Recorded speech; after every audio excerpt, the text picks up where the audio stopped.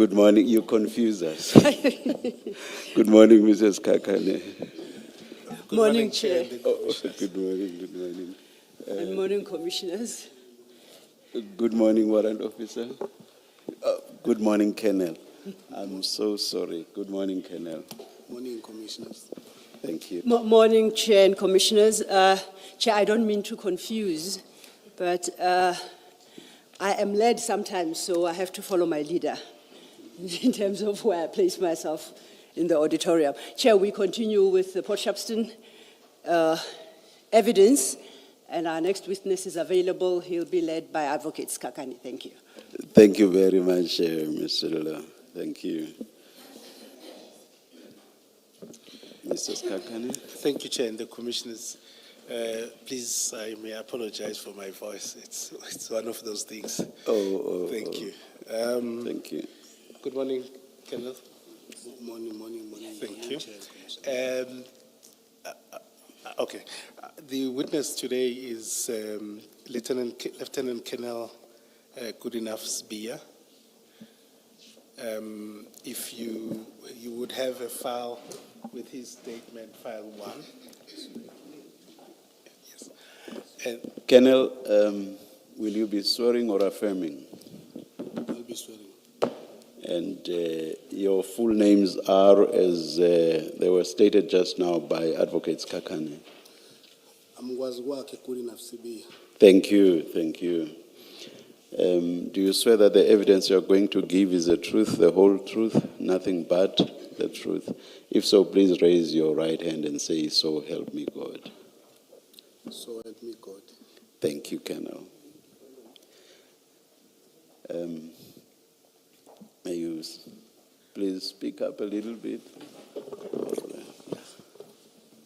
So help me God, Chair. Thank you.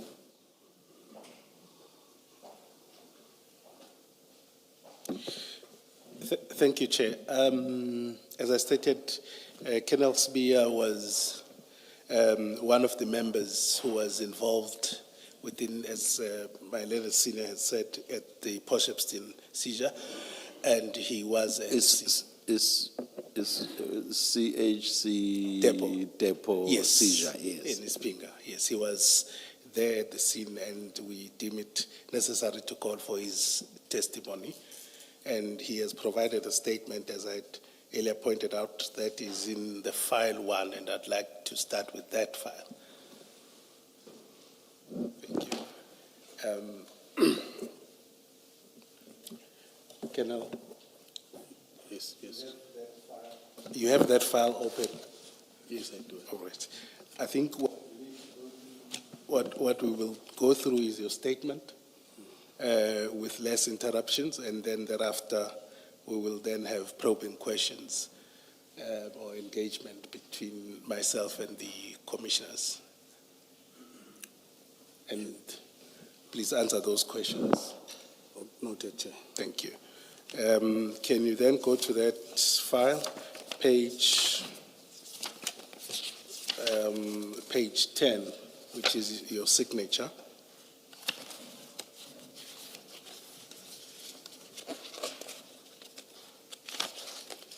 Yes, it is my signature, Chair. Okay, so you own the statement that you prepared on your own. Yes, Chair. Thank you. May you please then start from paragraph 1 of your statement. And Mr. Kekana, the statement is not dated. What do we do with that?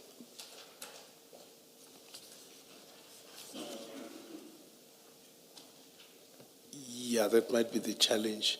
Do you recall the date when you did the statement? I submitted my statement. It was on Monday. Monday, the 1st. Afternoon, the 1st. Thank you. Will one copy be signed, or rather dated, please? We'll do that. And then the ones we have may then dated. be replaced. Yeah. Thank you. Thank you. We'll attend to that with yourselves. Yes, all Chair. right. Can you then go to your paragraph 1? Yes. And please read it out loud. Please raise your voice. Okay, Chair. I am a Lieutenant Colonel in the South African Police Service with PESAL number 705-33318. Please don't read your PESAL number. Thank you, Chair. I'm attached to the Directorate for Priority Crime Investigation, Serious Organized Crime Unit, SANEP in Durban.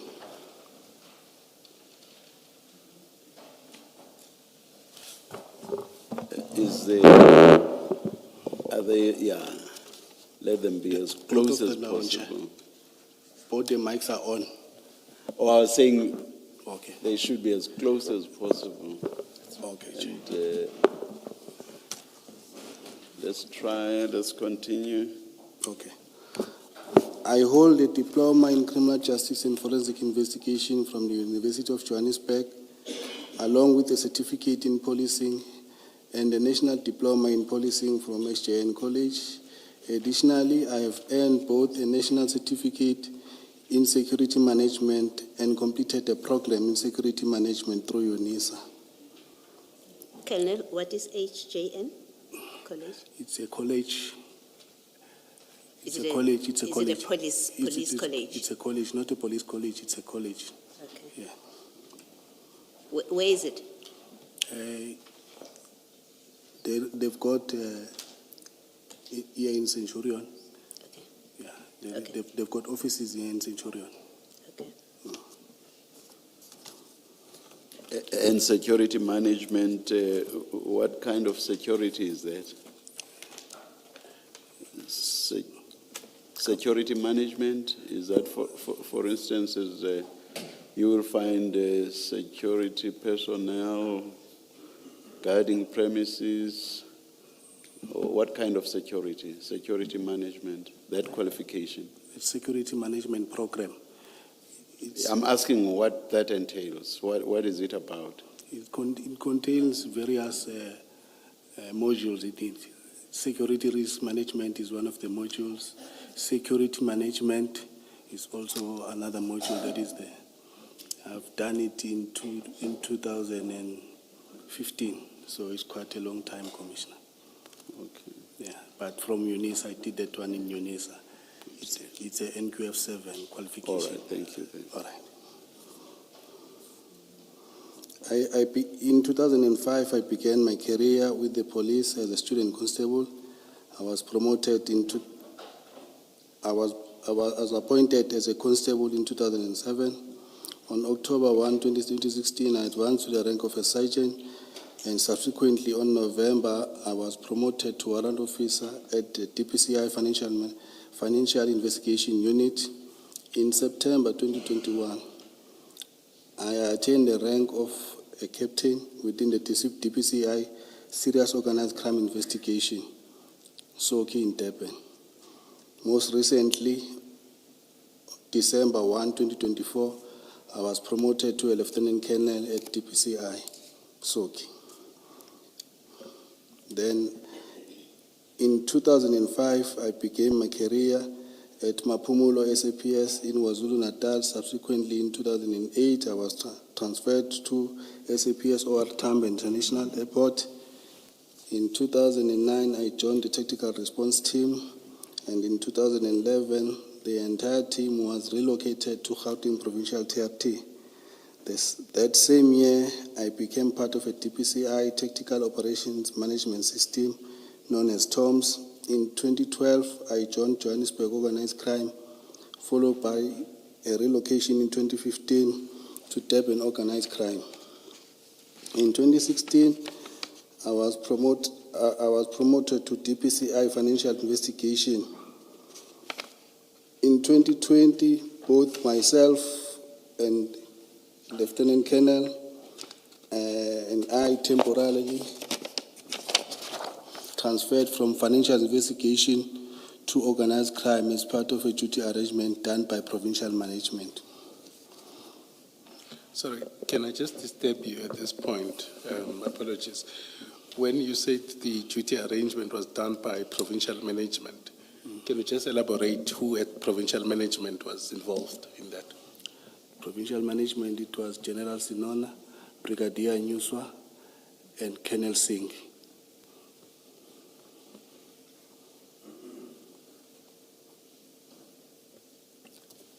And was there any formalities in respect of that transfer? It is not a transfer per se, it's duty arrangements.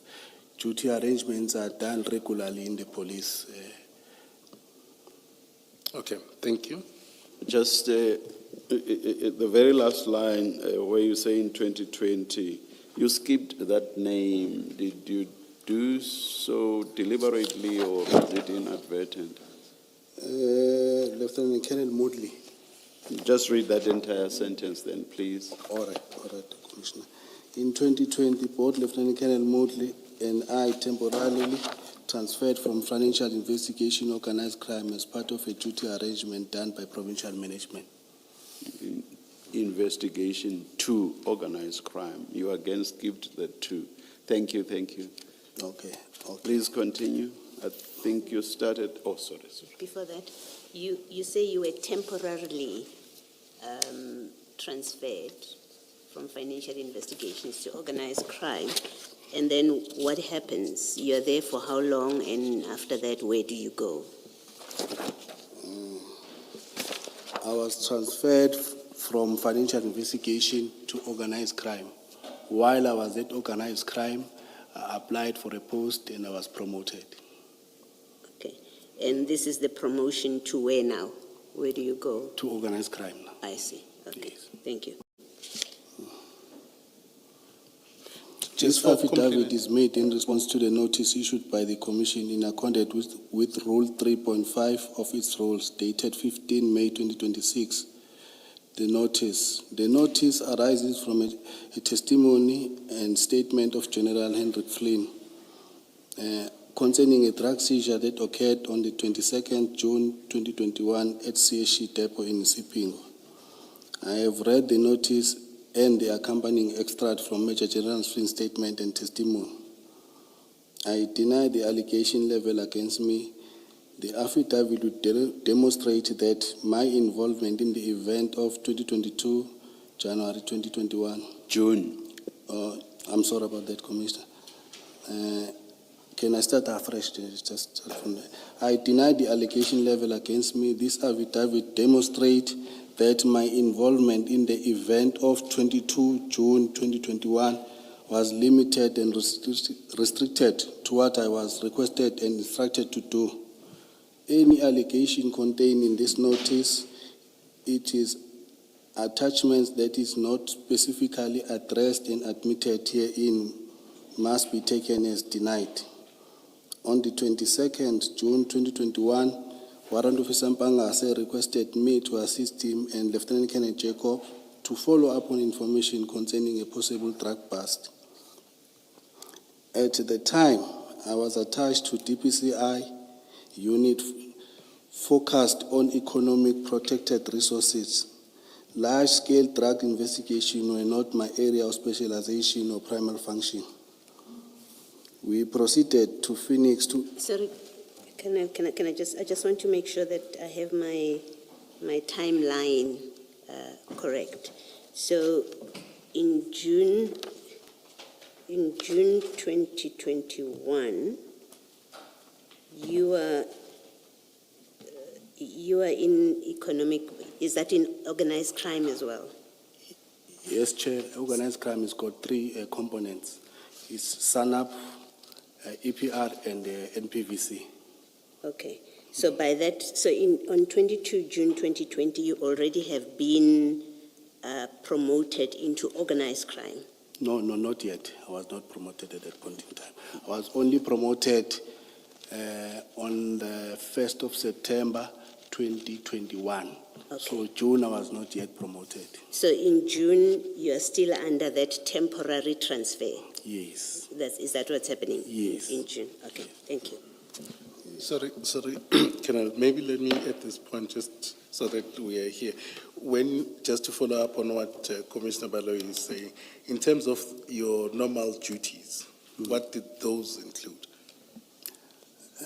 My duties, I was an investigator at Economic Protected Resources, which deals with human trafficking,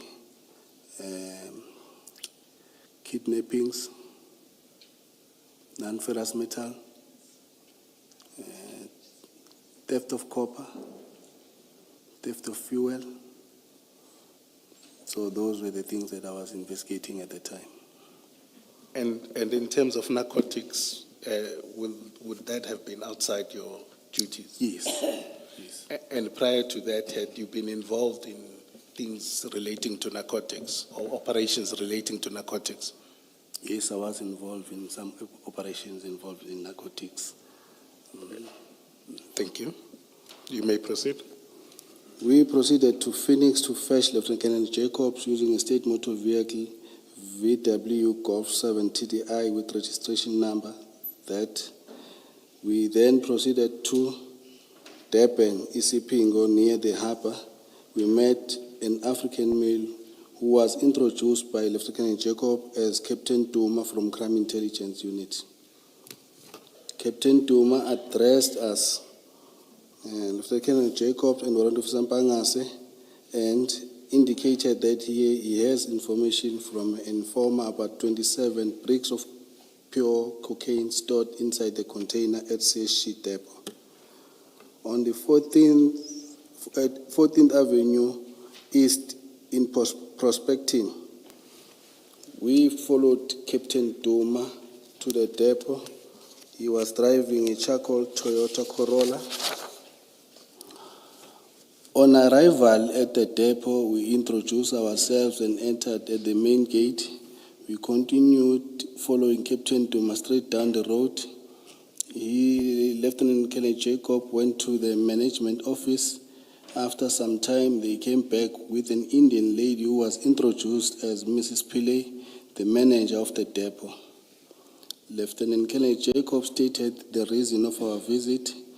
The container with serial number BEAU 5955535 was placed down for inspection, and the shipping the documents were handed over to Lieutenant Colonel Jacobs.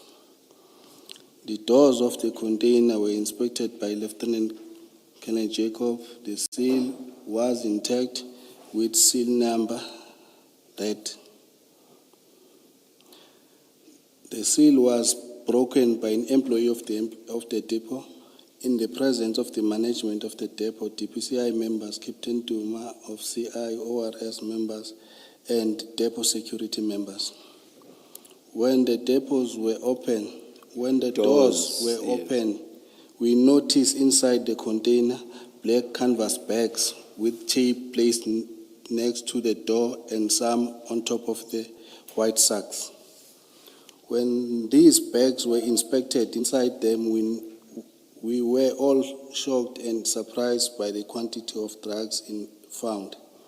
They contained bricks of suspected cocaine wrapped in black and yellow tape, some written Jaguar and TikTok packages with approximately 1 kilogram per brick. The space was limited for us to work as the machinery was moving up and down. It was also risky for the members and the exhibit due to the number of bystanders who were observing the activities. Lieutenant Colonel Jacobs informed us that we should proceed to Ispingo, SAPS he requested members from ORS Durban Harbour to assist. All the 27 black bags were loaded into the ORS marked vehicle, a Hyundai H1 driven by Sergeant Gavenda and his crew, Sergeant Kiza. I drove behind the H1 and never lost sight of them to the police station. On arrival at the police station, we parked the vehicles on the parking lot. Warrant Officer Perumal of SAP 13 was called to the parking and he started to offload the bags. All the bags, placed them on the floor. We started placing exhibit on the ground and started counting. The total number of the bricks from the 27 bags was 541 bricks, suspected cocaine. All the exhibit were entered in the Isipingo SAP 13 373 of 2021 by Warrant Officer Mpangase and booked them out. While at the Isipingo SAPS, As we were busy unpacking and counting, I heard the SAP 13 clerk, Warrant Officer Peruman, talking to Lieutenant Kelly Jacob, stating that they do not have space to store these drugs. Warrant Officer Mpangase requested for the exhibit bag from Warrant Officer Peruman. However, Peruman indicated that he did not have any forensic bags. Warrant Officer Mpangase requested that I must go and request for the bags at the church office. I went to request for the bags at the church office. Members indicated that they do not have forensic bags. Lieutenant Kenneth Jacobs indicated that he has informed Brigadier Nyuswa about the issue of unavailability of storage at Isipingo SAPS. After some time, Lieutenant Jacob informed us that the exhibit will be kept at Poshepstein Organized Crime Unit, walk-in safe. Members from our office and tracing team were on their way to give backup on the escort. Lieutenant Jacob handed over to Warrant Officer Mpangase and left Isipingo SAPS and to proceed with his vacational leave. The members arrived shortly and Warrant Officer Mpangase briefed them, and the exhibits were loaded in the Hyundai H1 and Nissan X-Trail NPVC vehicles. We departed from Isipingo SAPS and proceeded straight to Poshepstein Organized Crime Unit. On arrival at Poshepstein Organized Crime, we met General Senona, Brigadier Nyuswa, the acting unit commander of Poshepstein, and other members.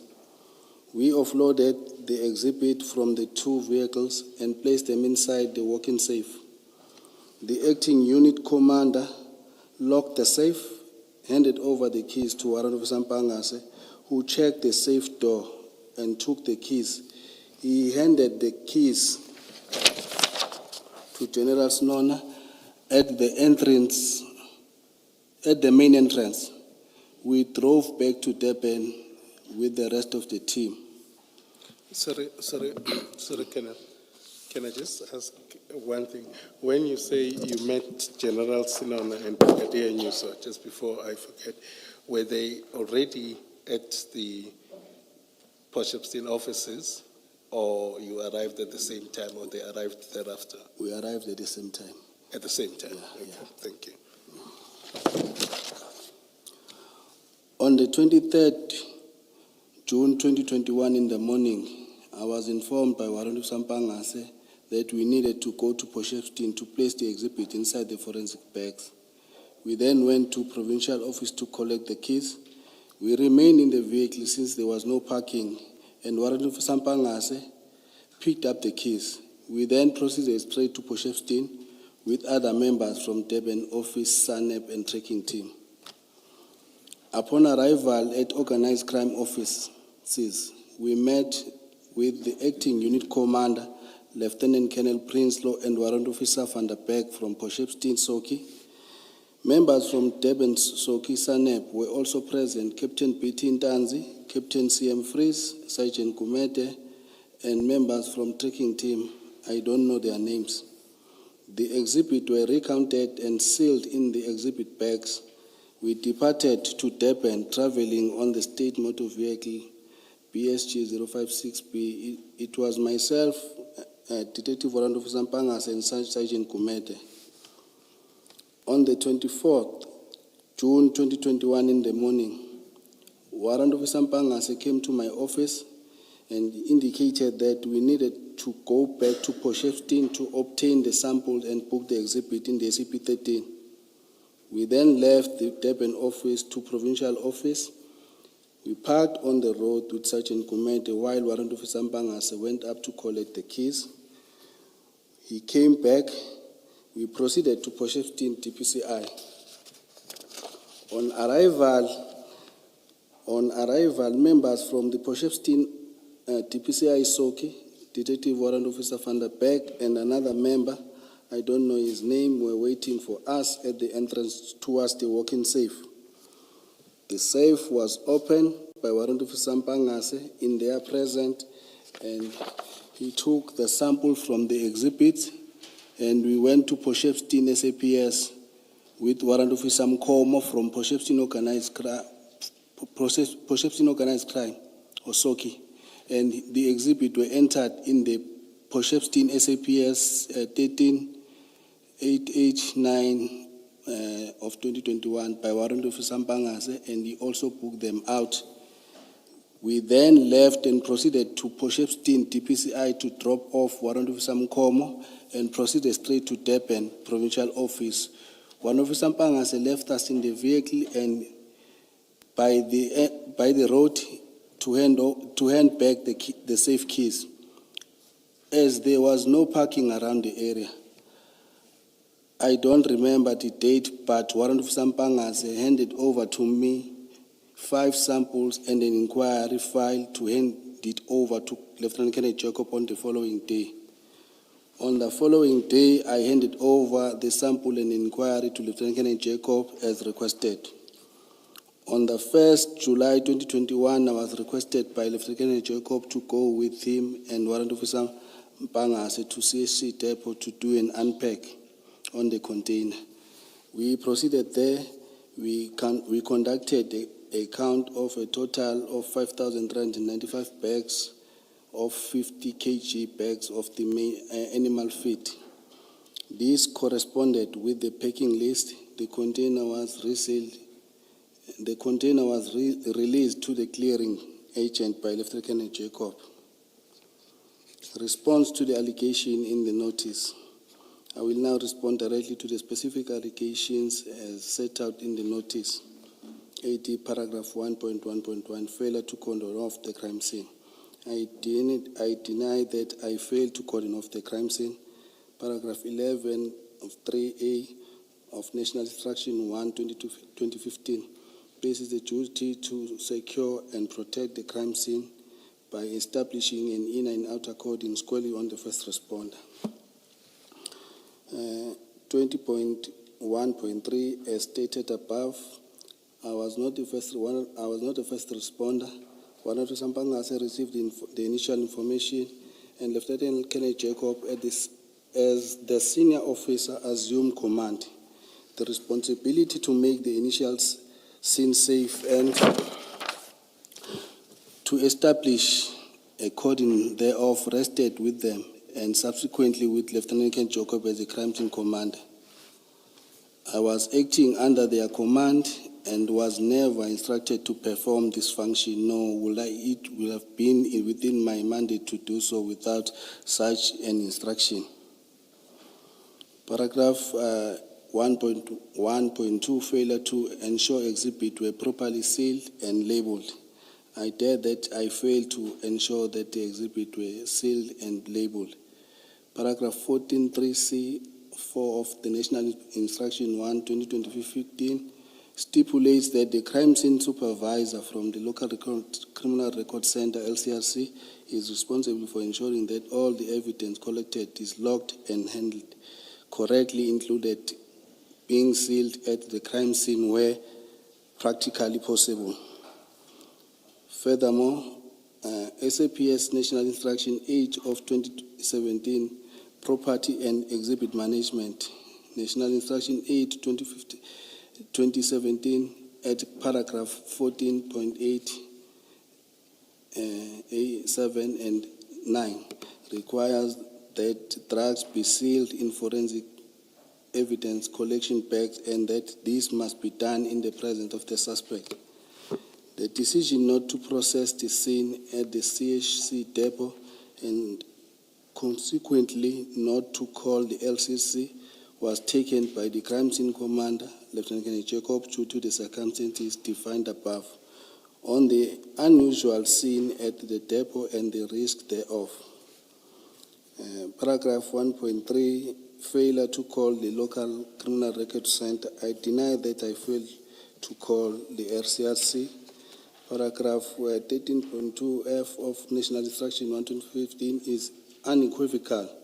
The crime scene commander must take immediate responsibility in requesting that a crime scene examiner from the LCLC attend the crime scene for processing. I was a subordinate officer acting under his command and had no authority to make such a call. Paragraph 1.4, failure to transfer exhibit to the forensic laboratory. Sorry, 1.1.4, not 1.4. Thank you, Chair. Paragraph 1.1.4, failure to transfer the exhibit to the forensics laboratory, FSL. I deny this allegation. My involvement with the exhibit non-existent beyond being present at their discovery. The responsibility for the submission of exhibit to the FSL is clearly delineated in the national instruction.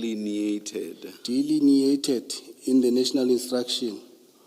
Paragraph 20.4.2, 15.3F of the national instruction places the duty on the investigating officer, who must ensure submission within 7 working days. Paragraph 20.4.3, similarly, paragraph 8.3 of the National Instruction 8/2017 places the responsibility of the station commander, SAPS, SAP 13 official, and the detective commander. I held none of their designated roles. My mandate did not extend to the handling, storage, registration in the SAP 13 register, or subsequently transferred of exhibits. Once the exhibits were removed from the scene under the direction of Lieutenant Colonel Jacob, my involvement ceased as I was the additional member in this scene. The chain of custody and responsibility to transfer to the FSL passed to the investigating officer and the commander of the unit where the exhibit was stored. Paragraph 1.2, participation in a scheme to store exhibit in an unsafe storage to make them vulnerable to theft. I dare this serious allegation in the strongest possible term. Deny. Sorry, I thought Chair. you said dare or something like that. I deny. Deny, yes. Yes. I deny this serious allegation in the strongest possible term. I was not part of any scheme, nor did I engage in any process designed to make the exhibit vulnerable to theft. My conduct was at all time bona fide, authentic. I was following the lawful instruction of senior. The decision which Major General Flynn retrospectively identified as created vulnerability were not my decision.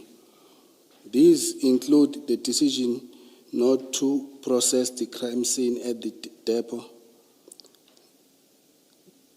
the decision not to call the RCRC, the decision not to store the exhibit at the police station of jurisdiction, namely Sipingo, and the decision to transport the exhibit to the DPCI premises in Potchefstroom was the senior management decision. The above-mentioned operational decision made solely by the command structure of the scene, namely Lieutenant Colonel Jacob and Warren Sampangas. I can confirm that I was present on this scene and give the overwhelming and significant scope of the seizure and the complexity circumstances at the CSC depot. I would have processed the crime scene in the comparable manner. My actions were limited, transparent, consistent with the duties of the subordinate officer, mainly providing support and manpower. There is no factual basis to suggest I was a party to the design or coincided that Major General Flynn alleges. I wish to inform the Commission of my strong commitment to policing. Having served diligently in the force for the past 2 decades with pride, I categorically state that I was not involved in the theft of these exhibits. Additionally, at the time of the incident, I was attending training at SAPS PAL Academy in Western Cape. The course commenced on the 17th October 2021 to the 3rd of December. During this duration of training, I only traveled once to Durban, KZN on the 29th October 2021 till the 2nd November 2021. C. Atesh Anishas, KG1, KG2, the flight ticket to and from Western Cape.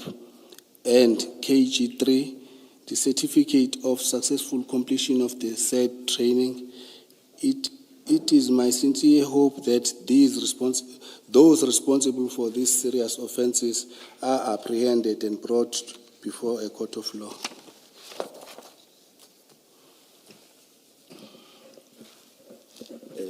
May I just seek clarity on paragraph 4, please, Colonel? Yes, paragraph. Yes. Where you say that you and Colonel Moody were temporarily transferred from the financial investigation to organized crime. Why was that done?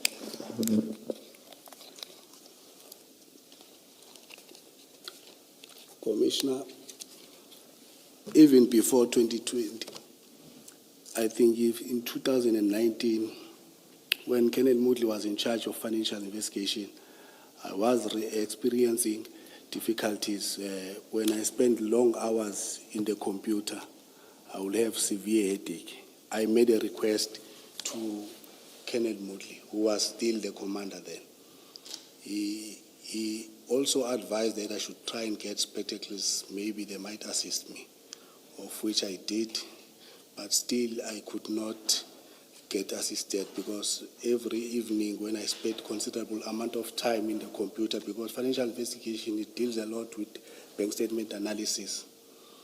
Then the post at financial investigation was upgraded. Then Colonel Singh came in as a full colonel now.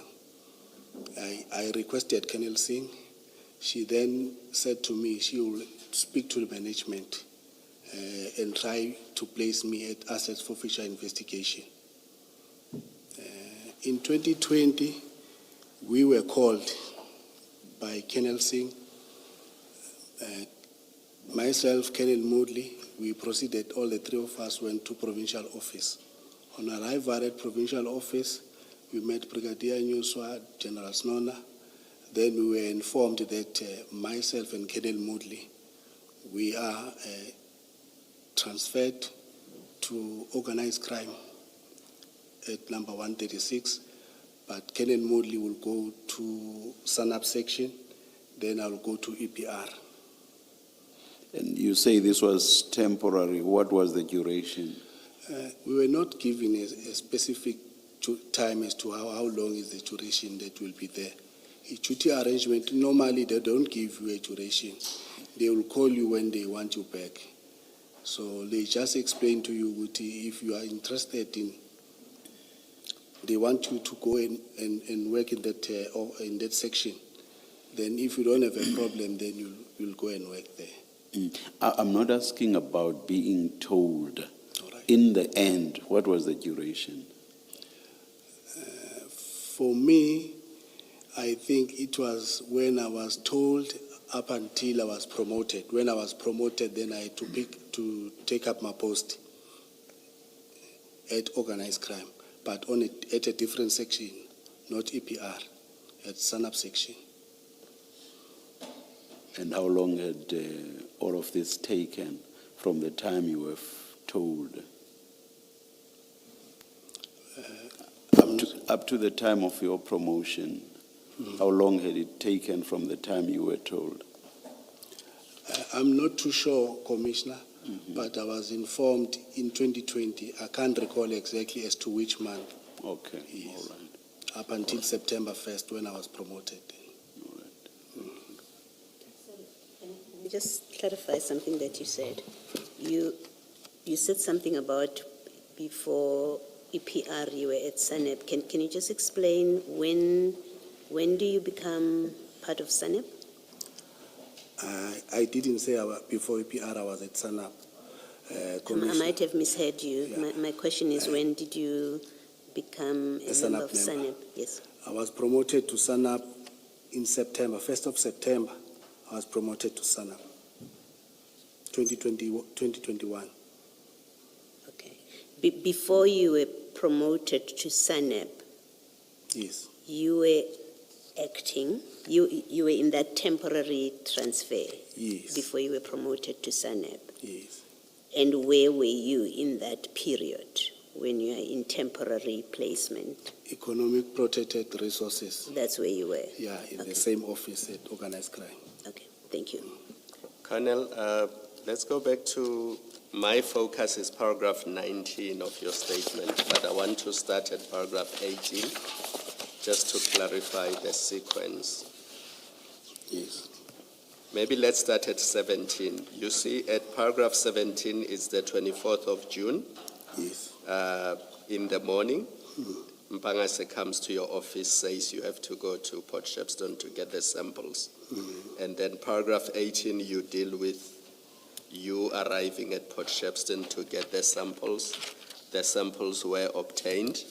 And then when we get to paragraph 19, which is really the focus of my question,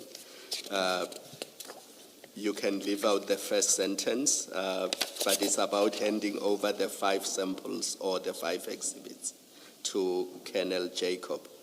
And that has to be done the following day. I'm assuming the following day is now the 25th of June? no, these are totally different instances. It cannot be the 25th of June. It was after we went to Port Shepstone, Yes.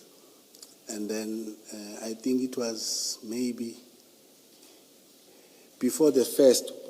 Before the first. Before the first, it's between the first and the 24th. So between the 24th and the date before the first, where were these samples, the 5 samples or the 5 exhibits? The 5 samples were with the investigating officer, Warren Sampangas. In Durban. Yes, in Durban. And then on the first, you say you then gave the samples to Colonel Jacob. Not on the first, Commissioner.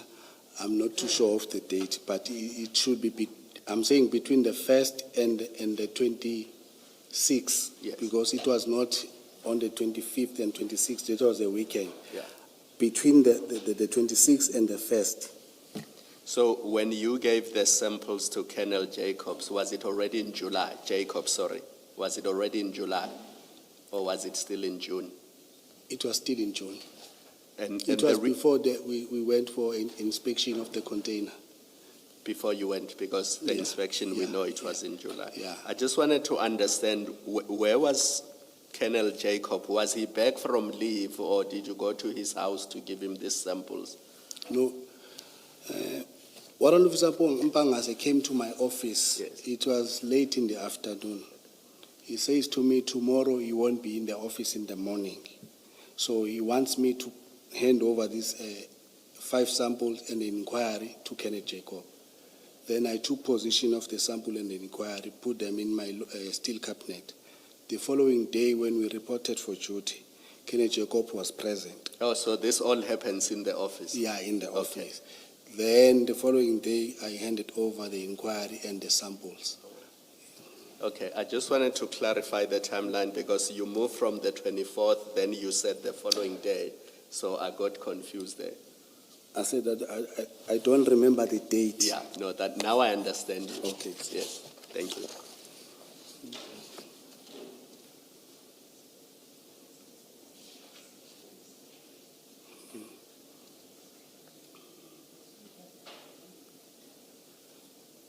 Thank you.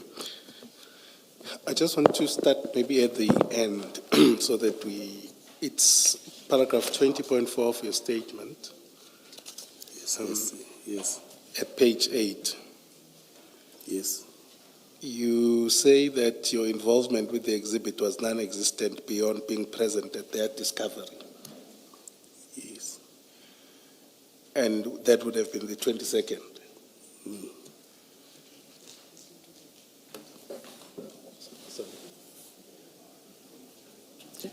20.4, you said, Mr. 20.4, yes. Yeah, okay. So, can you just speak louder? That's what let us see. Can you raise your voice Okay. into the mic? I don't know if you can pull them closer. Okay.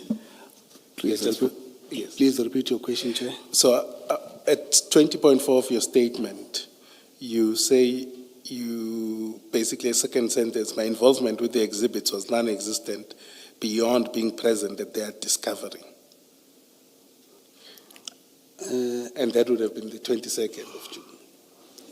No, I think maybe I made an error there, Chair, because I also handled the exhibit on the 23rd and the 24th. I handled the exhibit. So I think we need to amend there to say the exhibit, I handled them on the 22nd, the 23rd, and the 24th.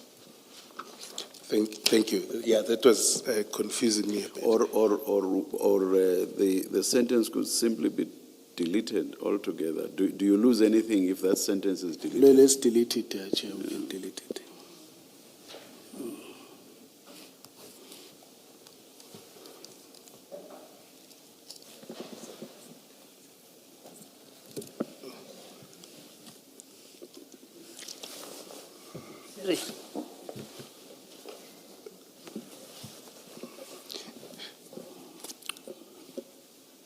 So I just... Sorry, Mr. Kekana, we're still trying to understand what that deletion means.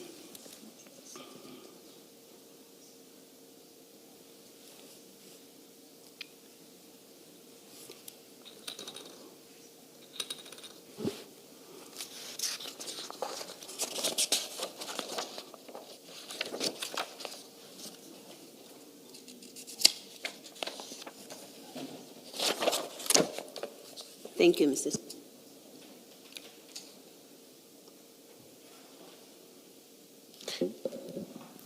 Please continue, Mr. Kekana. I just wanted to check with the confusion that might be.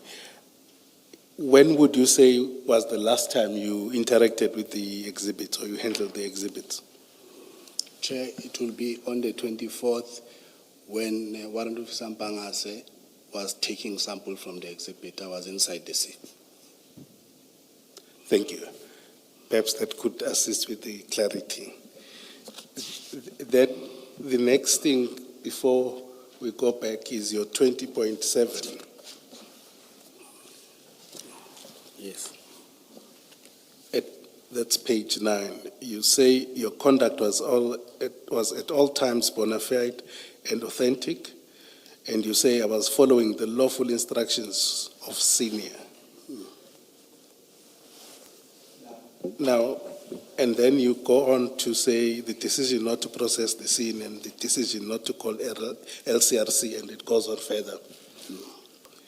Now, would you say that those decisions were lawful?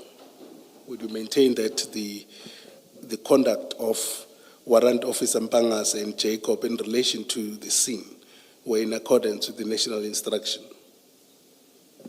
They were not according to the national instruction. And would it be that their instructions to you, perhaps, would it then still be lawful? They never instructed me not to call LCRC, or he just made a decision not to call the LCRC. No, I'm saying you were following the lawful instructions of a senior in relation to the scene. Is it unrelated to the subparagraph 20.7.1 up to 20.7.4?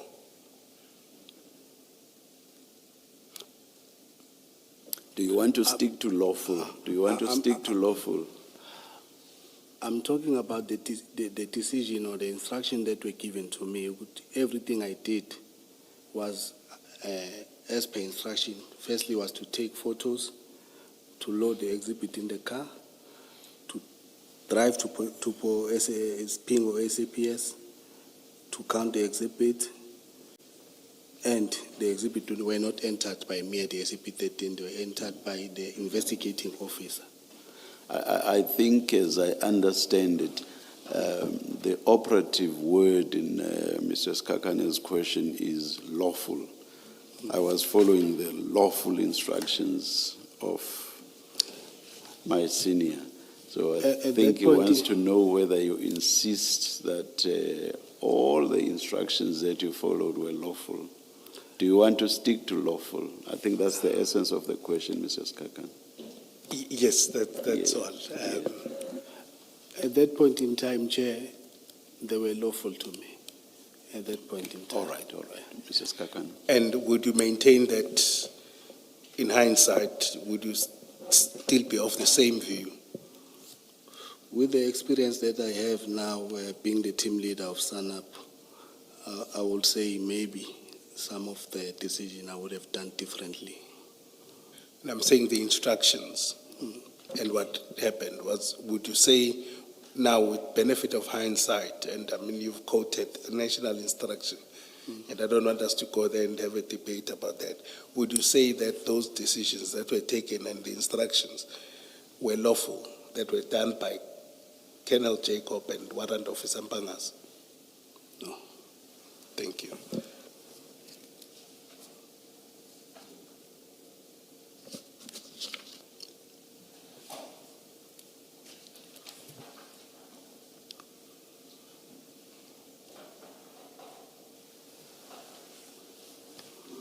Can we just go to the beginning of your statement?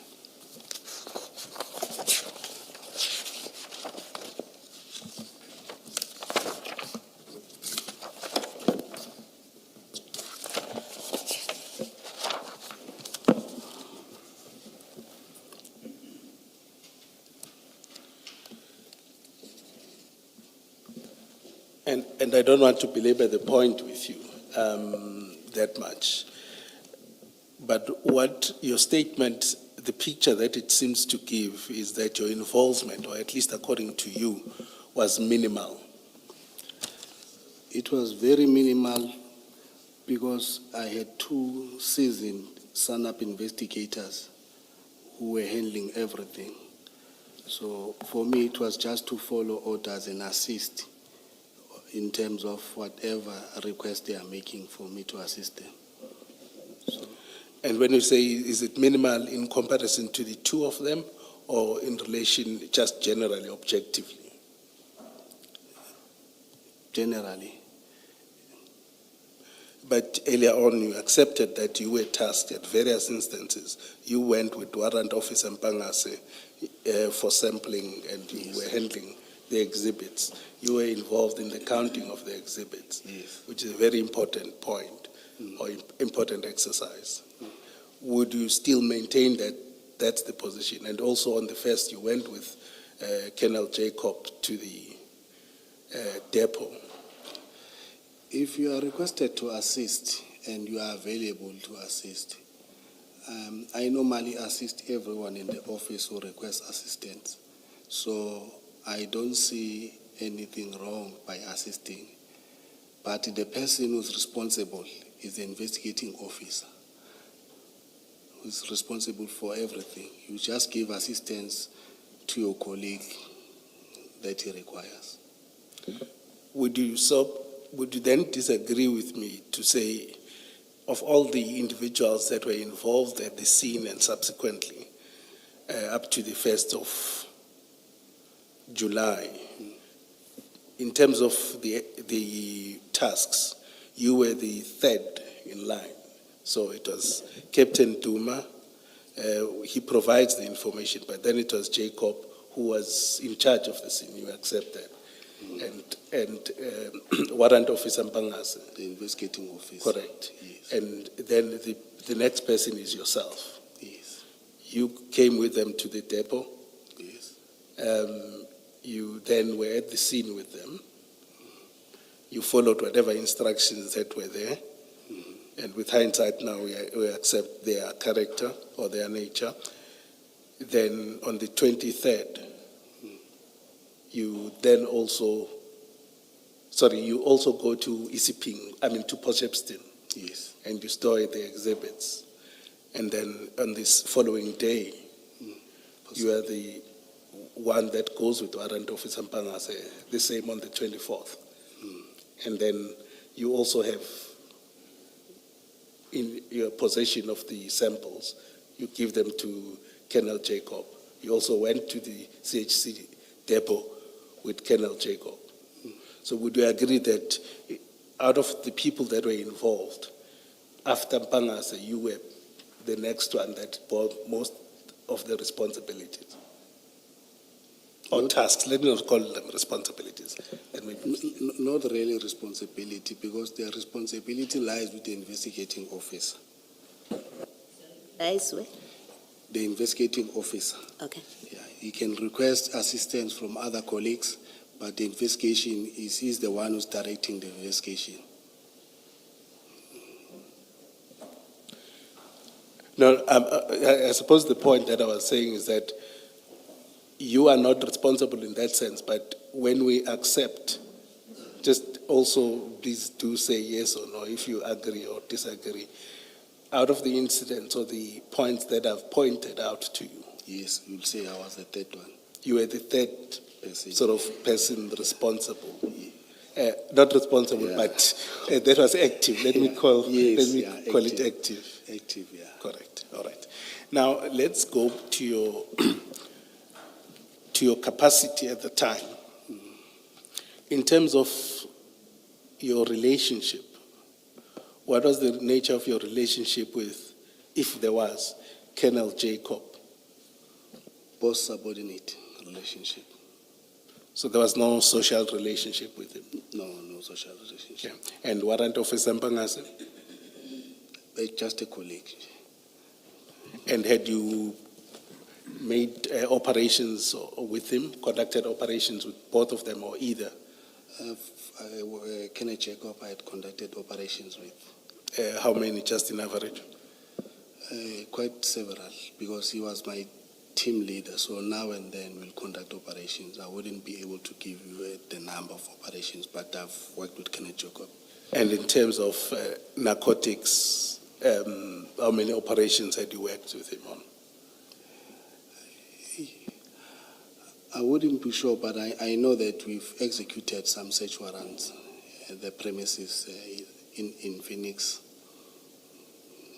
Where you dealt with seizures, drug seizures? Not seizure, not drug seizure. We executed a search warrant where we went to... No, I'm just focusing on drug seizures, just to time. No. This was my first drug seizure. Okay. Can you just clarify when you talk about warrants, was it at a house or at a warehouse? At the house, at At- the premises. at a residence? At the residence house, at the premises, yeah.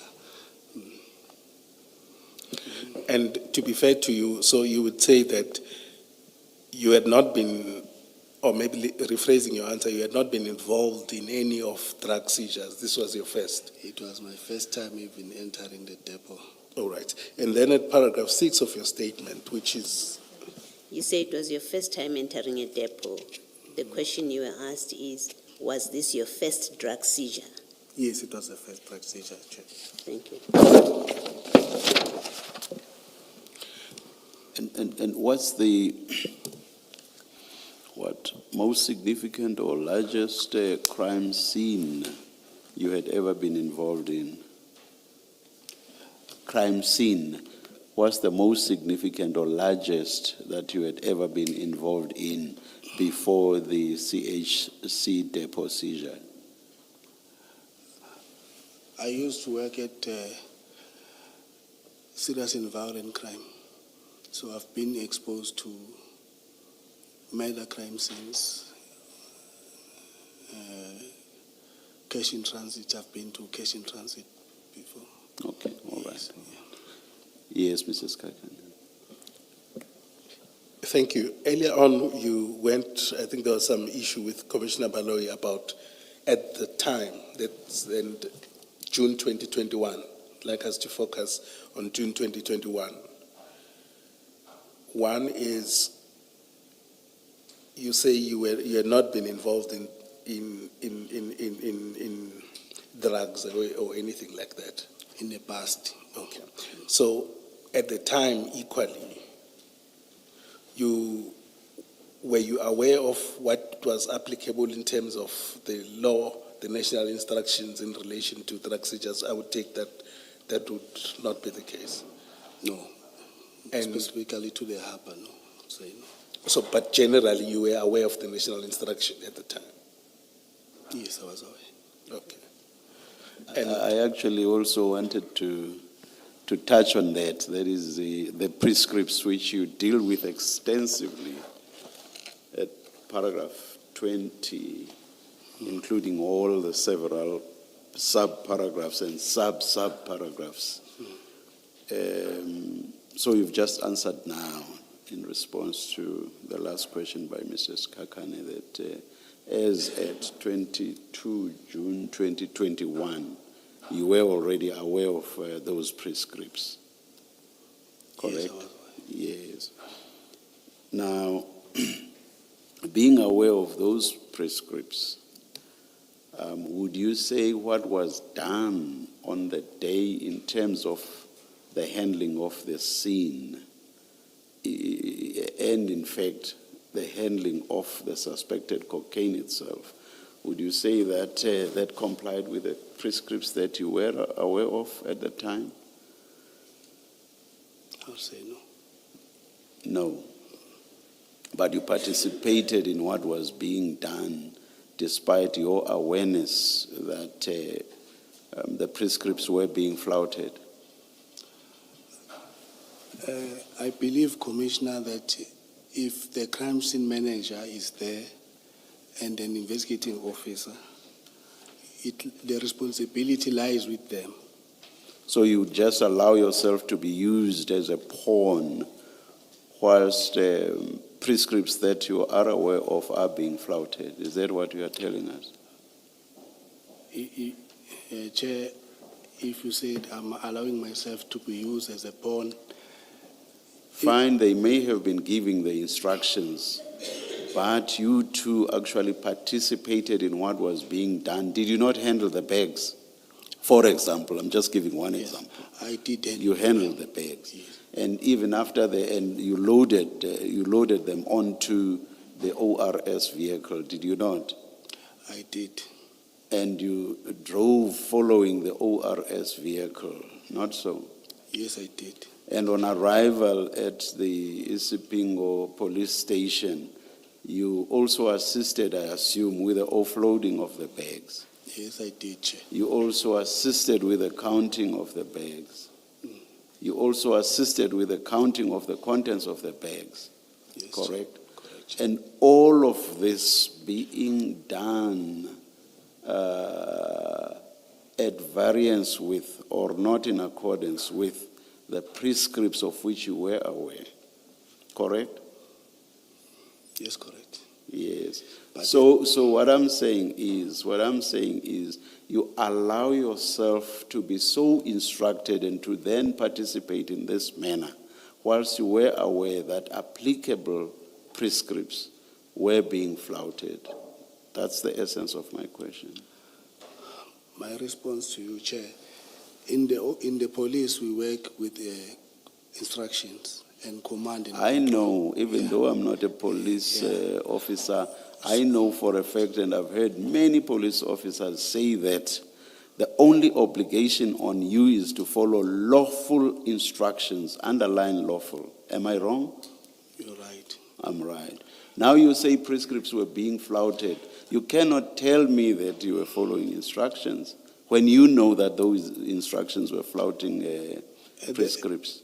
At the point in time, Chair, when this thing was happening, I did not see that the prescriptions are being, they are not being followed. I doubt that that's open to you because Mr. Kekana started by asking you if you were aware of the prescripts. I also followed up with a similar question, and your responses were in the affirmative.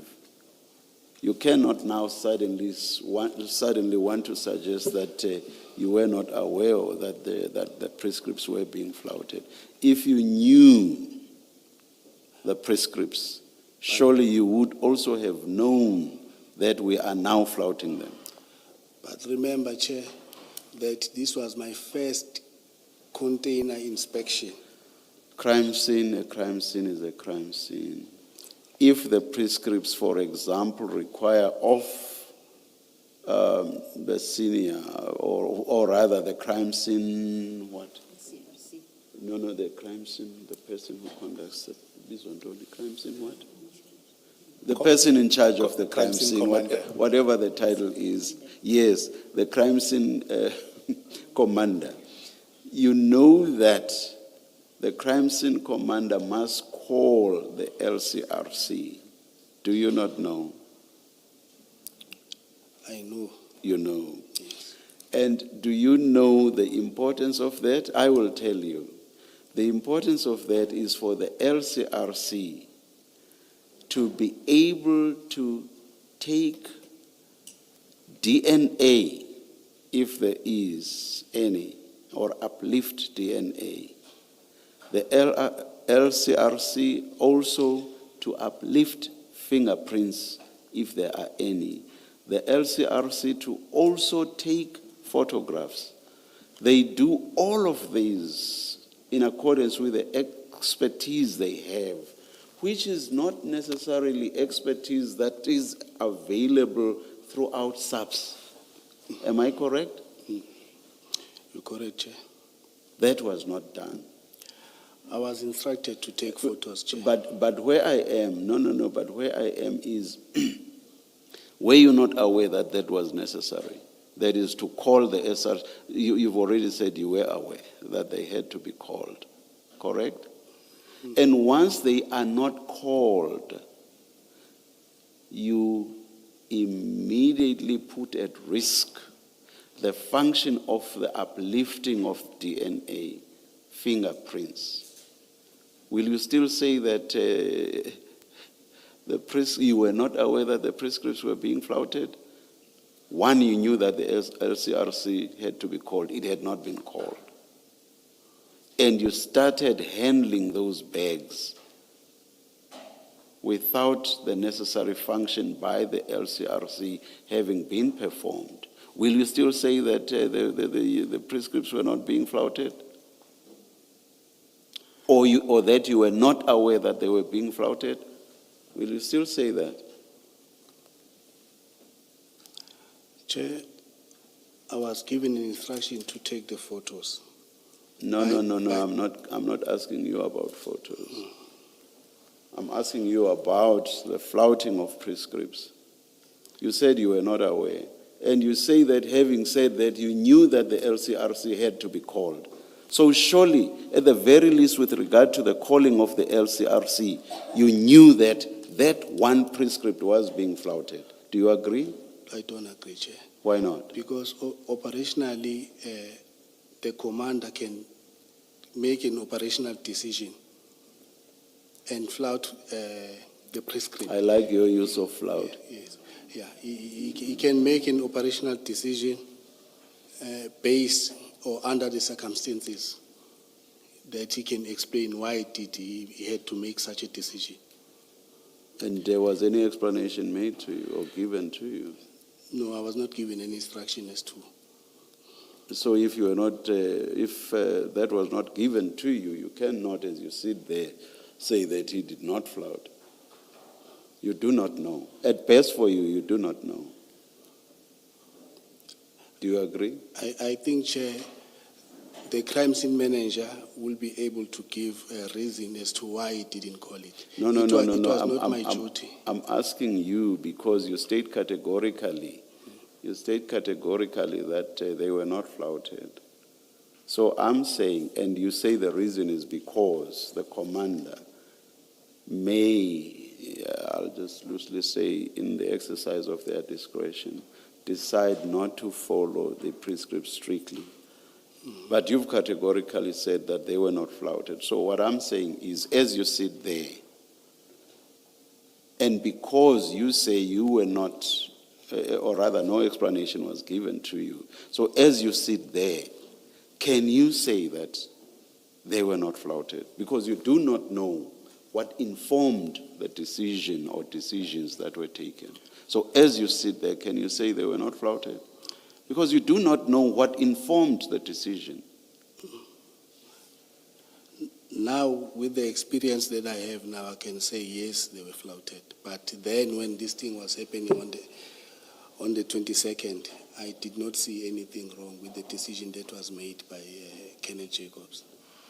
All right, thank you. You saw nothing wrong with handling those bags and moving them from the container into the motor vehicles, and doing the same from the container, from the depot, and doing the same thing at Isipingo? Are you saying you saw nothing wrong in the handling, or that you individuals are holding these exhibits or these bags and therefore corrupting whatever DNA and fingerprint material would have been on the bags? You say you saw nothing wrong with that?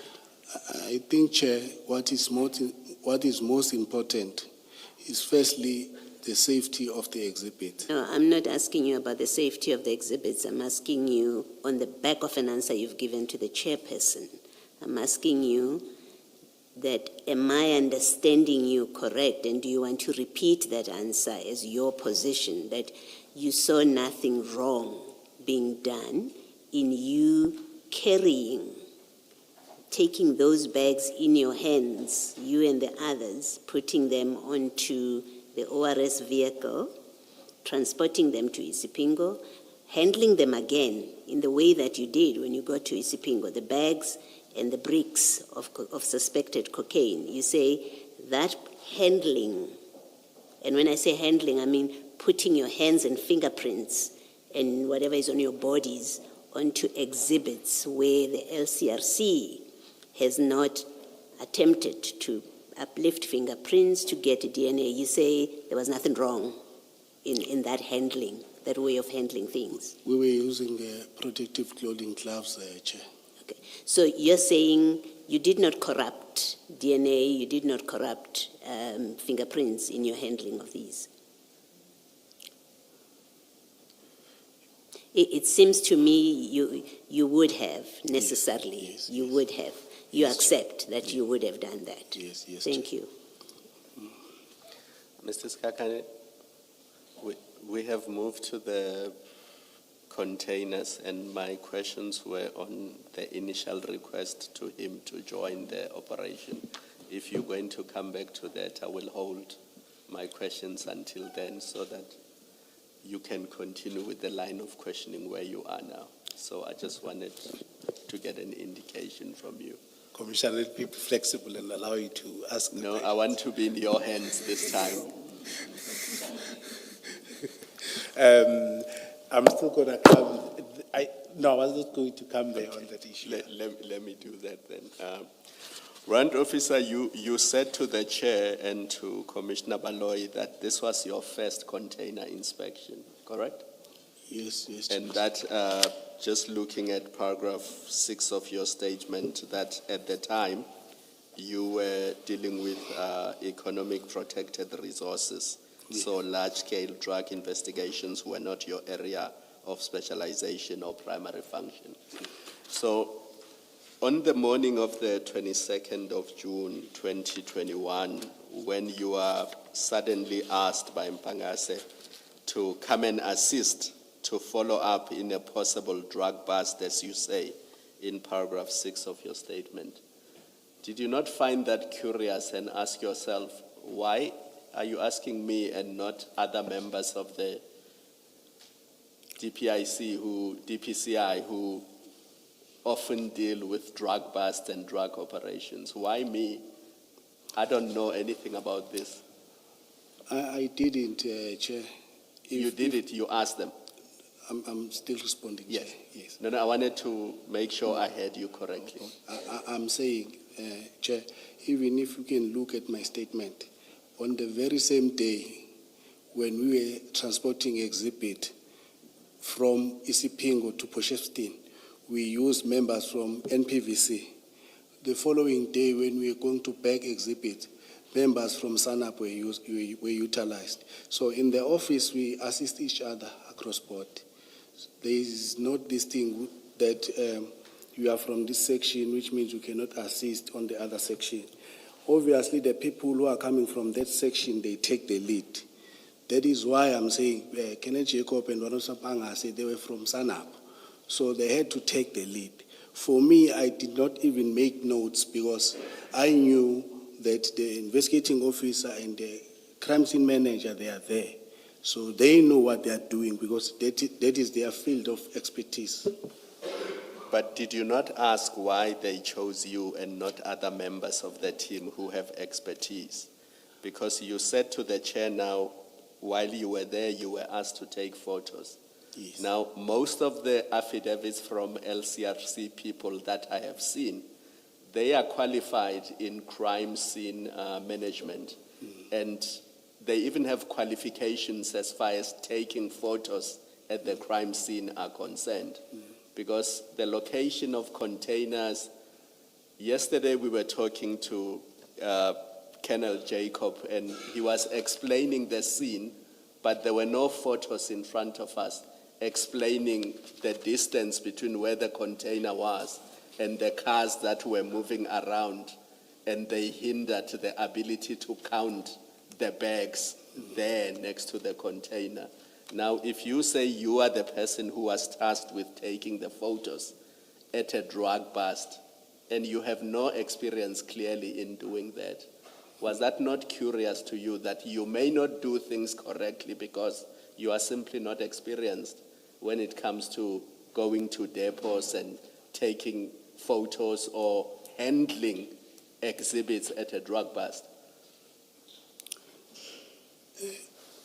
I was taking photos, Kenneth Jacob was also taking photos. So It was also his first time at a depot, by the way. I didn't know that, Chair. That's why we don't have clear photos as we are sitting here. But my question is this. You knew yourself that you had never handled drug busts. You had never been to a depot. So when you get asked for assistance, was it not curious? I mean, why do you ask me? Why not other members who have more experience in this Chair. field? No, Chair. In our office, when the information comes in and there is a person from that section, you assist. When you are at the crime scene, they will provide guidance, regardless of rank. If a person, the information is based on drugs and there are drug members there, then they will take the lead, but the other member will provide backup and assistance. They will be getting directives from those that are responsible, that section that is responsible. Col Sibiya, I'm not faulting you for this, just so that you are clear. But the impression I get, based on what your two senior colleagues had done, is that they deliberately chose somebody who is clueless about these types of matters, so that you wouldn't question them even when they are doing something improper. What is your comment, if you have any? I wouldn't know. I trusted that they are there as experienced people. They will know what to do. I avail myself. If the people saying there's a drug bust, then everybody, we need to get these drugs off the street. I was there. But is it fair to say if they were doing something wrong, you wouldn't be able to question them because you also didn't know how a drug bust gets handled? Yes. That is fair. It's fair. Thank you. Can I just check something that you said in your answer to Commissioner Khumalo? You say you did not take any notes because you were there to assist. Do you not carry a diary, I mean, a pocketbook? My understanding of evidence so far is that every police officer has a pocketbook or at somewhere where they record what they do, where they are, where they went, and what they did. So when you say you didn't take notes, is it because you don't carry a book? I do carry a pocketbook, but the notes that I was referring to are the ones that are normally taken by the investigating officer, where he gets, when he's at the crime scene, he sees who's there, he takes the contact numbers and identify people that will submit statements. Those are the kind of notes that I'm talking about. That you're talking about, okay. Yes. But so you have a pocketbook.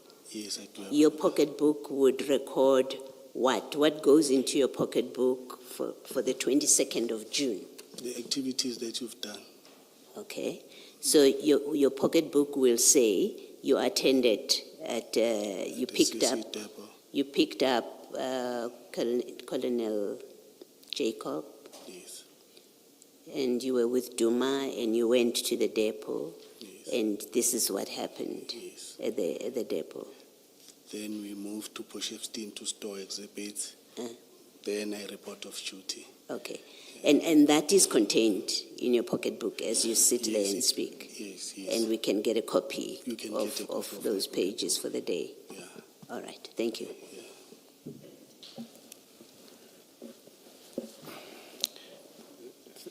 Thank you. I think Commissioner Kumalo took the point I was trying to raise. And I want, but I just want to emphasize one thing maybe, or question, in light of our earlier discussion, or in light of the discussion you also had with Chair.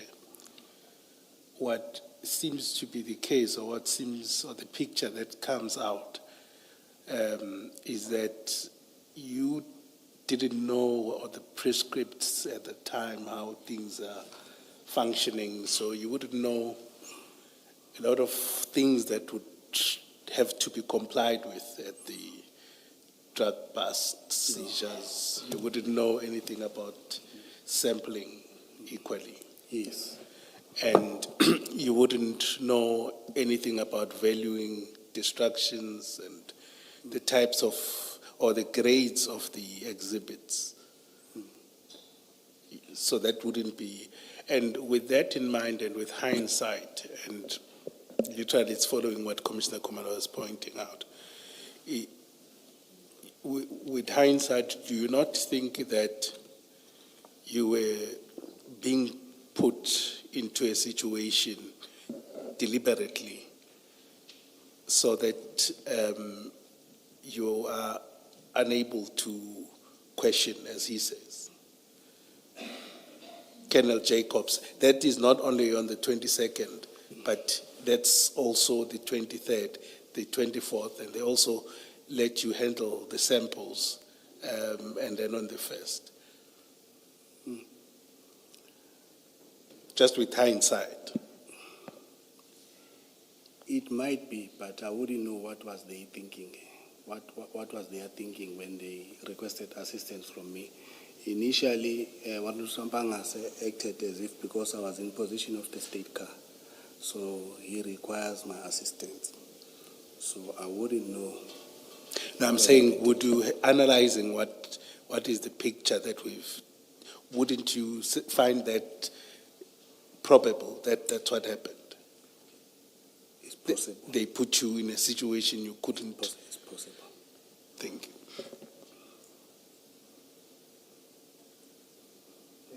Then can we go to the events of the 22nd themselves? Do you sit in the same building or office with Warrant Officer Mpangase? Yes. Okay. And then he then requests you to assist. What does he say is the nature of the assistance? He said he has received information about a drug bust and he has spoken to Kenneth Jacob.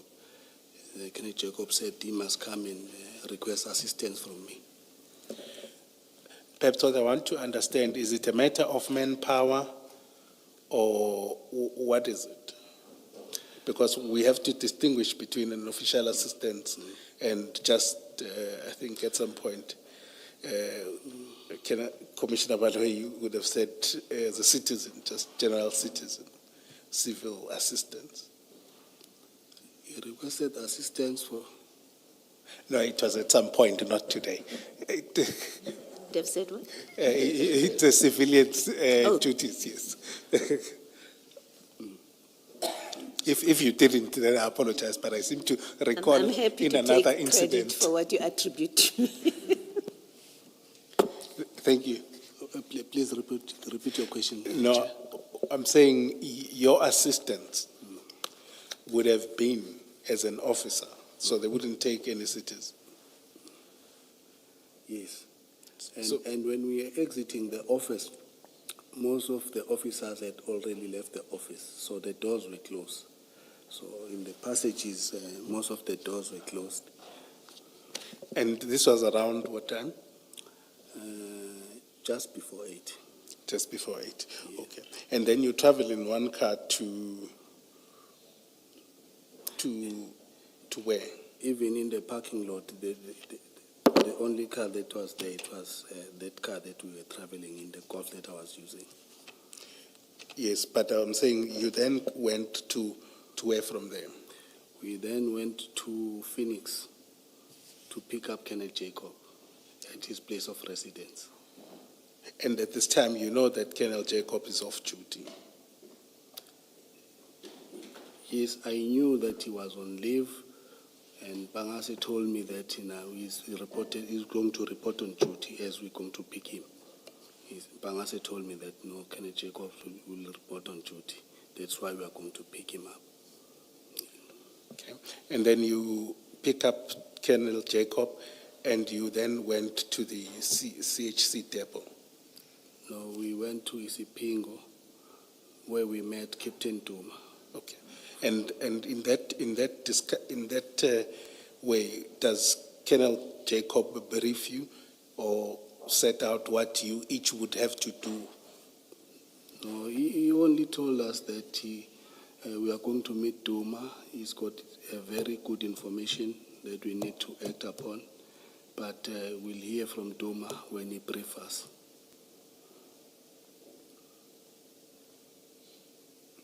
Okay. Then you went to Duma, you met him, and then what was the briefing? Were you present in the briefing itself? And what did he say? I first sat in the car, and then Kenneth Jacob called me and said, I must come out. He then introduced me to Captain Duma. Okay, let me just get clarity there. I was driving. You were driving? I'm driving. So was there a discussion between Captain Duma and Colonel Jacobs in your absence? No. Okay. No, but Kenneth Jacob jumped out of the car because I needed to go around the park. Then after parking, and then Kenneth Jacob called me. Then I went to them. Then he introduced me to Duma. He said, this is Captain Duma from Crime Intelligence. He's the one with information. Then Captain Duma started briefing us. I think what you're saying is slightly different from what you said first. You said, I first sat in the car, and then Colonel Jacob then called me to come out. Maybe it's a use of English, Chair. Sorry, what about it? Before you say, let me tell you my problem with what just happened now. You're describing your use of the English.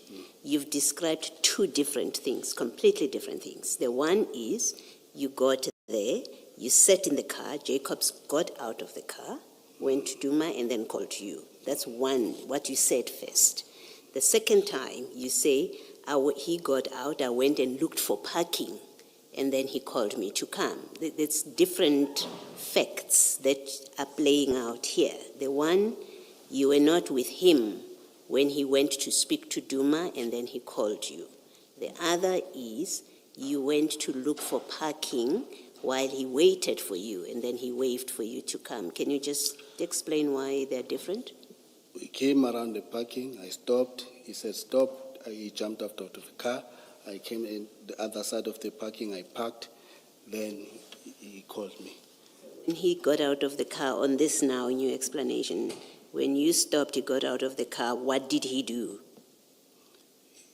He went towards Duma's car. He went to Duma. He went towards Duma's car. Yes, thank you. I think that's what you had said initially. Okay. Thank you. All right. To follow up my point earlier, what I want to establish is whether there was even if it's a small discussion, a short discussion rather, between Duma and Jacob, or there wasn't? No, I don't think there was a discussion. Okay. The question was answered? No. I was saying, is he confident enough to say between Captain Duma, then Captain Duma and Colonel Jacobs, could he say there was any discussion, no matter how brief, in his absence? That was the question. And the answer is no, there wasn't. There was no discussion. But you can't know that. You went and parked. You went to Duma and you went and parked. So you don't know what happened in that time. Okay, Isn't that the correct answer? it is a correct answer. Thank you. Thank you. It's 11, Chair. May we break for tea? Let's adjourn and resume at 11:25.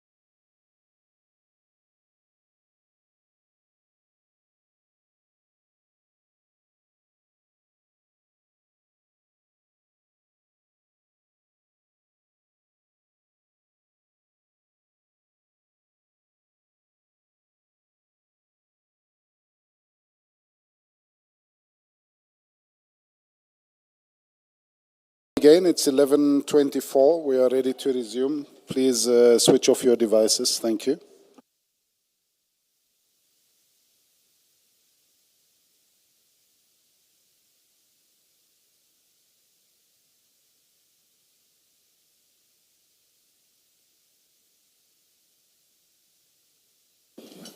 Yes, Mrs. Kekana.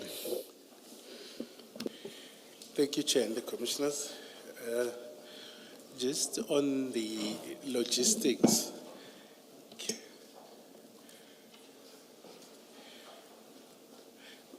may I request that perhaps, Chair, if we run over, we'll try, we don't have much time as such with the time constraints for the witness. May I request, if needs be, if we go past 1 in terms of lunch? We have a meeting over the lunch Sorry? hour. We have a meeting over the lunch hour. Okay, no, then I understand. We'll just have to adjourn and continue after lunch. Thank you. Kenan? Thank you, Chair. Yes, we were at the discussion that you had with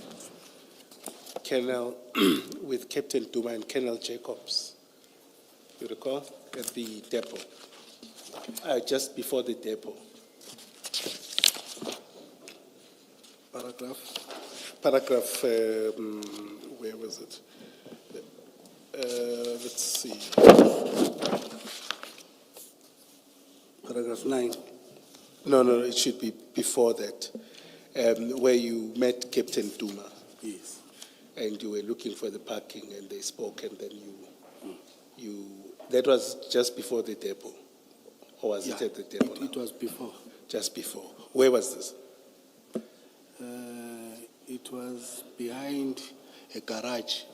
I don't recall. I don't remember the name of the garage, but it was just behind the filling station.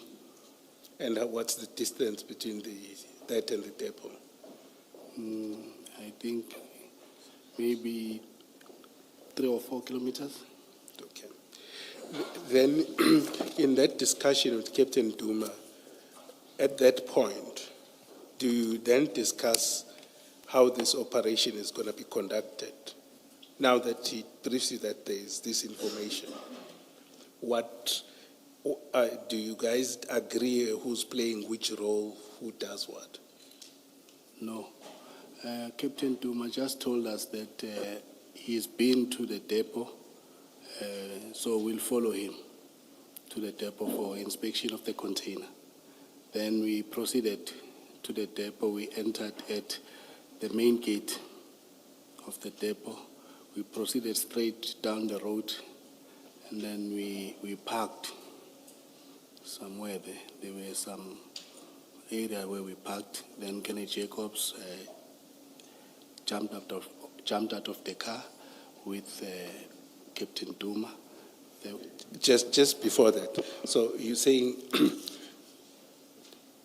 the three of you, that's Bangase and Jacob. We were in one vehicle. Sorry? We were in one vehicle, Chair. The three of you? Yes. And then Captain Duma? He was driving alone. He was driving alone? Yeah. And this is now around what time? Still around 8? 8, no. Past Okay.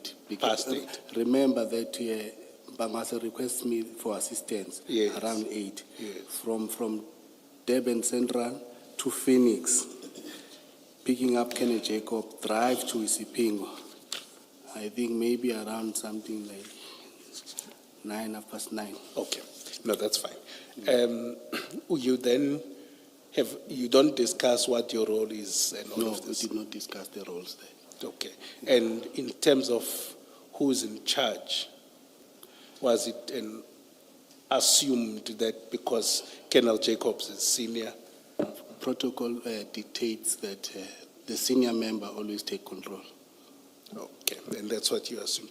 Then you went to the depot, CHC depot, and you said you've never been there yourself. Yeah, it was the first time being there. Okay. Now, I want to understand the setup of the depot according to you, right?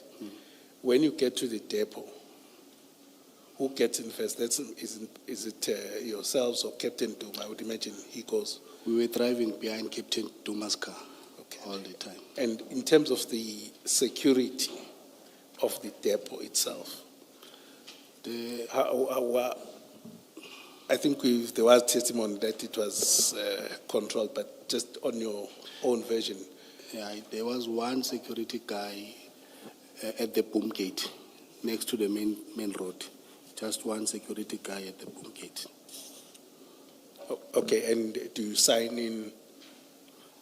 He had a conversation with Duma. Then we followed Duma after that. So Jacobs and Bangas and yourself never had any discussion with the... No. Duma opened his window, he explained to the security guy, then we followed. Okay. And then you parked? We parked, we drove down the passage, then we stopped, and then they jumped out of the cars, then they proceeded to the offices of the management. Just speak up a bit. Yeah. When the vehicles were parked, Yes. Captain Duma and Kenneth Jacobs went to the offices of the depot managers.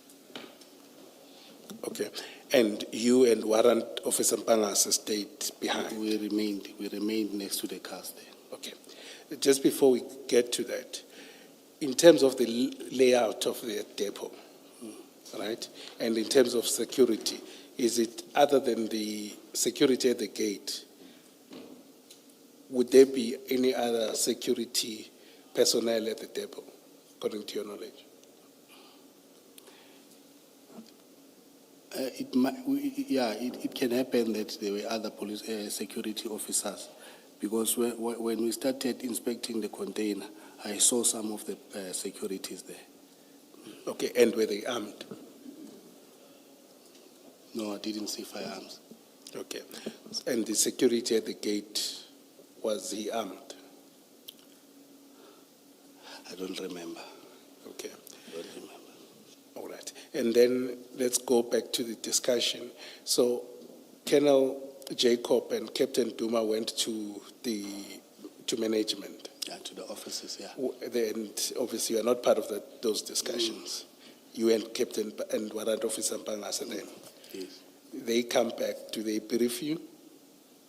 They came back with a lady. I think she introduced herself as Mrs. Pili and other Yes. people that were accompanying them. And then she pointed at the container that we were interested in, but the container was stacked with other containers on top. Okay. So at the layout, right, the container was on top. It was on top, yes. All right. And was it marked, specially marked or anything like that? They've got the container numbers, so that they use to distinguish which container is this. Okay. And so, when you have a briefing, then the agreement, you are part of this agreement, right? Is that the container will be moved to a particular point? Obviously, Chair, for the container to be inspected, you have to bring it down from the stack and then open it, inspect it. Okay. So, and in terms of the mobility of the space, I would presume that, you could move the container anyway, or you would disagree with that? After the other containers were moved for them to be able to reach that container that we were looking for, then the space was not there. So within the depot, you wouldn't be able to move it anywhere, the container? I wouldn't know, because the containers are stacked to maybe even more than 6 meters high. So, but where we were, there was no space. Maybe let me ask the question differently. Colonel Jacob said that, and I think this was on the first day he gave his testimony, he said that the container you wanted to search could have been moved from where it was, where you believed or he believed there were impediments to a proper search and even a proper conduct of what needs to be done at a crime scene.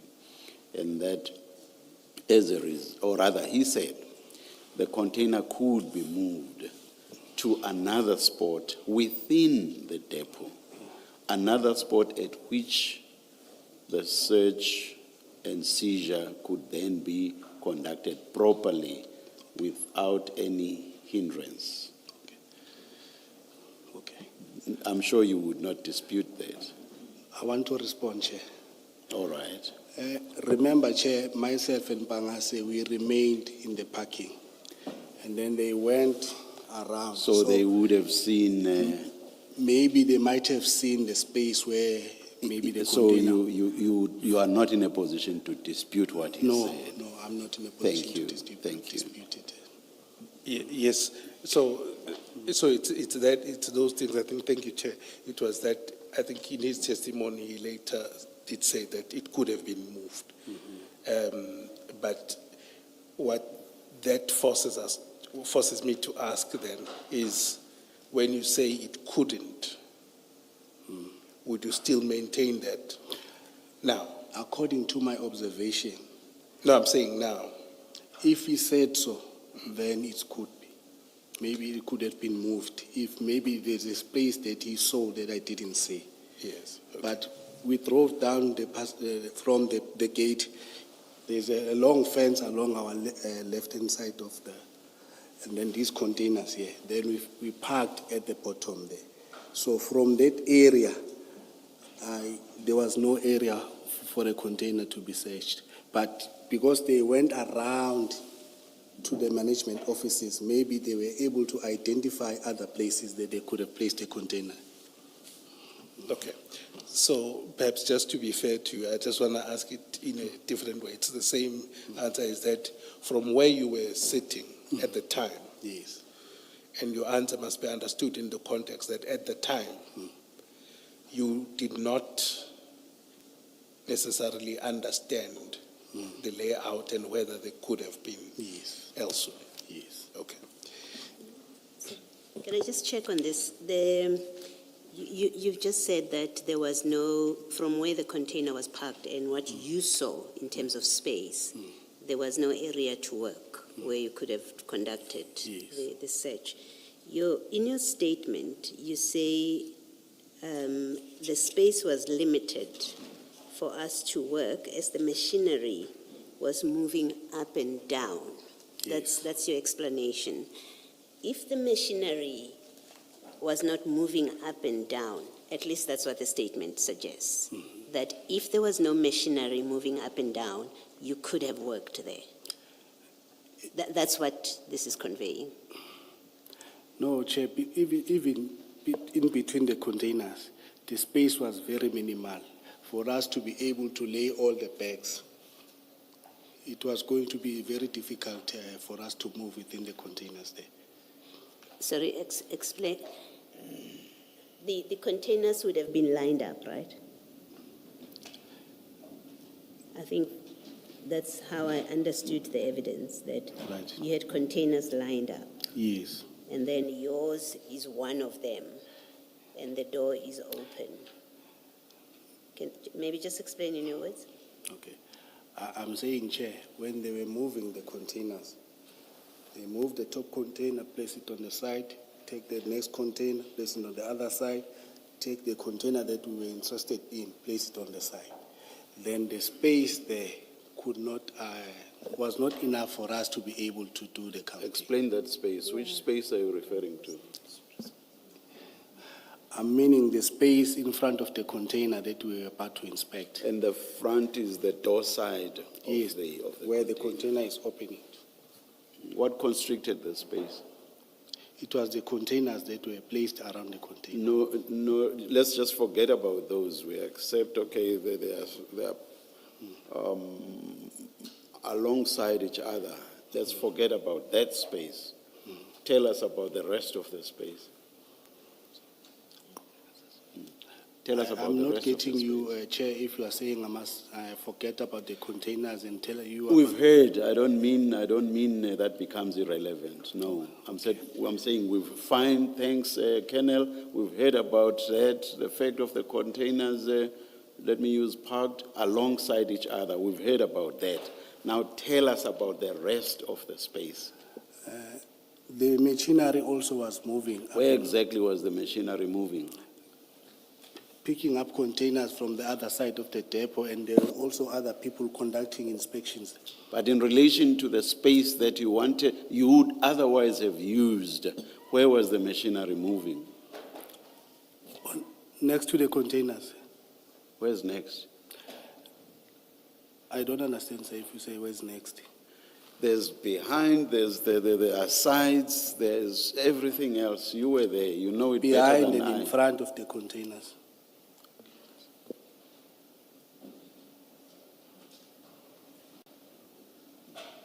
I think Commissioner Kumalo is going to try and Maybe why get don't clarity you, for us. why don't you please put up that picture we saw yesterday where we have a few containers alongside each other. Just while they are checking that, where are the photos of the scene that you took? I forwarded all the photos to Colonel Jacobs. He printed the photos and then put them in the inquiry file. Now, you see the pictures? Yes, I can Colonel, see the you picture. see the pictures? I can see the picture, Chair. Yeah. Would the one that, or was the one you were to search, was it somewhere in the middle or was it to the side? I don't recall, Chair. Okay. Now, if you are able to, looking at this picture, where would the machinery, or where was the machinery moving? You know, Chair, when you're looking at that picture, the machinery will be moving in front to the other side of the container.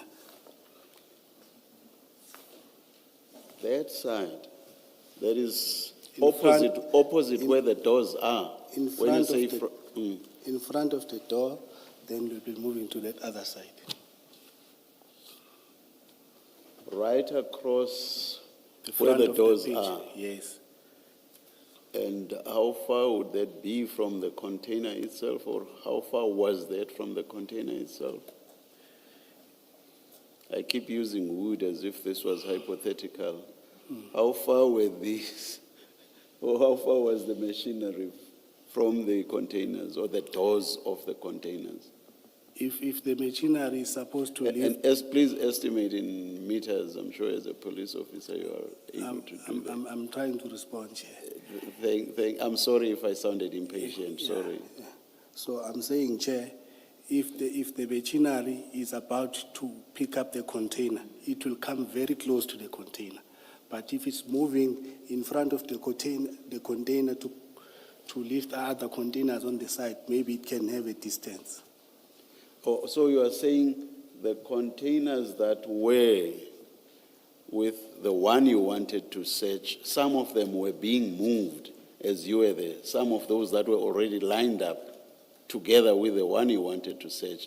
You are saying some of those were being moved as you were there, wanting to conduct the search. Not necessarily the ones that were next to the one that we were about to search, but the movement of the machinery was happening there, Chair. In that case, I don't understand the relevance then of, rather, I don't understand why you would refer to these, the machinery in relation to these containers. I don't understand. If they were moving other containers, not the ones alongside the one you wanted to search. They were moving other containers, passing the ones that we were interested in searching. Coming to pick up the one they wanted to, the one that was to be moved, or the ones that were to be moved, or coming from and already carrying the container. We're trying to get a picture of the impediments or hindrances. And right now, you've not explained this in a manner that we understand. Let me tell you what we were told by Colonel Jacob. We did not want upfront to tell you because I thought maybe your explanation would tie in with what he told us. The only hindrance in terms of movement that he told us about was that there was movement behind you, 2 meters behind you. He never said anything that suggests that there was movement of machinery right next to the containers, with containers being picked up. Well, maybe he did not necessarily mean that containers were not being picked up, but he said this was behind you, 2 meters from the containers. Would you confirm that that was so, or that he is, or would you rather say he is mistaken? Chair, for me, I saw some of the machinery moving in front of the containers. I want you to just confirm or dispute what I've just put to you, which is what he said. That is, there was movement behind you as you are facing the containers, and that this was 2 meters from the doors of the containers. Thank you for... So you are between the movement and the doors of the containers. Thank you for clarifying that now. Would When you you are facing the container, Yes. I was thinking of the back of the container. No. Okay. So would you confirm that Yes, sir. that was the case? It was the case. All right. Thank you. I think for the record, it's very important, Advocate Kekana, to be fair to this witness. And I know Advocate Sillo is sitting next to you. She can confirm if I'm correct or not. The photo we are looking at is not, it's the one of the 1,000 kg bust a month later. So this scene is not the scene where the CDH depot incident in June happened. Commissioner Khumalo, I confirm it was pulled up yesterday and for demonstration purposes to deal with the point Colonel Jacob was making about what he meant by the sides of the container. That definitely I confirm does not relate to this particular seizure. I was looking at his facial expression. Of course, he didn't recognize And that his scene at facial all. expression was, they are tricking me. This can't be the containers. So Just to for be fair to him. demonstrative purposes. Apologies. Yes. No, Apologies. thank you very much, Chair, because even those containers, they are not stacked. That is why I'm wondering now, where did you get this picture? Apologies, Colonel, because I'm the one who asked for this to be put up. I should have said it's purely for illustrative purposes. I apologize. Advocate Sillo, while we are on this point, I think it's important that Colonel Jacob provides those photos that the Colonel says were taken and given to him, and they were filed somewhere. Because some of the explanations he has given will require that we look at those photos. We have two options. There are photos of the scene regarding this particular seizure in the files, but I don't seem to recall a photograph that depicts precisely what the Colonel is saying. The best we can do for now is to go into the investigation files and the inquiry files. Those are our formal source documents to see if we can extract all the pictures available there. If not, then we'll have to turn to Colonel Jacob and request him to provide such photographs as have not been submitted through the inquiry file or the investigation docket. Thank you. Thank you. The transcription does not capture the facial expression, but you should have seen it, and that bothered me. It could always draw the expression in the transcript. Thank you, Commissioner. So in addition to apologizing to the Colonel for the confusion, I should thank my co-commissioner, Commissioner Khumalo. Can I then go back to my question? Now that the confusion has been cleared, that the doors of the container are open, you are facing the container, the space. You're not inside the container, you're outside the container. My question was, if the machinery, there was no machinery there that was operating, and maybe let me amend it so that it's clearer maybe what I'm asking, that if you had cordoned off an area that prevented machinery from moving in front of there, is there a reason why you wouldn't have been able to inspect the drugs there at the scene, at the depot?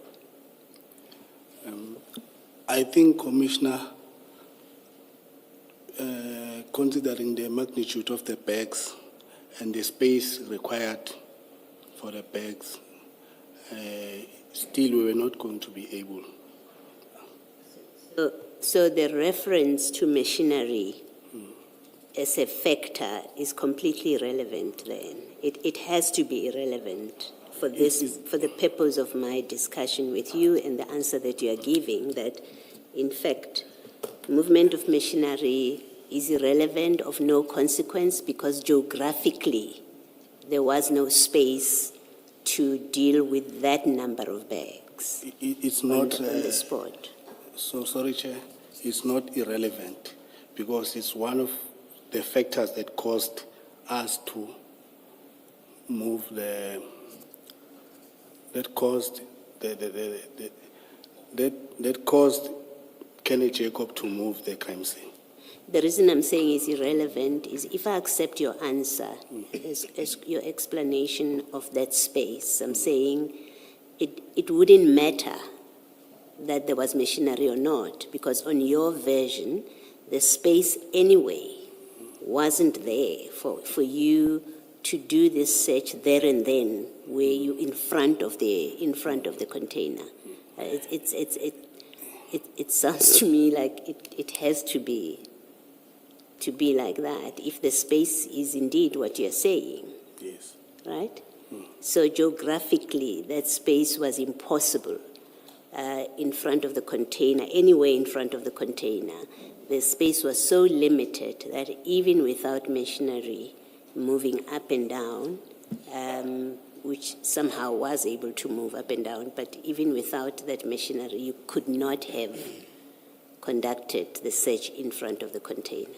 Yes, Commissioner. Thank you. Thank you, Commissioners. Just to follow up on, we'll get to the discussion. So the container is moved, right? So you're saying at the time when you open the container and you remove the exhibits or the bags, and I think the point, your version is that you couldn't process the scene because of we'll get to the details. Now, I'm trying to understand whether you as the police, was it not a possibility that you could cordon off the scene, stop these other machines that were being driven around, so that you make sure that you do the job? Because in some instances, that's what happens in crime scenes. Yes. Was it not a possibility? It was a possibility, Chair. And do you know, and your version was, do you still maintain the version that you couldn't? It was a possibility to cordon off the whole area and close it down. It was a possibility to close the area so that we were able to operate. But it would have meant that even though those containers that were close to this container that we were intending to search, they would have been also to have to be moved so that we can have enough space to work. Yes, I'm just saying that it's a possibility that could have happened. Yes. In a scene. Yes, it could have happened. Okay. And I just want to understand, because what we're dealing with is 27 bags. And what I find difficult, can I just ask when we went to when you went to Ispingo, these bags were laid at the parking lot. Yes. Now, would you say that parking lot, this is now where, I want you to compare the two scenes. I wouldn't, it's not a crime scene, but just the areas. Obviously, in a parking lot, again, there's movement. Correct? There is movement, but very minimal. Sure. And it's at the police It's station. at the police station. Yeah. We'll get back to that, but there is movement. It's a busy police station, I would imagine. It's a police station. Yes, the police station. Correct. But you were able to sort of isolate where you were working. Yes. Okay. Can I just request us to flight one of the pictures at page 516 of the exhibit bundle?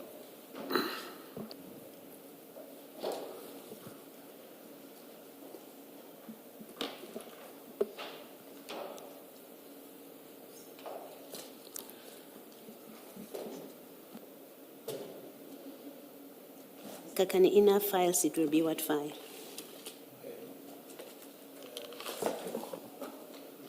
It should be file 2.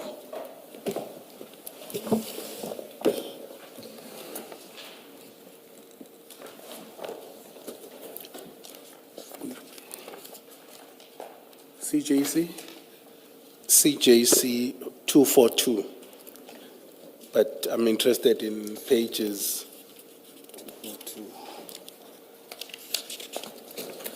516 onwards.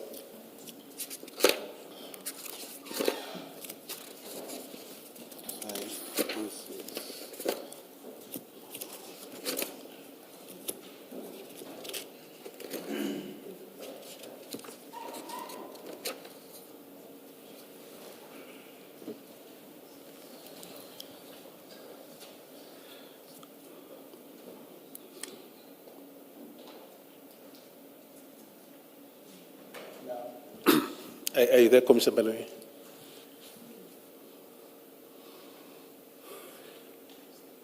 So I want us to, unless there's other bags, in your understanding, were those the bags that were found in the container? Yes. Chair, these were the bags that were found. My difficulty is that they seem to have fitted there in a single parking bay. It's not a single parking bay. Okay? It looks like Please, two. please speak up, please speak up.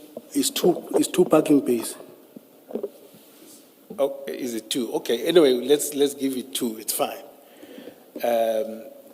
But wouldn't that space, you wouldn't have found that space in the depot? Straightly, We wouldn't find it. straightly. It's not the whole of the second parking bay though. They're straddling the line separating the two parking bays, or not? Yeah. Remember, Chair, we're still going to take out exhibits from inside the bag and place them on the side, do the counting on the side. So we needed a little bit more space to do that. And the security also, because while we were there at the depot, once people got to know what it is, there are drugs found, they started coming close. Yeah, we'll go to that. Yeah. My point is, when to offload the impression is that you couldn't place these, let's say, the bags, or unless I'm wrong, you could place these bags Yes. within the depot. What was, according to you, a difficulty is when you open Yes. these bags Yeah, start with the counting. and starting the counting. Counting, placing them Okay. out of the bags. And obviously what you would say, your version would be that at the parking lot, you then isolated and counted, right? And how long does that take at the police station, the counting? I don't remember exactly how long it took us. but it took us some time because we needed to make sure. We know when you are dealing with such, you need to ensure that your counting is correct. Because on the seizure of that 999, their initial report when they said they have recovered 1,000 bricks. When they recounted now, it was 999. So when you are dealing with such, you need to be sure, because there'll be a whole lot of allegations to say, if you give the initial number, and then now when you recount, it's another number. You must be very careful when you are dealing with such. Okay. Can I then take you to page 518 of the same exhibit?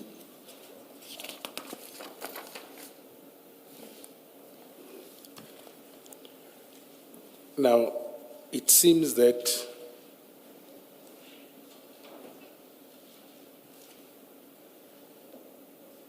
Yes.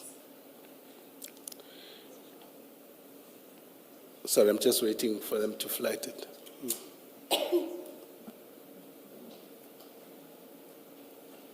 Yes, so it seems that still, when they opened the bags, Yes. right,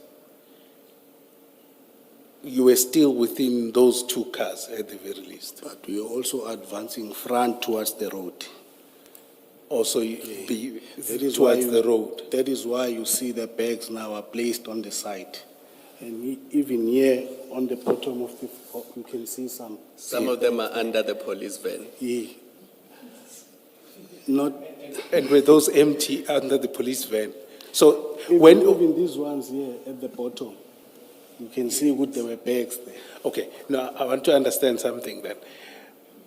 Those bags, were they still full, or the exhibits were offloaded from the bags totally? All the exhibits were offloaded now. Okay, That so what my issue is that was still within those two cars, Yes. right? And it doesn't seem to at least be beyond those cars, the front bumpers or anything. Remember, we moved the bags to the front of the parking. Then we started opening a bag, placing exhibit there, then going like that until we finish offloading all the bags. Okay.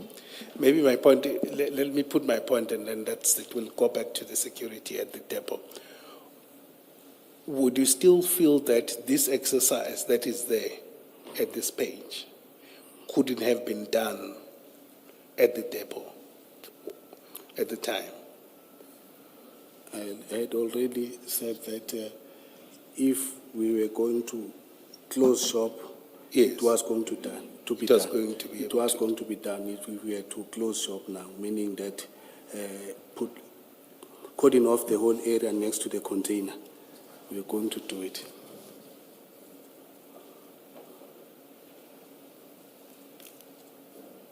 All right. Then let's go back to the depot. Right. One of the, and I don't want, so you earlier on your statement, you say the decision not to cordon off was not made by yourself. It was made by Jacob, am I correct? Yes. And you didn't question, we've established that you didn't question why he doesn't cordon off the scene. And did you engage him about that? You comply and complain later.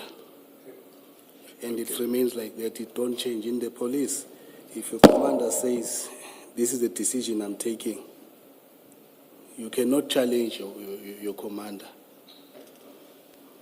So no matter how unlawful that decision is, or no matter how difficult it is for you, you can't say, I don't want to participate in this. No, Chair, obviously you cannot take an unlawful instruction. Okay. But if the commander says, my decision is for us to move and process this exhibit at the CP or SAPS, I cannot come and say, no, why are we going there? Why are we not doing it here? It's his decision. he's responsible for it, then he will need to explain why did he take that decision.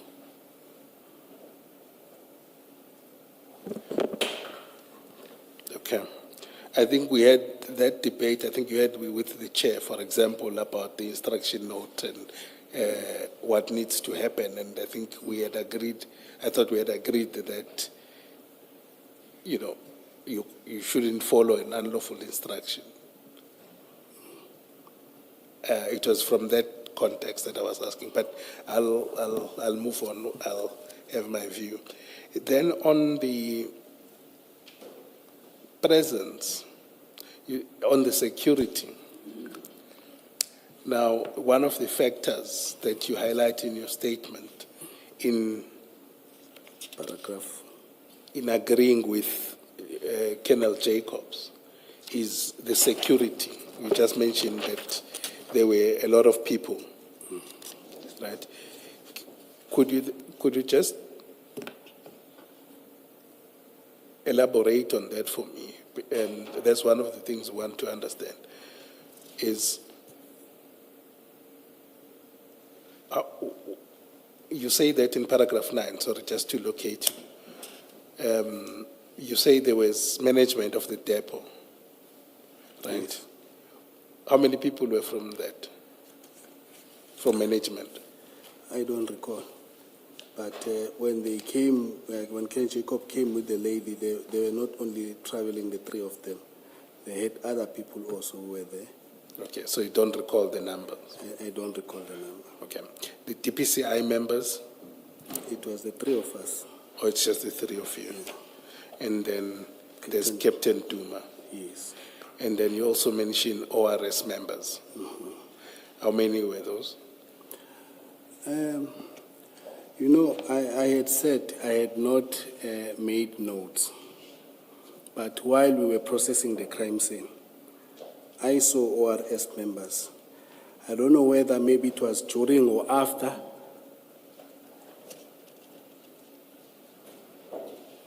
Sorry, Chair. Please proceed.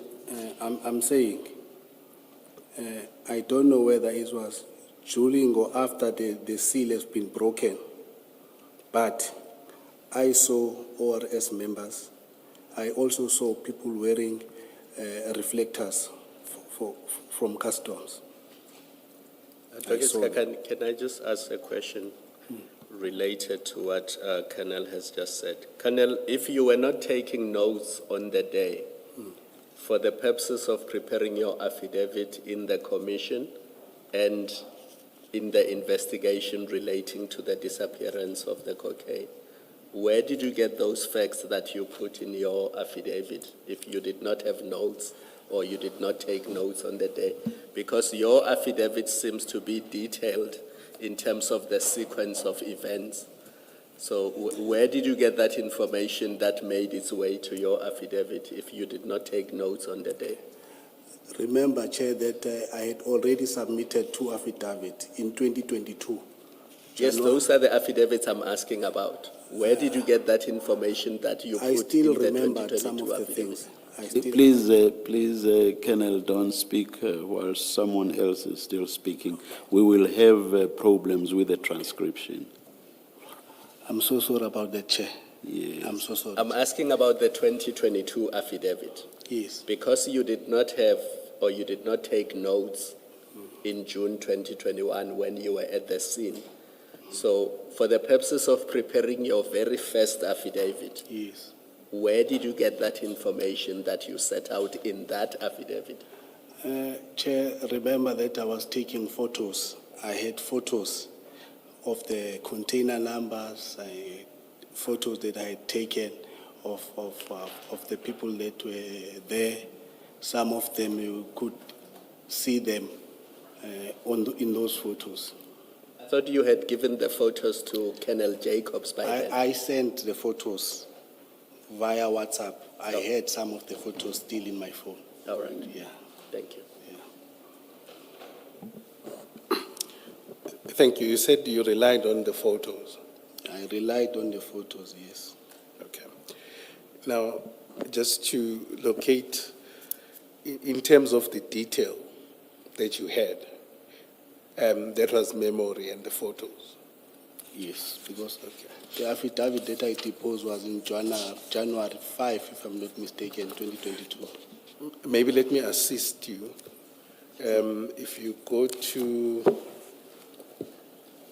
CJC 244, it should be file 2 of the exhibit bundle. 244. Yes, 244.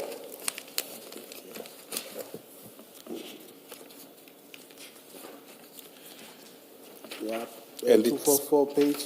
Your affidavit there in the inquiry is at page 633. 623.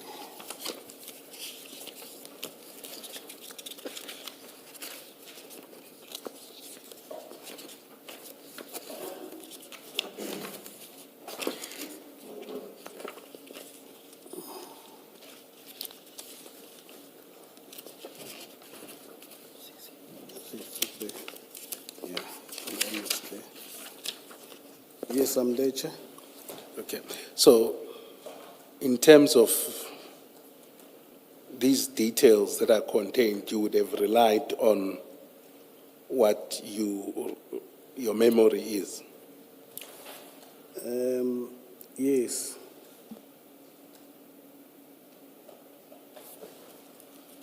Let me give you an example. Look at 635, paragraph 14. Paragraph 14. Yeah. Those SAP numbers, SAP 13 details, the inquiry file numbers, all of those things. Where would you have got that detail from? From the inquiry, before it was taken. So you would have gone back to the inquiry? Yes. And also what is the document that gets signed by Warrant Officer Mpangase, or that he completes? The SAP 13 copies also. But the diary also, is it called the diary or what? Which one? Investigation diary. No, I got this. I think you are asking me, Chair, that where did I get the 13 numbers? Yes, so because this is the 24th, I remember you went with him at some point, you went to Port Shepstone I think in my pocketbook. in your pocketbook. In So the- this on is the where you got the 24th, yeah. information Yeah, I from. got Okay. it. I got it there. No, now I got you, thank you. All right.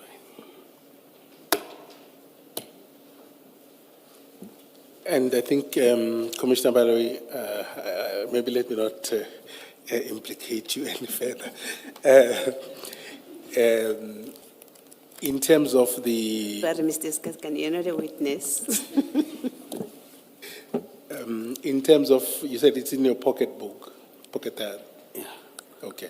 And I just wanted to confirm whether we could be able to get that if we needed to. Yes, I think so. Okay.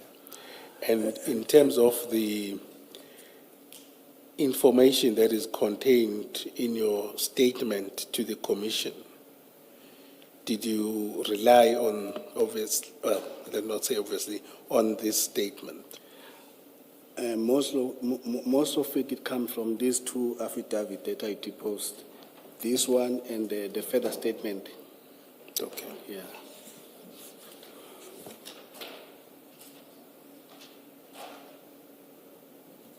Can I just test something before we forget about it? In your statement, and I think in your testimony now, you said earlier, when I say now, I mean as you're sitting there, you said earlier that when you got to the depot, Colonel Jacob went to the office. Yes. And then came back with the manager. Yes. That's what you're saying. But the manager in her affidavit says that you, Colonel Jacob, Duma, Mpangase, approached her together. No, that's incorrect.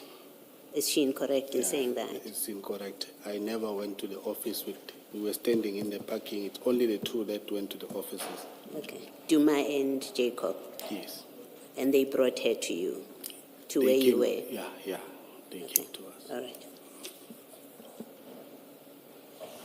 Perhaps- Can I also, sorry, I do apologize if you were going to go there already, but it's about this discussion that you've just had with Commissioner Kumalo about how you remembered the stuff that you're saying in the affidavit.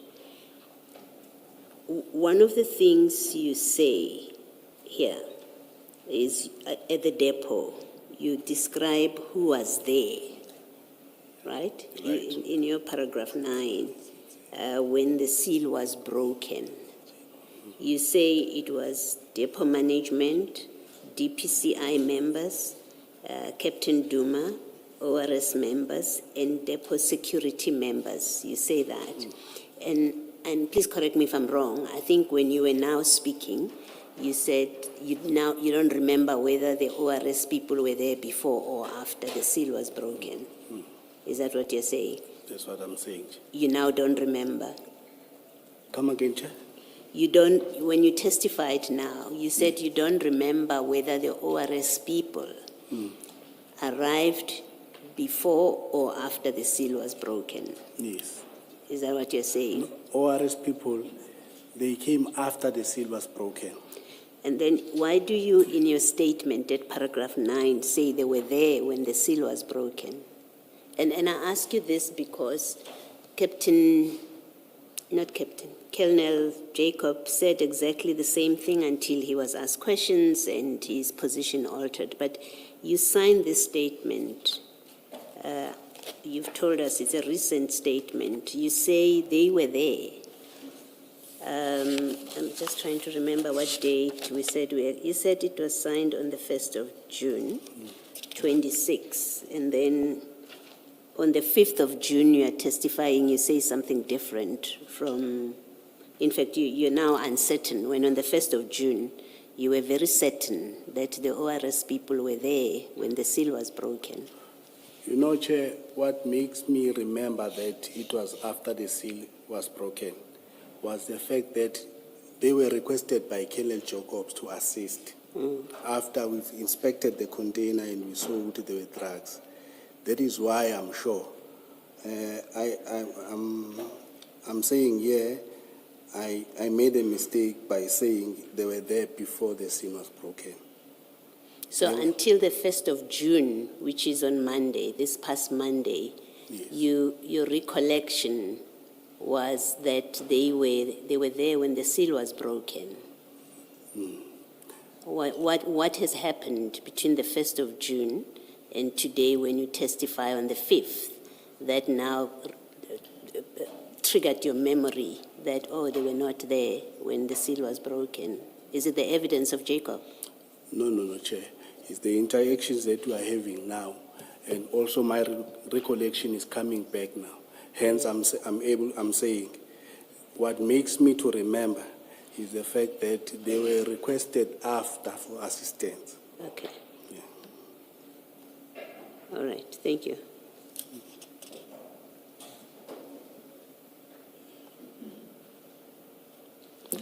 Thank you. While we're still there, just two questions, I think, just to check. In terms of did you know of so we know the management, the names of the people within ORS, do you know them, their names? Can you get them and the deputy security members? Do you mean, do I know the names of the members of SAPS, ORS? Yes, their identities. Or if, for example, their names would be given to you, they would trigger your memory, or you did not? I did not know them before this day. I knew them after.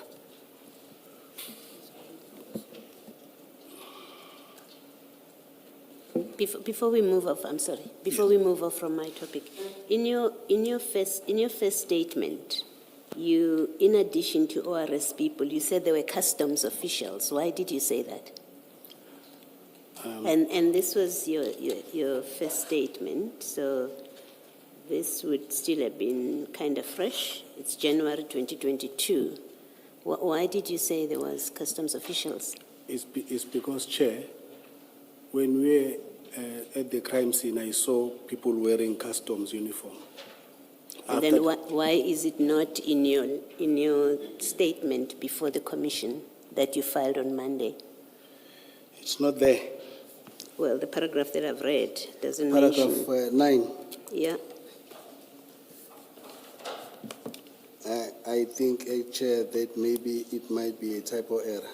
But I know what I saw people from customs. Well, there were no customs officials. There was a company, a depot custom liaison person, according to Colonel Jacob, when he's in the witness box. In his statement, like you, in his statement, he said there was customs officials. And then when we were engaging him about why would customs officials be there, he then said, oh, actually it was customs liaison. Chair, I saw people who were wearing reflector jackets with customs here. You see, the concern, and maybe let me put to you what my concern is. My concern is that you and Colonel Jacobs, your statements are the same on this issue. We're still talking on just this issue. They're exactly the same, even the mistakes. You know, they are typically, you've heard stories about students copying from each other.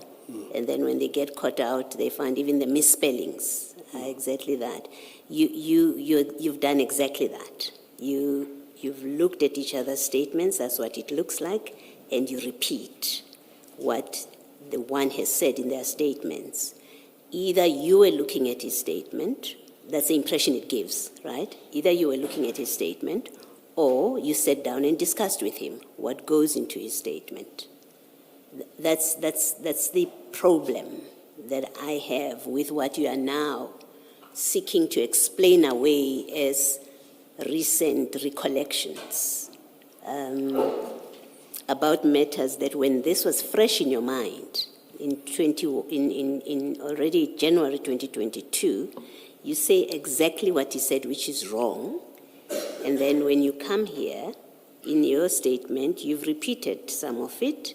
You say it's a typo, I didn't include customs.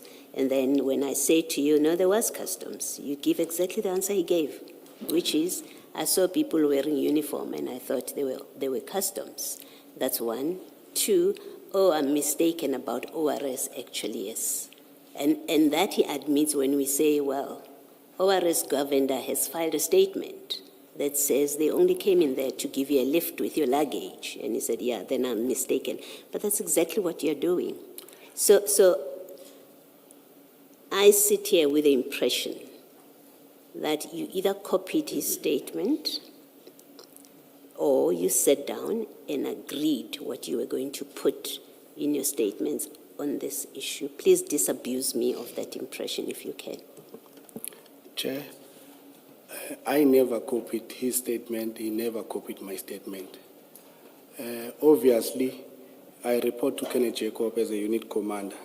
Now and then we'll have discussions, not to say we are telling each other what to write in your affidavit. No. We might have had discussions about the very same issue, but it was not for the purposes of deposing an affidavit. So one possible explanation from what you're saying is this common mistake of the two of you that you both now correct in the witness stand may be a result of the discussion that you normally have, and you might have discussed this, and that's where it came from. Yes, yes, Chair. All right, thank you.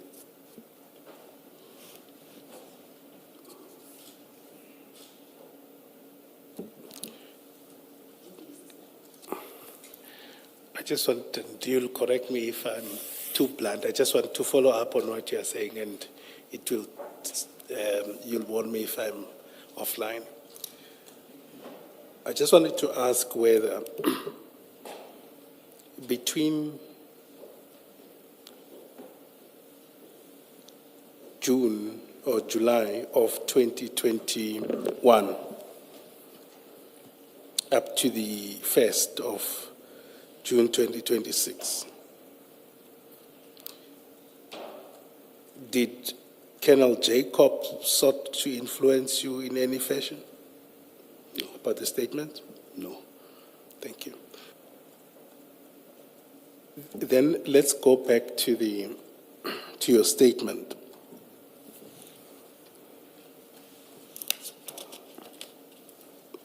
Paragraph. Paragraph 9, we're still at paragraph 9. So on your version, you don't have the identities of the people that were there, but you have an idea that it was these people. In Not terms all. of, ORS members, depot security members, There were also, when the seal was being broken.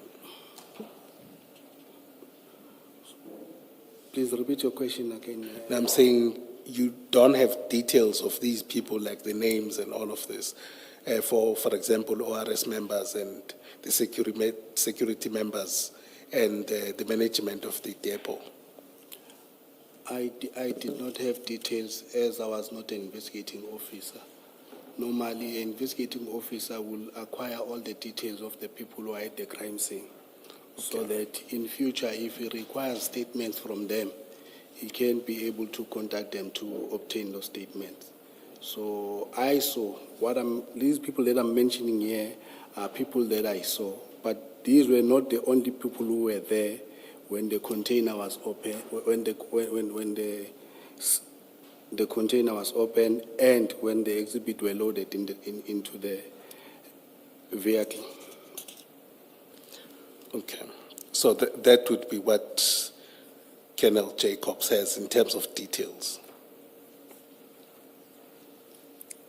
I'm not getting you. No, I'm saying, you're saying that would be in the possession of the investigating person. Normally at the crime scene, Yes.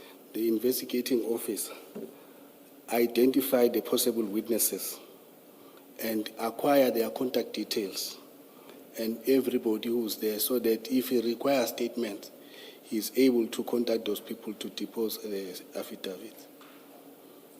Okay. No, that's fine. Let's move to your paragraph 10.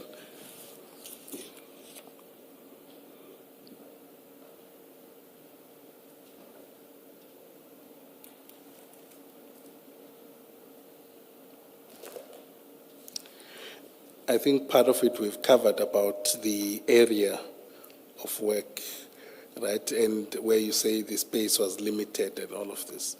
Earlier on, you also indicated that the space was becoming crowded. When you say crowded,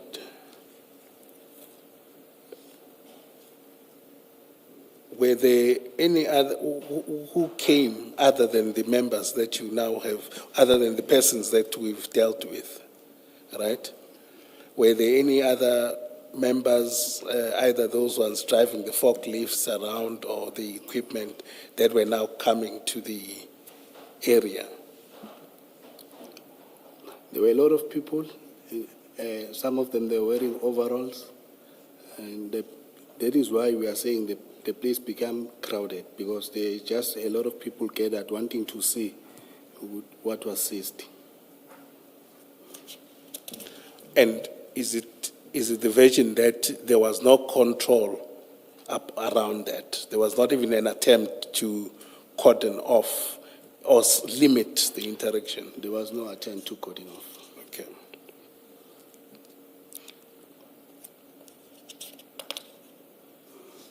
And then you said, then Jacob gave you the instruction that you must take pictures. The instruction to take pictures was given to me before the seal was broken, because I got the photos of the seal before it was broken. So, And this, you were supposed to use your phone? I was using my phone, yes. Okay. And he was also using his phone? Not my phone, a state phone. A state phone? Yes. Okay. And obviously, I think you had some debate about calling LCRC and those that are supposed to be the ones that take photographs, right? And those photographs, I think you said they were submitted. I forwarded all the photographs to Kenneth Jacobs, who was then the investigator after the inquiry was moved from Bangase to Kenneth Jacobs. He printed the photos that he needed to put in the inquiry.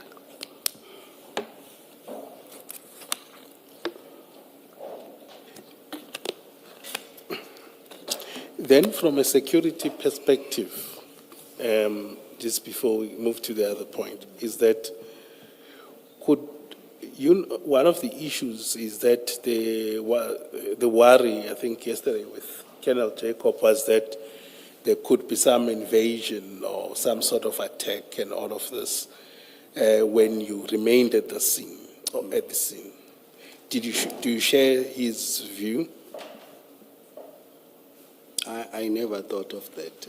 You never thought of that security point? I only noticed a whole lot of people very close to the container. And I also felt very uncomfortable with such exhibit, with quite a number of people. The invasion, You're speaking too softly, Colonel. I'm so sorry, Chair. Colonel, just make sure that the people seated at the back there can hear you, because I've just received a complaint now that they cannot hear you. So don't just address Advocate Kekana, address all of us. I'm sorry about that, Chair. No, that's fine. I'll try and speak louder. Okay. Thank you. So your issue was not necessarily that there could be an attack or anything like that as you process the scene. Your main consideration is that there is now a lot of people that are coming on. So you don't find any issue with moving the exhibit elsewhere. I think I'm going to respond that now. I'm a part of SANAP, and when you go to the hub to seize these drugs, you don't know who was supposed to take out this consignment firstly. So when you are there, you need to ensure that your safety comes first. And secondly, the safety of the exhibit. That is always at the back of your mind. So when you make decisions, you're always thinking and looking at your safety. Considering the fact that we were only 4 members, if I'm counting Doma.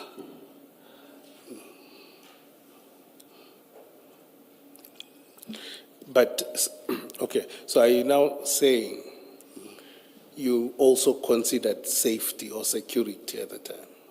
I did. Okay. In my mind, but it No, I'm saying then. Then in my mind, it came across my mind. Then, okay. But it was not important because I was not in charge.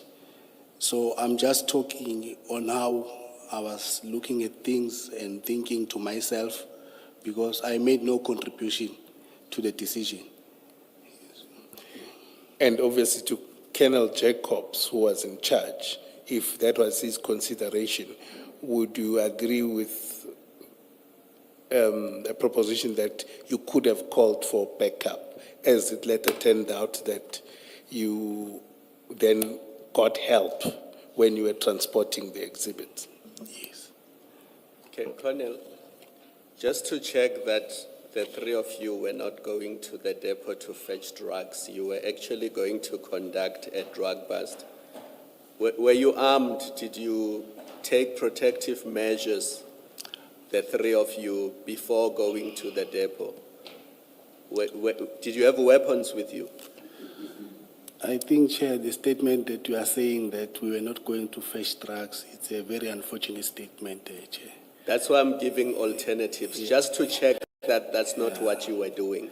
My question is, were you armed? Did you have weapons with you? Yeah, but such statement, because we are mandated to do these things as the DPCI. Yes. Yeah. So I'm always armed when I'm at work. So my question is, on the day, the three of you, were you armed? Yes, I was armed. I cannot comment on behalf of others, Chair, but I was armed. But you were with them. Do you know if they were armed? Yes, they were armed. Okay, so you had taken protective measures on your way to the depot. Yes. And the reason I'm asking you this is because of what you raised, that your first priority is safety, because you don't know who is also going there to collect the same drugs. So you would take protective measures just in case you are ambushed by people who are also there for different reasons than the reasons you are there for. So I'm establishing those facts. I'm not making findings at this stage. So please don't assume that when I test or I make propositions, is to find out what the facts were. It's not as if the commission has decided that you were there to fetch the drugs. I hope you understand that. We fetched the drugs, we took them to the ACP-13 at TCP. We booked them at Potchefstroom. We were instructed to take them to Potchefstroom. We did that, No, Chair. but there's a difference between going to conduct a drug bust because you're suspecting that drugs have been brought into the country illegally. And another scenario is, you know that there's cocaine there, you are just going there to pick it up. That's why I was clarifying that there are different scenarios, and I wanted you to tell us which scenario applied. To me, I had never even met Captain Duma. Yes. I was just informed by Mpangas requesting assistance. Then I gladly said, no, let's go. Then I went. When I got to his CSC depot, there are drugs. That's it. So we were going there to work. Hence, even our superiors were contacted and they were informed that we are going there. In the book at the police station where you work, I'm assuming that when you were told that you must go to this drug bust, there is a document that you complete to say where you are going, what's the operation, for what purpose. Is there such a document? Only now I know of such a document, an operational plan, but then I don't recall it was existing at that time. Was there a drill that morning? What happened around 7:20 that morning when you were at your station where you worked in Durban and you were called to say you must go and assist in a drug bust? Isn't there a document that you complete? No. No, I don't know of such a document. You report to your immediate commander of all the activities that you are about to partake. So you just inform him. And you do that before you go or when you come back? Before you go. So on the Or day, after food, you can do it also after you come back. But in this instance, I went to Captain Majola's office, who was acting because Colonel Jacob was on leave. yes. And then Captain Majola's office was locked, but I contacted him. Hence, he allowed me to assist again on the 23rd and on the 24th. Right. And I'm glad you mentioned that because we were looking for that name at some point. We didn't have it. So I'm glad that you have now clarified that point. He is retired now. No, we can still find him. Don't worry. Yeah. Thank you. I can even find him for you, Chair. Thank you, Mr. Skakan. Thank you.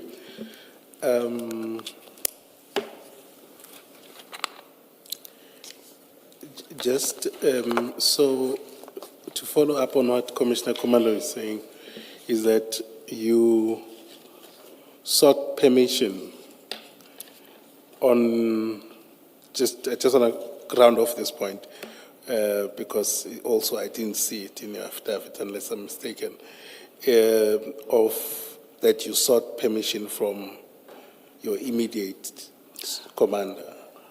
I informed him to say, KP, I've been requested by Warantu Sampangase to assist him.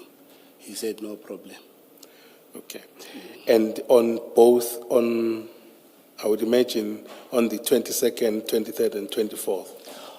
Yes. Because he was the person placing me on duty. Then in the morning on the 23rd, I briefed him of what has transpired on the 22nd. Then he was all right. Then again, when Pangase came to my office now after my meeting, I went back to Captain Majola and told him that Pangase again is saying we need to go and bag the exhibit. He then said to me, no, just carry on, can assist him, because we are not busy with anything at the present moment. And is there any particular reason that, that detail for seeking permission is not in your statement? There is no reason. There's literally no reason. Okay. Yeah. But I report to Majola. Every morning he signed my pocketbook, placing me on duty. So I need to account for the day as to what I did.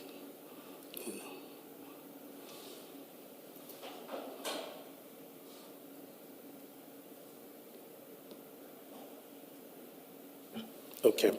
Now, just to move quickly on this item. Earlier on, we had a discussion about the assistance, and I think Commissioner Kumalo was also on this point, is throughout this thing and this operation, your role, what exactly would you say your role was? What does assistance, how do you look at assistance? It depends on what type of assistance is required by the people that you are assisting. So your role was just to be available to any instruction they give you, and that's what you did? Is to assist them, yes. All right.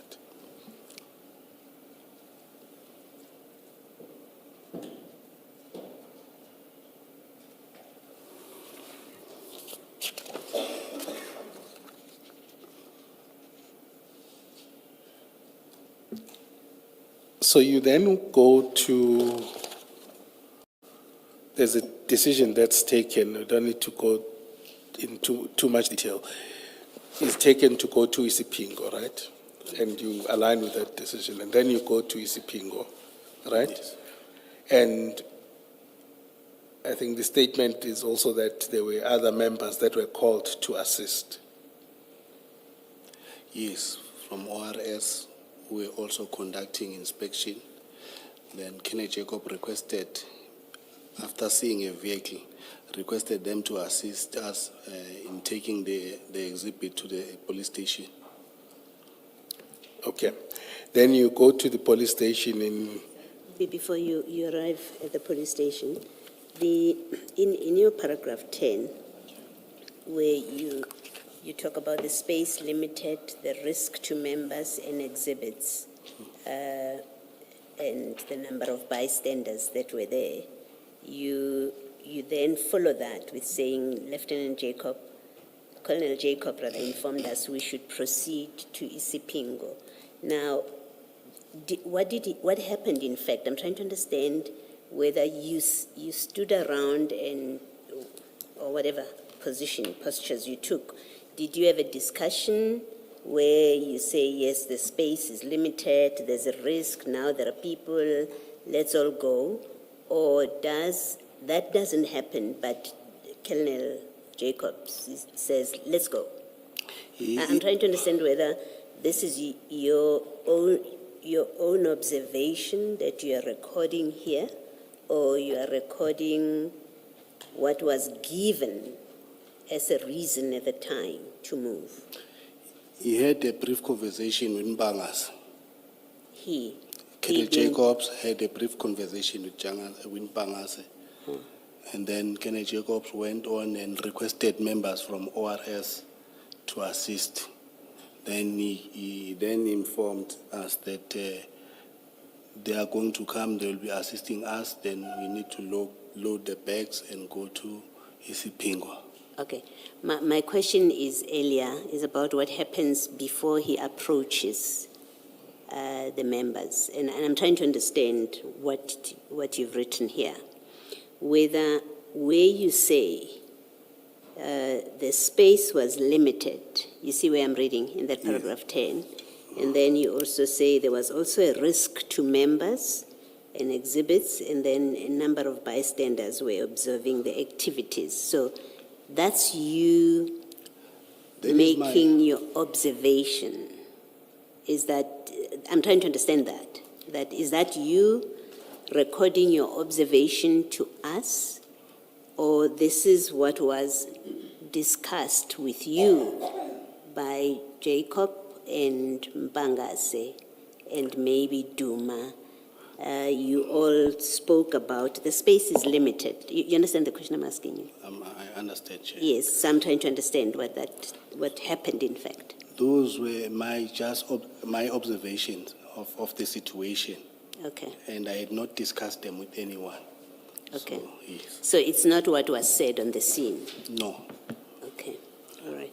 So when Jacob says, let's go, he doesn't say because of reason A, B, C, D. He just says, let's go to Isipingo. He doesn't list those things as reasons. I don't recall, Chair. I don't want to commit on something, Chair, that I don't remember. But I remember him saying that I've requested for assistance. Let us go to Isipingo. Let's load the bags and go to Isipingo SAPS. Okay. In response to a question by me, or a couple of questions, you said he did not. And you remember in the context of the exercise of discretion by him, whether those initial prescripts must be followed, you actually, the responses you gave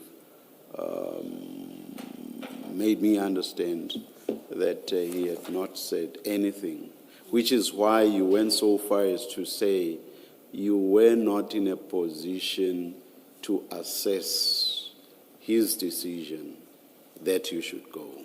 Do you remember that discussion or that debate between you and I? Between you and me, rather? Hey, Chair, I don't remember. It's only a few hours ago. Oh, no, let's leave it there. All right. Let's leave it there.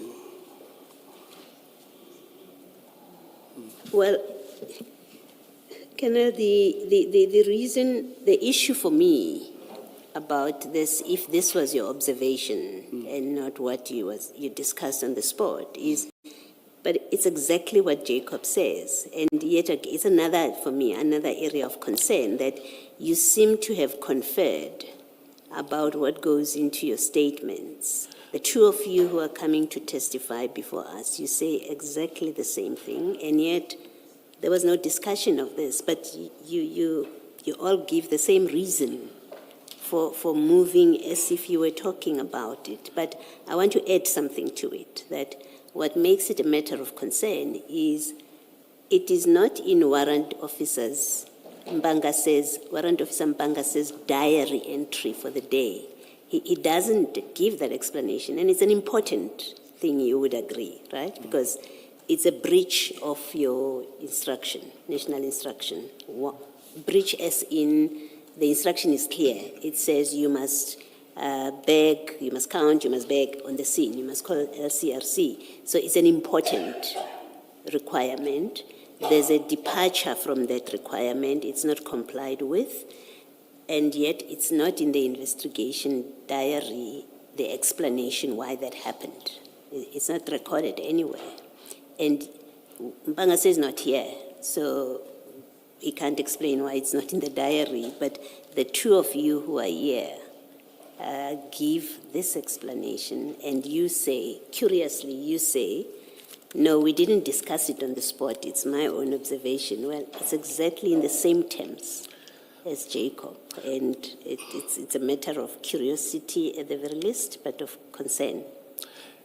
It could also be, Chair, that maybe he also observed what I observed.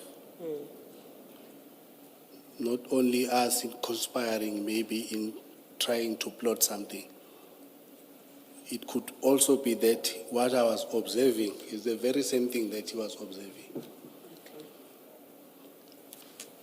Yeah, okay, that's your answer, thank you.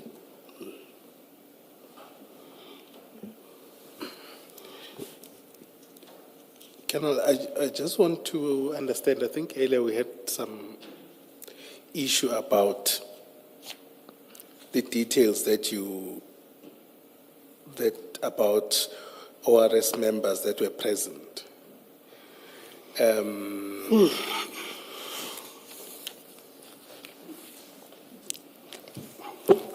I'm sorry about that, Chair.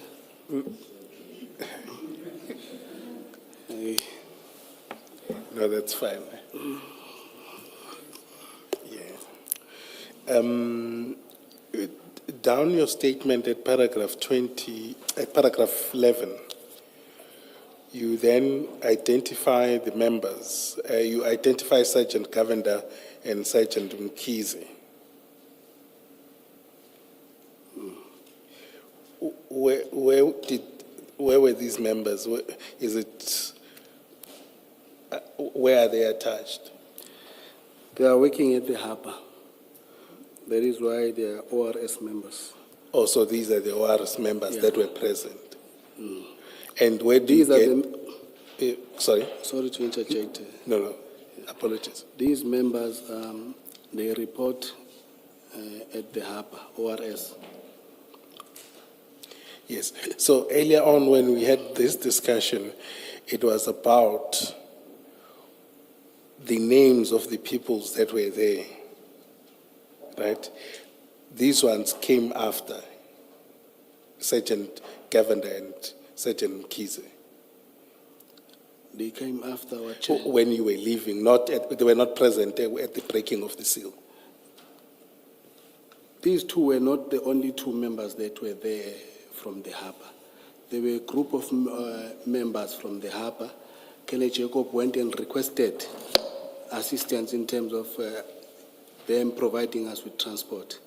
So these are the two that came from those that were there at the harbour, at the depot, I'm sorry.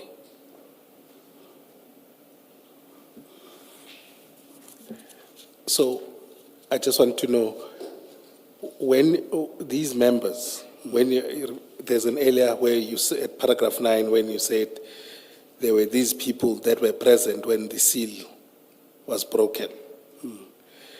I just want to verify whether Sergeant Govender and Sergeant Mkhize were present then or not. I retracted my statement to say all the ORS members, they came after the sale. Oh, I see. Okay. And just for clarity, when you say harbour and ORS, you mean the same thing? It's the same thing, yeah. Okay.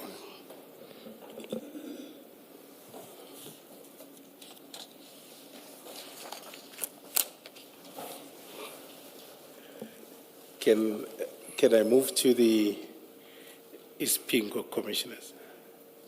You finally covered. No, Commissioner feel Madlanga. free to, oh. Okay. No, feel free to. Yes. Okay. It's not 1 o'clock yet. Okay. No, that's fine. There was a backup that was called, and then you traveled to Isipingo. Yes. And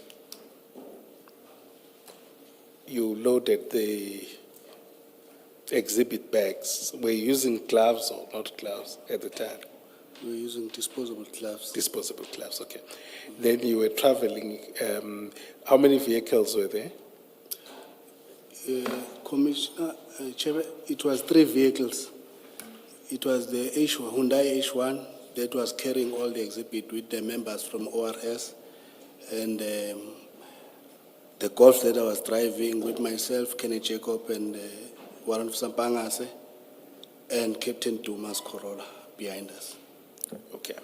So Duma was driving alone, and then the 3 of you Yes. were driving together to Ispingo. To Ispingo SAPS. Right. You had an earlier interaction with Commissioner Baloyi about whether Colonel Jacobs briefs you about what now needs to happen and who must play which role. And that discussion at least didn't include you. Correct, am I? Yes. Now, on the car, or in the car rather, as you are traveling, does Colonel Jacob brief you and Pangase as to what will then happen when you arrive? What's his plan? He indicated that due to the fact that we did not have enough bags, we must proceed to his pingo so that we can gather more bags and bag the exhibits. That is what we are going to do there. So, when you were, it was common cause that obviously there were no bags at the depot, right? And We had bags, but they were not enough. Remember, the information that we had received was 27 bricks. So we had bags that could accommodate 27 bricks. so you did not use any of those bags. You just No, we didn't use you them. didn't use it. And who was with those bags? Did Colonel Jacobs come with them? No. They were in the car that I was driving. Or they were in just Yeah, in they your were car? in the car. Okay. Normally, we have exhibit bags in our car. Okay, and then in terms of, so Jacob and Pangase, was there a discussion about exhibit bags, rather, let me put it that way, earlier on? Or you discovered when you were there that this is not enough what I have, or what you have? I don't recall, but I knew that I've got bags that can manage 27. And when Bricks. when do you make this discovery? It was not a discovery. I knew that I'm carrying forensic bags, the reflector jacket in the car. So is it as, I'm trying to distinguish whether it's as you leave your office. No. Okay. When we were informed by Duma that we needed to go and seize about 27 bricks, then I knew that I had bags that can accommodate 27 bricks. Okay. So you were just inadvertently, it's just that you had bags in your car. Yes. Otherwise, no one else had arranged for bags. No one talked about bags. Okay. Yeah. And then throughout the process, there was a discussion about these bags that you had, and that they were not enough. I'm not getting your question. So I'm saying, when you determine whether these bags are not enough, when you were counting, I didn't get a sense that you factored that, no, these bags that we have are not enough. I knew that the bags are not enough. Okay. And did you discuss that with anyone? I don't recall discussing it with them. Okay. So you then go, you are traveling to Ispingo, and then you arrive there, right? Right. When you get off the car, right, where does Colonel Jacobs go? Does he go anywhere, or who goes to the inside the police station, rather? Firstly, it was Colonel Jacobs who went and called the SAP-13. And then he came back with Warrant Officer Perumal.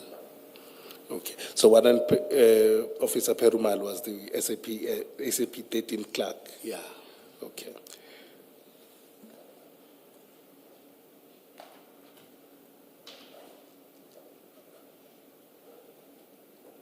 Chair, it is 2 minutes. I think it's going to get too involved.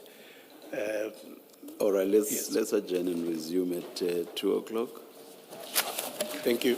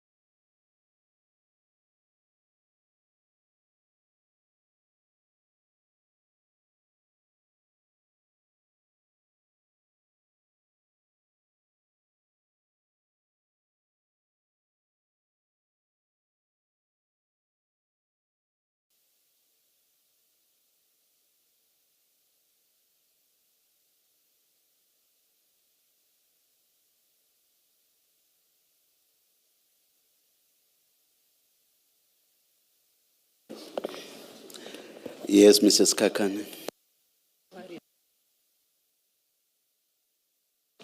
Thank you, Chair. Apologies, my voice is also getting into the afternoon.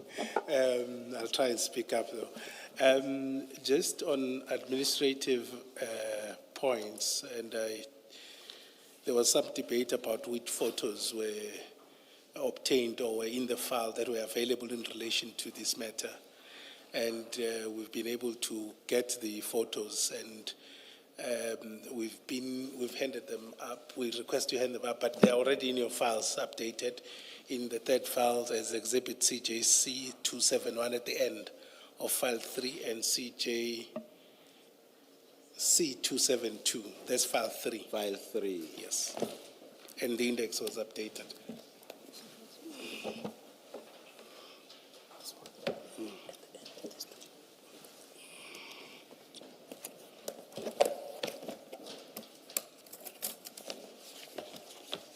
The Jacob Exhibit File 3.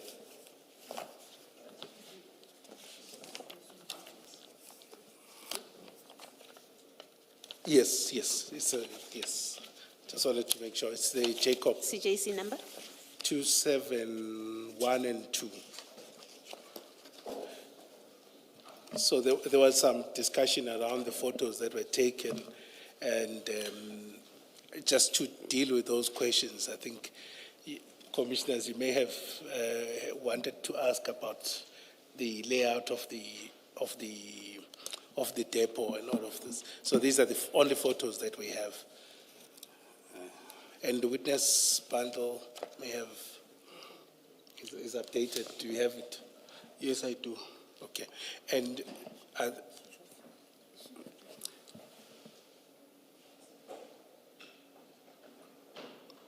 Chair, these are not all the photos that I took on the day.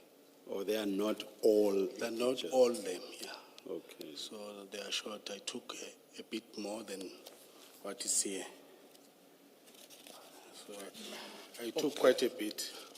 are you able to get those photos? Do you still have them in copy? I'll have to try. I can't commit because I've changed the handset. I'll have to see maybe and try. If I get something, then I can also forward it to the commission. Okay. Colonel, these ones were taken by you, the ones that we see here. Yes. Can I just make a comment or an observation? Even the quality is not great, as you can see, which more reason why qualified people should be taking crime scene photos, because the quality of these photos is not great. Look at 976, Colonel, and 977. I think also the printer that was used also.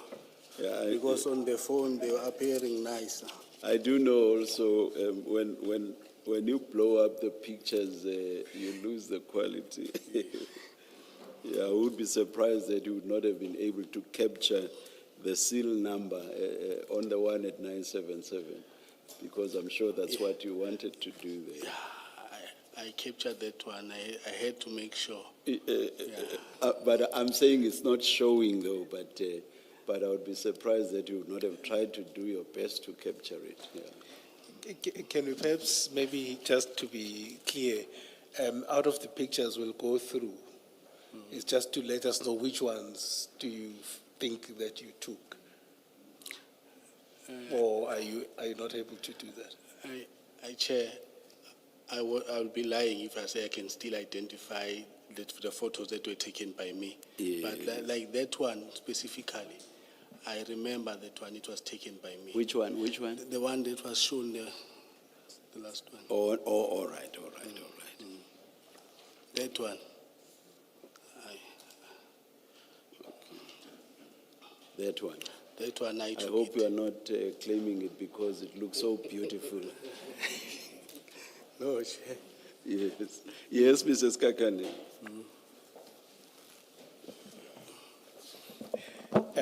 Can we just go to page 970?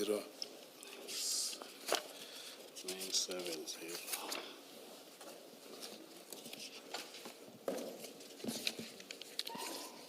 same file 900. Yes, 70, same I'm thing. sorry. Yeah. Are you there, Colonel? 970. I don't see, please assist. I don't see 970. I've got 988 here.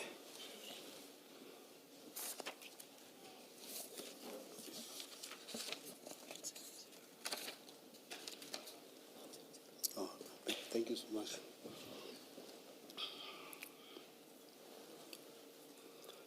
I'm there, Chair. So you see there, that's the, is that the container, do you confirm that's the container that was being the subject of this investigation, so to speak? Yes. Okay. And you said earlier that there were containers that it was stacked up and all of this. It's not very clear. Do you recall there's another picture of this container that you took? No, Chair, it's clear when you look at my left, right corner there on top, you see that's another container there on top. You see, the red one there on top. But I suppose the question is it on top of this one, I think? Oh, Obviously, so on this one, this was placed separately? Yeah, it was placed on the ground. It On the couldn't be- ground? Yeah. Okay. But you're saying, so the point you're saying is that at least around, There were containers. the other containers were stacked up? Yes. Okay, all right. So this one was the only one sort of taken up, that was one level? I'm not getting you, Chair. So I'm saying this container, right? Was it the only one that was on the ground or without anything on top? Any other container on top? I don't recall, Chair. Okay, no, that's fine.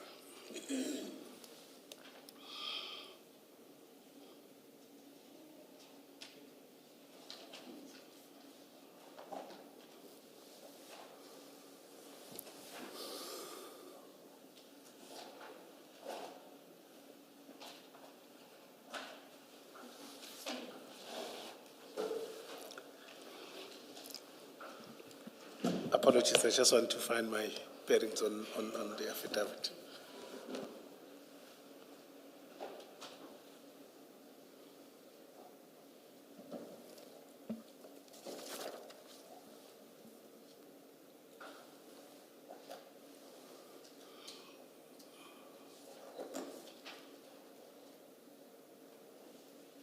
Okay, so we were at a point when we broke for lunch where we were dealing with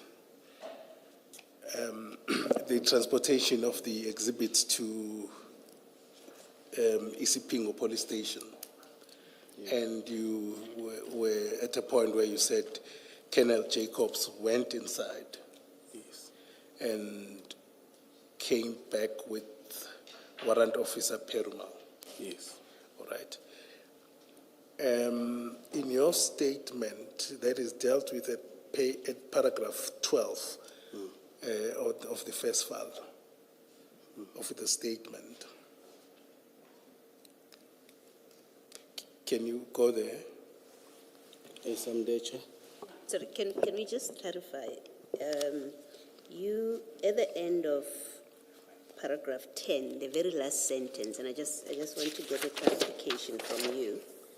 Paragraph 10, the very last sentence, you say, Lieutenant Colonel Jacob informed us that we should proceed to Isipingo SEPS. He requested members from ORS Harbour to assist us.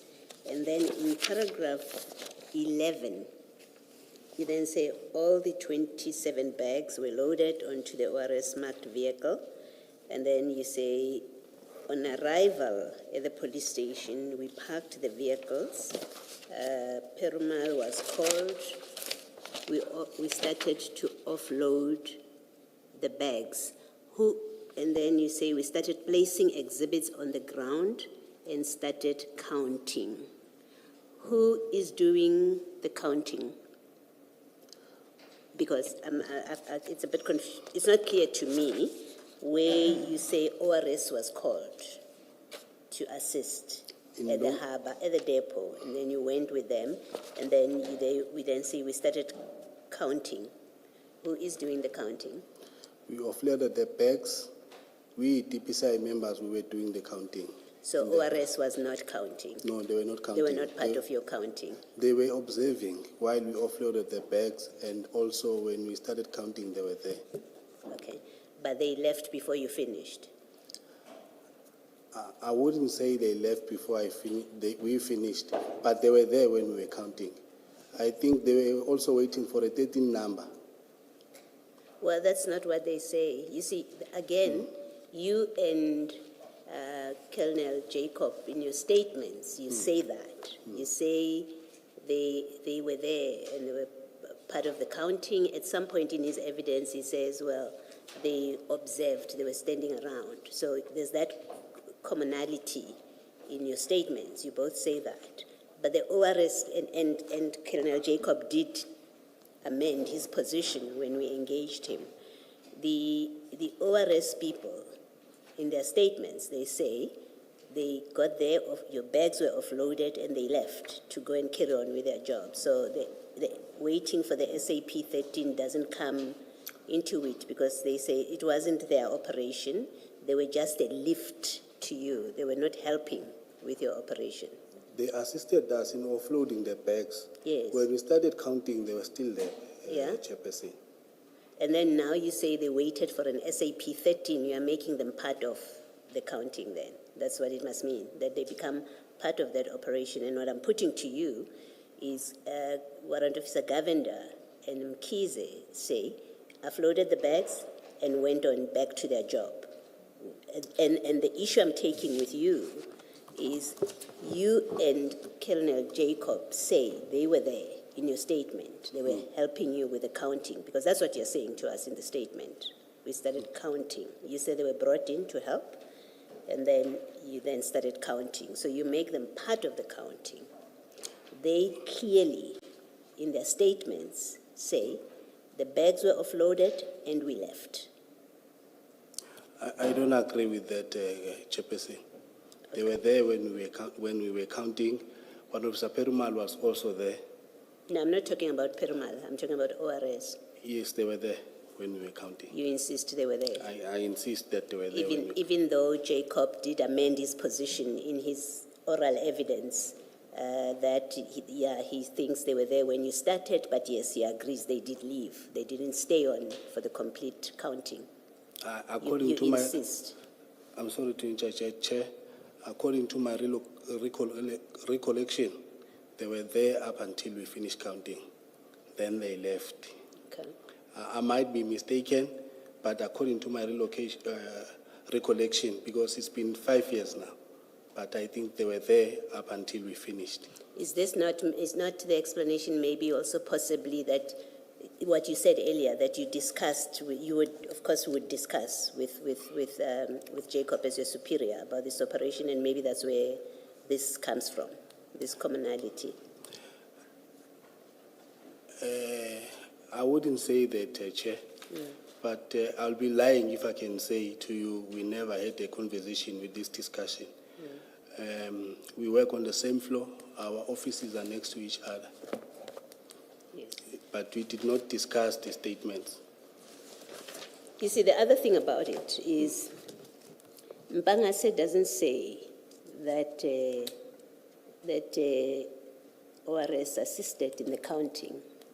So Mpangase, the two ORS people, they don't speak of them. In fact, the ORS people tell us what they did. And then Mpangase doesn't include them in the counting. It's you and Colonel Jacob who involve them in the counting. And in fact, in oral evidence, Colonel Jacob amended his position, which was initially like yours. And he said, yeah, maybe they were there. Yeah, actually, I think something to that effect. They were there when we started counting, and they, of course, left off to do their work. What concerns me is you go so far as to say that they waited for an SAP 13 as if now they were part of the operation, when in fact they were not. Chair, they were there. So were they part of the operation according to you? If you contribute, you are part of the operation. You might not stay there the full time or the full duration of the operation. For the mere fact that they loaded the bags from CSC depot to SAPS's Pingo, they became part and parcel of the operation. According to you. And so they must They have played a- the role. They Sorry, played the role. I do apologize. So they must have a record. They must, if they've done things properly, there has to be a full accounting of their role in the operation, because they are part of an operation. They must be able to explain their involvement. No, I'm not asking about them being able to explain their involvement. I'm asking you about the records. We know you've got a pocketbook. Yes. We know entries. I think earlier you said to Commissioner Kumalo that in the office now there's a book where you write down what is the operation book or diary or something. I think you said that. Yes. So I'm asking that kind of question, that if they were part of an operation, they must have a record of their own, of their participation, what they saw, what they got involved with, what they did. Yes, sir. Yes, Chair. Okay. Maybe let me mention to you that Colonel Jacob, who was in charge of the scene, accepted that they were not part of the operation. He accepted that all that they did was to give you a lift, to give you the drugs a lift. So they provided you with transport to take, and that's what they were called for. That's what they say in their statements. That's what he says. They were called for that. They helped transport this consignment to Isipingo. He accepts that was their limited role. You put them as part of an operation that to a point where you say they waited for the SAP 13, I think you say, yes. So there's that big difference. Apart from the fact that Mpanga does not mention them as part of his operation, he mentions you and Jacob and Duma. Doesn't mention them as part of an operation, including in the counting. You're the only one that is mentioning them as part of the operation to the point of waiting for an SAP 13. Okay, Chair, maybe let me remove the word say part of the operation, but they participated in the operation. By giving the drugs a lift. By conveying the drugs from the depot to the police station. Okay, thank you. Sorry, I just want to find out. So you're saying your version is that they didn't participate in the counting, or they did? I'm still standing firm that they were there when we were counting drugs. Okay. Just on that issue, can we go to Exhibit 244? 244. Page 627. Page 67. 627. 627. Yes. Should be the second file. File 2.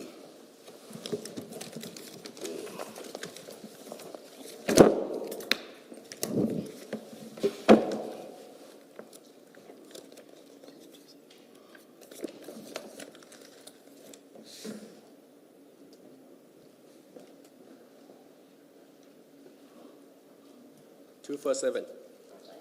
627. 627. Yeah, it's CJC 244. Yes, Amdechi. That's the statement of Sergeant Governor. At paragraph 5, he contradicts or he disagrees, unless maybe I read this differently. He says Sergeant Mkhize and I, together with other DPCI members, transferred these black bags from the container into the H1 marked state vehicle that I was driving.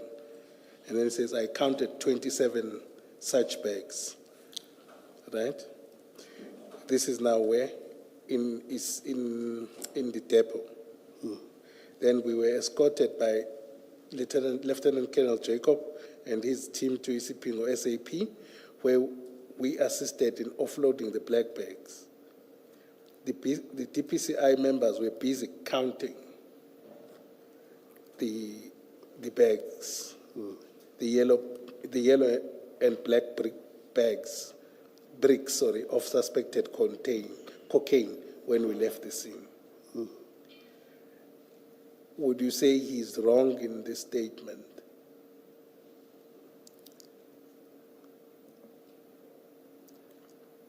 This is according to his version. I mean, if I remember well, when we finished counting, they were there. That is why I put it in my affidavit. So I'm unable to say that his affidavit is wrong or right. Okay. Oh, so your version is that when we finished counting, they were still there? They were still there. Okay. Right.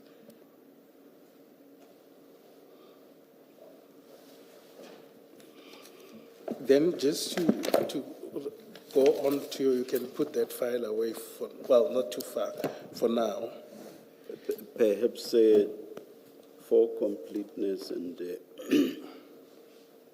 to see the extent of their observations, he says, second last sentence, from my observations, each bag contained approximately 20 such bricks. I don't know whether that's from observing, counting, or from looking and estimating. I'm saying the last bit that I just said now because of the use of approximately. Because if he had actually seen the counting, he would say each bag contained. Anyway, please continue, Mr. Kekana. Yes, so that's the, I think it makes the point. But the witness obviously is saying that's his version. When you were at on your paragraph 12 of your statement, you indicate that, or you state that Warrant Officer Perumal and Colonel Jacob had a discussion about the space, right? And in particular, you said Warrant Officer Perumal talking to Lieutenant Colonel Jacob stating that they do not have space to store these drugs. I'm just interested in that, at that point. Now, were you able to hear clearly the discussion between the two of them such that you can be positive about this discussion? Yes, Chair. Initially, when he came and saw the number of bags, he said, so much. Yo, I don't have space.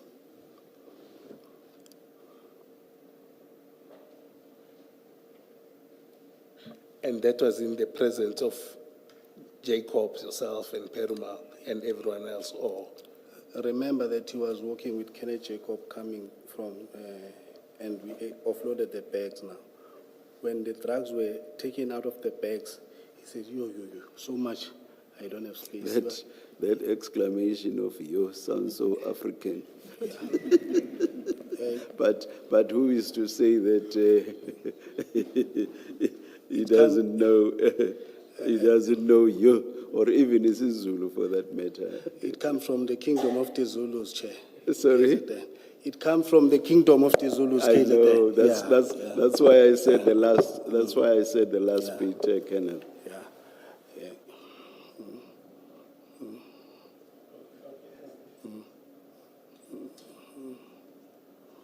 So you could hear him clearly saying that he didn't have space. Didn't have space. I heard him clearly. And what would be your version? What would be your position if Warrant Officer Perumal says such a discussion on engagement never took place? Hey, I will say the man is a liar. Why will we call Kenny Jacob, contact our commanders, informing them that we do not have space, whereas we are at the police station? Okay. Can we go to that file we're busy with, CJC 243, still file 2? Trial 2, Yes. CJC. 243, Yes, I'm there. page 593. 593.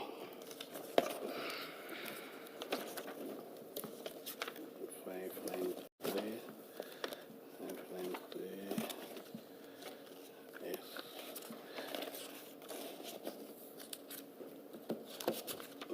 Yes, I'm there.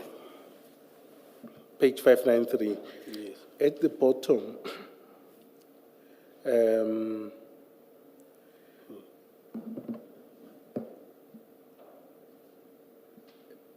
at the bottom, towards the bottom, paragraph 4. Yeah. This is the statement from Perumal. He says, Colonel Jacob did not tell me that he wanted to store the exhibits in the station, SAPS 13 storeroom. Rather, he said they have a safe place where they will store them. And then he says, there was enough space at the station to accommodate the said exhibit. I did not implicitly indicate to Colonel Jacob that there was no space to store large amounts of drugs. If he was not satisfied by what he alleged I said to him, he could have approached the station commander and informed him his problems about the exhibits. He did not do that because his intention was not to store them at the station. What would be your comment on that version from Warrant Officer Perumal? I think this paragraph is not speaking the truth. And I can tie this paragraph also with the issue of the bags. As a very experienced SAP 13 clerk, if he had bags, why did he allow the exhibit to be booked in without bags? Because once you are a custodian of the SAP 13, regardless of rank or what, you are in charge of the SAP 13. Then he accepts exhibits that are not put in the forensic specs. We know they were not in bags and they were booked in. What is the point you're making? We know they were not. And you took them from there without them being in bags, and yet you had booked them into SAP. So I'm really asking a question to understand what is the point of your rhetorical question. If there were no SAP, if they were not bagged, why did he accept them? What is the point you're making? I'm saying, as a person who's responsible for the SAP 13, why is he allowing the drugs to be entered in the 13 without forensic specs? Are you saying he should have refused? Because they were not, maybe you don't understand what I'm saying, or what I'm trying to understand from you. We know these exhibits were not in bags on that day. You and Jacob, or whoever was in charge, did not bring bags. You did not phone around stations to say, can we get bags, which Jacob accepts. You didn't do. But you booked them in anyway without bags. So I'm trying to understand, are you criticizing him for allowing the booking in without bags, or are you saying, you can't be saying the bags were there? That's why he accepted them to be booked, the exhibits to be booked in. I don't understand what is the meaning of your rhetorical question of why did he accept them if there were no bags?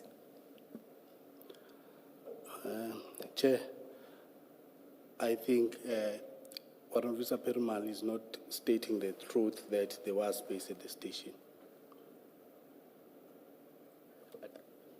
Do you know that there was no space?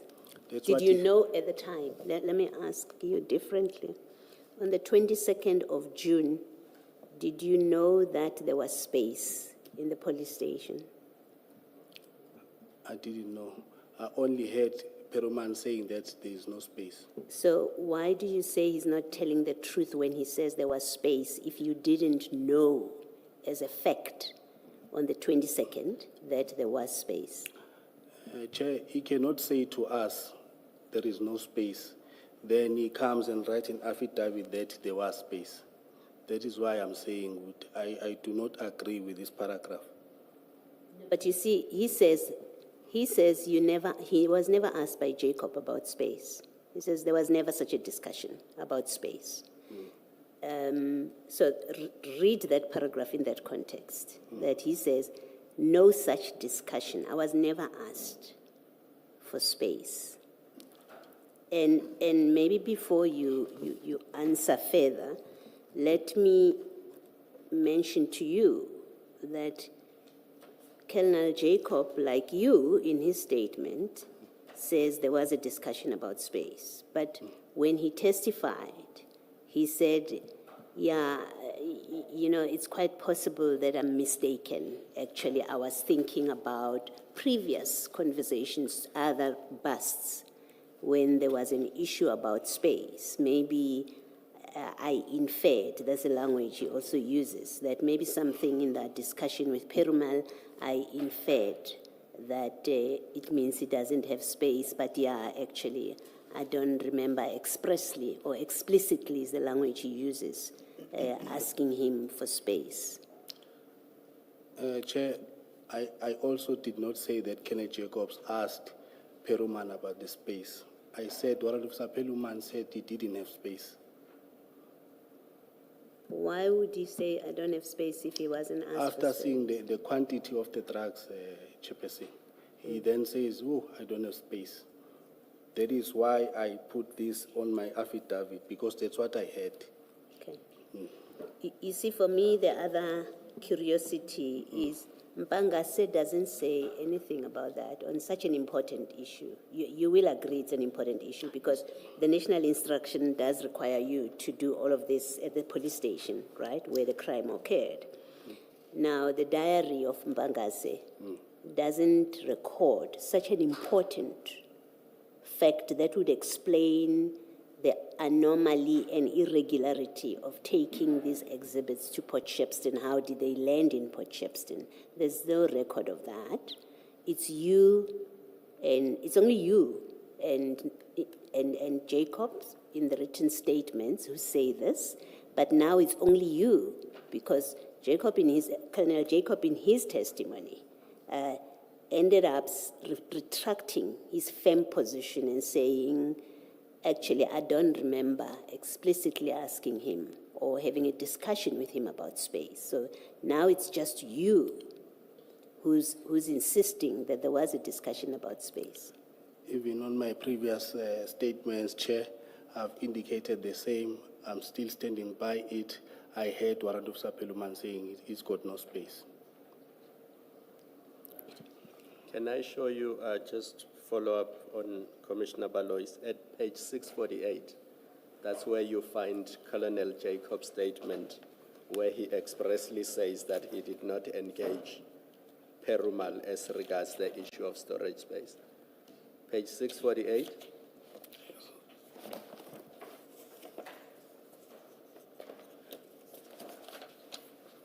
At paragraph 6, do you see that?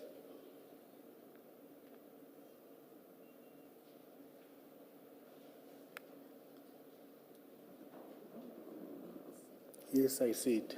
So you see he says he did not engage with Perumal as regards the issue of space. Yes, Chairperson. Yeah, so it's not a question of asking, he says there was no engagement. And then before I hand over to Advocate Kekana, because he was engaging you on Perumal's statement. Perumal's very first statement is on 647, so one page before where we were now.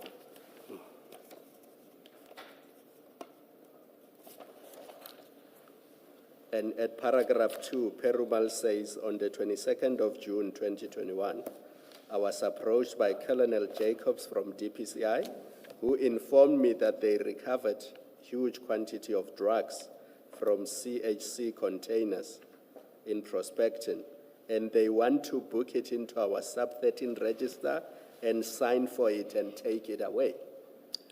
Yes, I can see that. So the intention all along was just to book it and sign and take it away. There was never an intention to store it at Isipingo. I wouldn't know what was the intention, but initially, when Warrant Officer Perumal saw the drugs, he said those words that I'm saying. I've never, so much, I don't have space. I cannot retract from that, Chairperson. I had it and I placed it there. It's quite curious that Jacob's first statement, he doesn't mention that Perumal said, I don't have space. It's quite curious.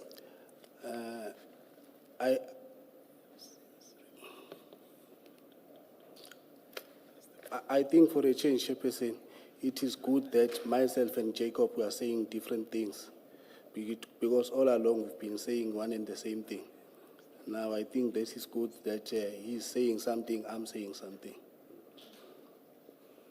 The other thing about this is, on the point that Commissioner Khumalo is discussing, pointing out to you now about the Perumal saying they were going to sign in and out, is in fact, on other evidence that we have seen of the SAP 13, the exhibits are signed out for analysis, not because of space. He doesn't, whoever completed that SAP 13 doesn't say, because we have no space, we're taking it to storage. He says we're signing it out for analysis. That is not consistent with what you have in your statement and what you are insisting on here, that there was an intention to keep them there. There was never an intention to keep them there, and with further confirmation is the SAP 13 that signs it out. It's for analysis.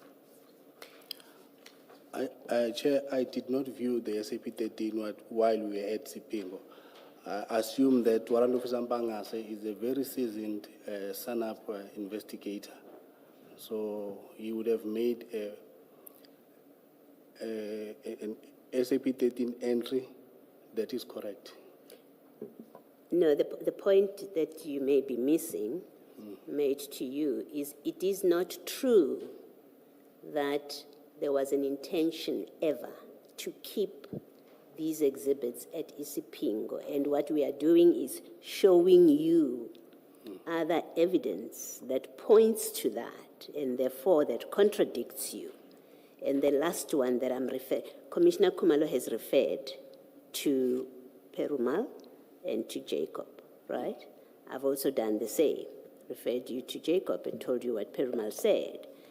The evidence leader has done the same. And the last thing in that stream of facts that have been established from the documents is the SAP 13, where a reason for taking out these exhibits is given as for analysis.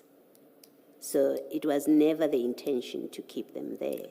That's all we are pointing to you, that you are the lone voice in all of this. It wasn't your operation. Someone was in charge. You were there to help. As matters stand now, in this minute, you are the only one that is saying that there was an intention to keep these specimens there, and they were not, these exhibits, and they were not kept because Perumal said, I don't have space. Maybe I can agree with you, Chair, on that one, that maybe I wasn't aware of maybe a plan that you are saying of not keeping exhibit there. But according to me, when we were at the station, the intention was to store the exhibit. That's what you thought. You thought. I wouldn't. Yes, I thought the intention was to store exhibit at the police station. Thank you. All right, just lastly, and again, to be fair to you, Colonel Jacob's statement before the commission, he refers to his previous statements, and then he says, my members on the scene have since reminded me that Warrant Officer Perumal explicitly refused to keep the exhibits on the day, and that I should have been aware of the same.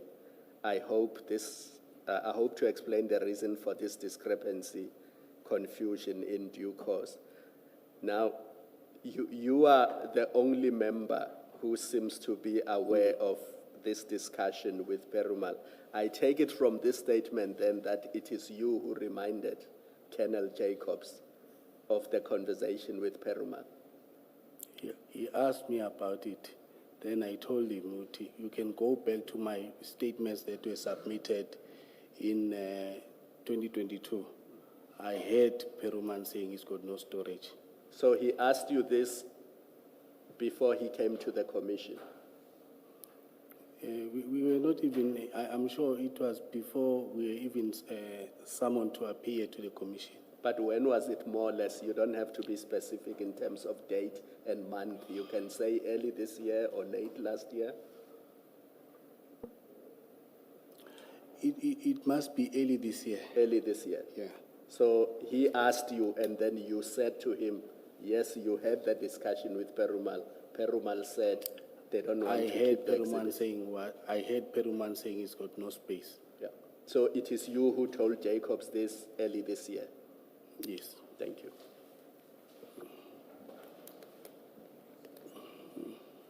Sorry, I keep saying Jacobs. It's Jacob. Jacob. I apologize.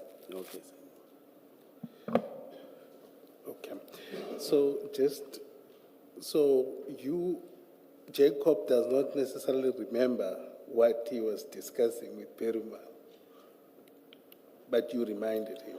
I'm not saying that he does not remember what he was discussing. I'm saying I heard Perumal saying he's got no space. Okay. Now, in your statement, if you go to the same file, page 634,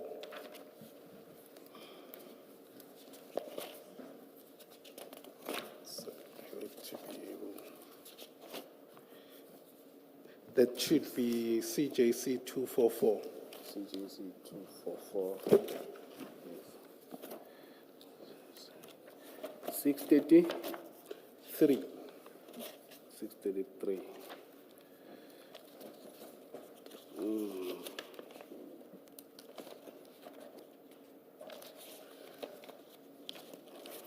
But I'm more interested in the following page, right? And will you accept that at paragraph 9 in particular, this is now where you talk about, that you start talking about what happened in Isipingo. The third sentence there says, on arrival at the police station, we parked the vehicles on the parking lot and started to offload the bags, all the bags, place them on the floor. Warrant Officer Perumal of SAP 13 was called to the parking. We started counting the amount of bricks from 27 bags, 541 bricks suspected cocaine, and all exhibits were entered into. So at this point, there is no discussion about storage space or exhibit bags. You accept that? So this is your statement. It was when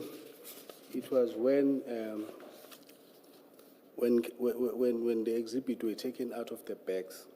That is where Warrant Officer Perumal said, so much trucks, I don't have space. Yeah, so my point is different. I'm saying, but that is not contained in this statement. Yes, I see that. Okay. And why is that the case?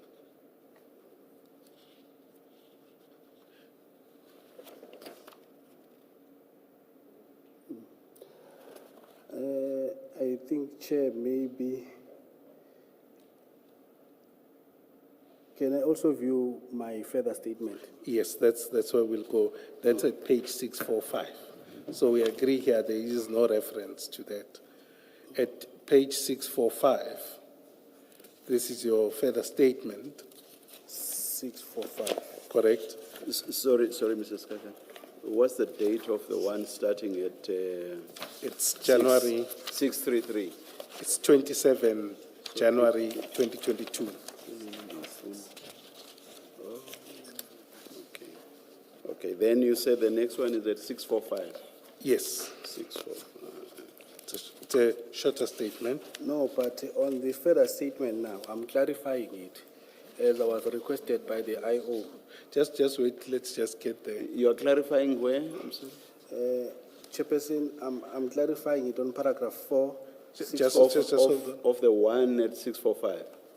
645, yes. Just let's just get there so that for the record, we are clear. The second statement is at 645. Now, that's when you start talking about, at paragraph 4.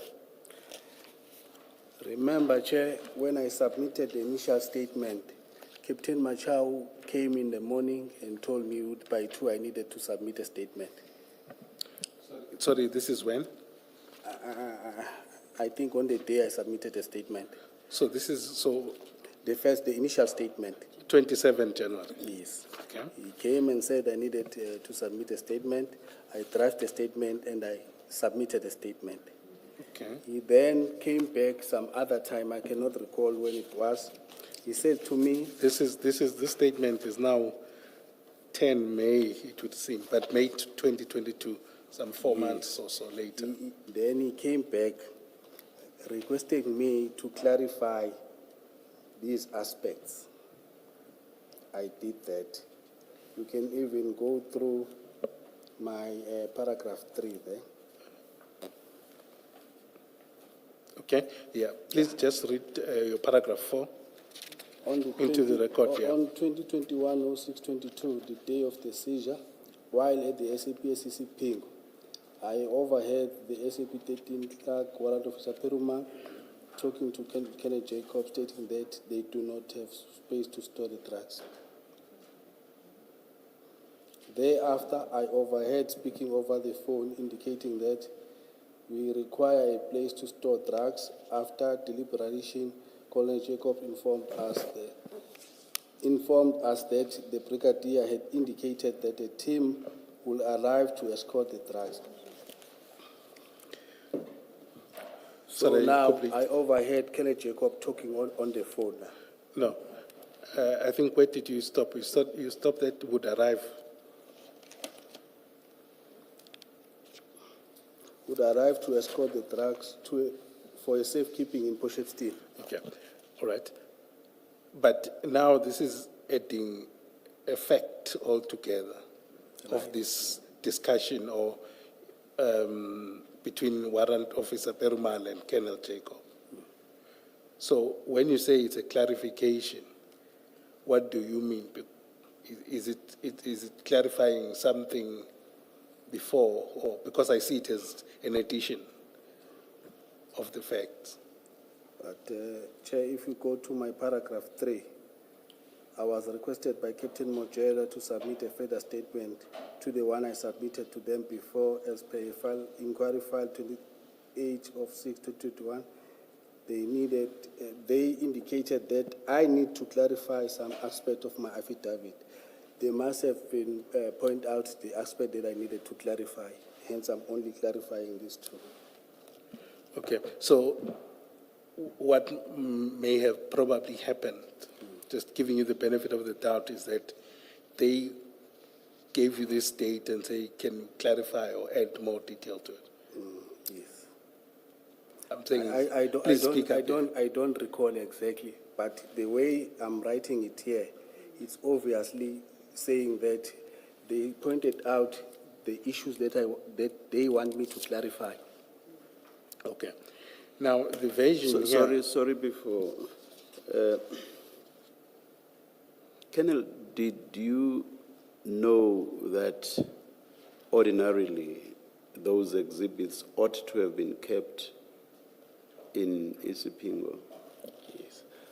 According to my knowledge, all the exhibits are kept in the police station of jurisdiction.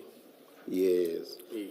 Now, the difficulty I have with your earlier statement, the one of 27 January 2022, is that you refer to Warrant Officer Perumal, the SAP 13 clerk, being called to the parking lot.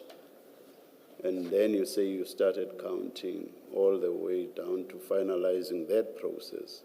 And then, sort of randomly as it were, and with no explanation, you say, Lieutenant Colonel Jacob indicated that he has spoken to Brigadier Nyuswa about a safe place to keep the exhibits. Yeah. What I find difficult to follow is, why did you not include this important detail that you say you were aware of, which is that these exhibits ought to have been kept in Isipingo? When you jump in that statement to Lieutenant Colonel saying, these, according to Brigadier Nyuswa, these must be taken to some safe place. How do you not explain the prescript that you say you were aware of? Why do you not explain that in this statement and say they were not kept at Isipingo because the clerk, the SAP 13 clerk, did not have space? And then as an alternative, which you say in paragraph 11, as an alternative, Brigadier Nyuswa then came up with some safe place elsewhere. It was so obvious for you to explain what ought to have been done in accordance with the prescripts. You don't say it. You only say it in a later statement. And which is prompted by whoever it is that required of you to give some quote-unquote clarification. Why would you not have stated something so obvious? I think, Chair, it's an omission. That is why we tender oral evidence to clarify all other evidence or explain or elaborate more. Who do you say, maybe you do explain, I didn't see just now, who do you say required you to give clarification? Who required me to give clarification? It's kept... Pursuant to which you then made your May 2022 statement. Am I correct? It's the investigating officer, Captain Marshall. Did he specifically tell you in what respects your statement did not state everything it ought to have stated? He just told me I needed to clarify the issues. I remember it was the issue of the story. No, I want a clear and direct answer. Did he specify the issues on which he required clarity? Yes, he did. Can you tell us what those were? Those issues that I needed to clarify is paragraph... No, issues, not paragraphs. No, issues. I want to refer you to a statement now. Okay. To my further statement. Okay. Please give me the page number of the further statement. 645.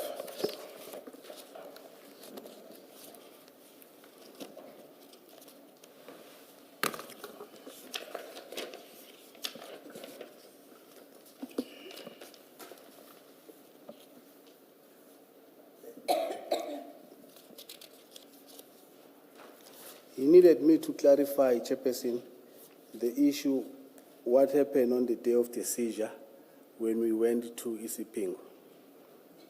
He also needed me to clarify... That's too broad and generalized. It doesn't really identify an issue. Did you hear me? I'm trying to respond, Chairperson. No. I'm saying what you've just read now, or what you've just said now, is too broad and generalized and does not identify an issue. And what I've asked for is for you to please specify the issues on which clarity was required. He indicated to me that Oratile Perumal is not agreeing with what we are saying, that there was no space at the police station. So we needed to clarify more. And at that stage, the investigating officer is now Lieutenant Colonel Jacob. It's no longer. No, it was Mashao by this time. Okay. And what did he know about that? For him to have required clarity on that issue, what did he know about that? I assume that Lieutenant Colonel Jacob would not have told him anything about that, or not? I never had a discussion with him. So, okay. And you have not stated it in your earlier statement? In my initial statement. Yes. Now, what would have caused him to say, please give clarity around what Perumal said about the availability or non-availability of space at discipline? What would have prompted that? Otherwise, it doesn't make sense. What would have prompted it?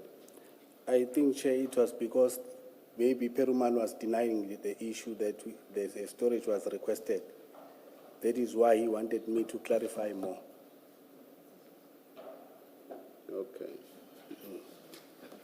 All right. But up to that point, Perumal, Jacobs, and yourselves were not disagreeing, because all your three statements up to that point were, we booked these things in, we took them out. So why would he say Perumal is disagreeing with you? Clarify, because there was no disagreement up to that point. The disagreement only comes in when you make the second statement. I've taken you to Jacobs' first statement. You saw that he says there was no discussion, there was no engagement. I've taken you to Perumal's statement. He says there was no engagement. You did not mention the engagement in your first statement that you are being asked to clarify. So why would the new investigating officer who's investigating the theft in Port Shepstone say to you, clarify a non-existent dispute?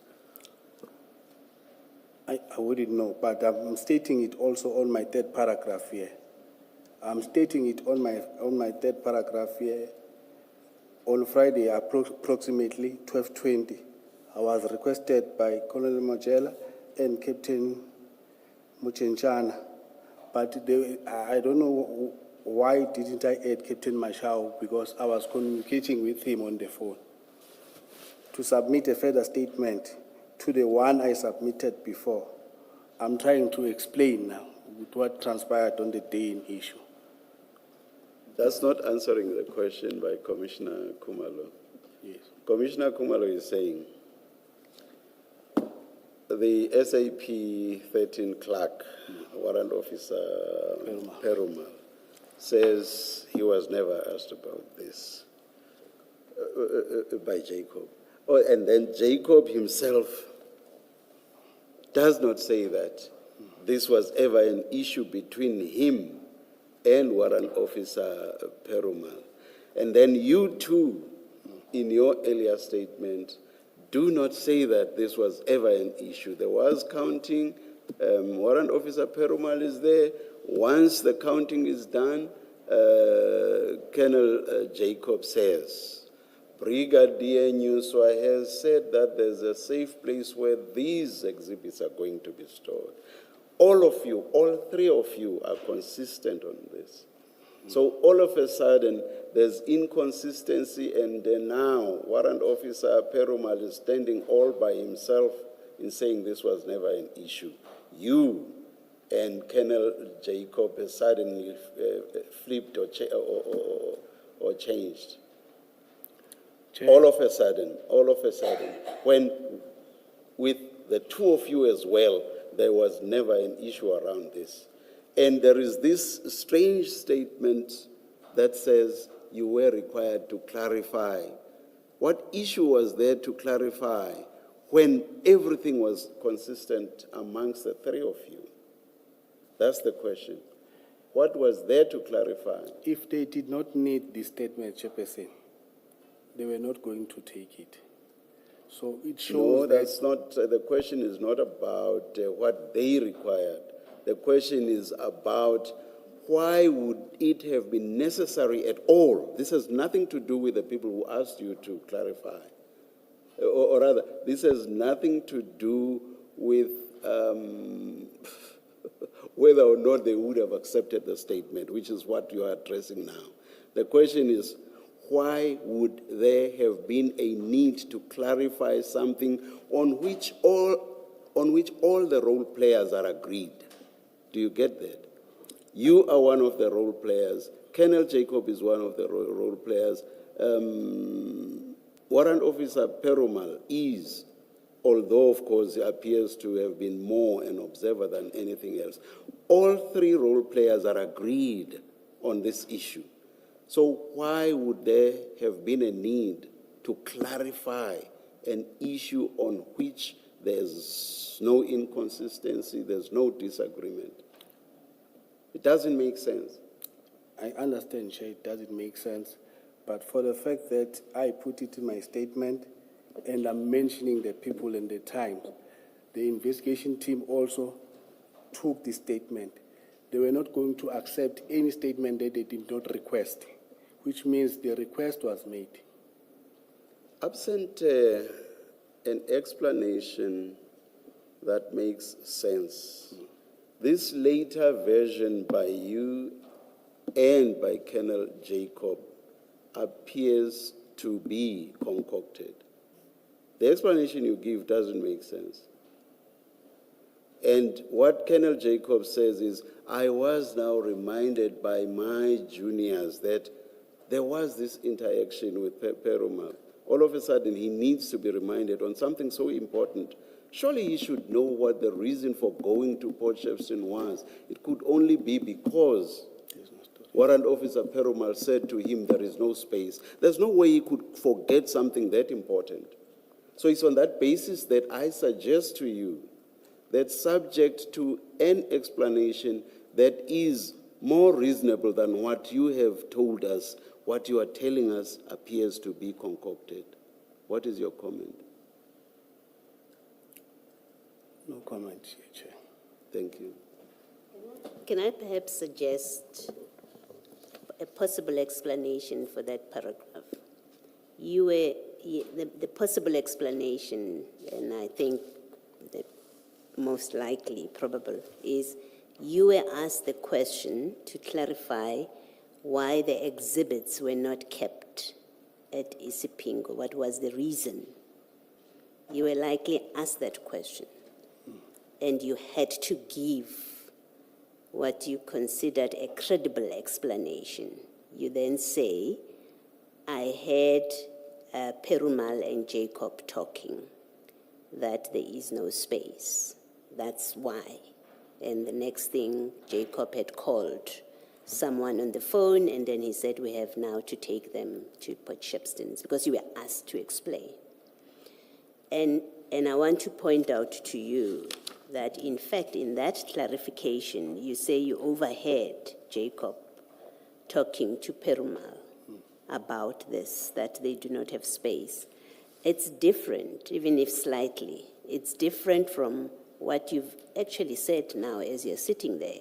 You ended up saying, when he came out and he saw the bags, he said, yo, I don't have space. So much. That's what you said. When you were being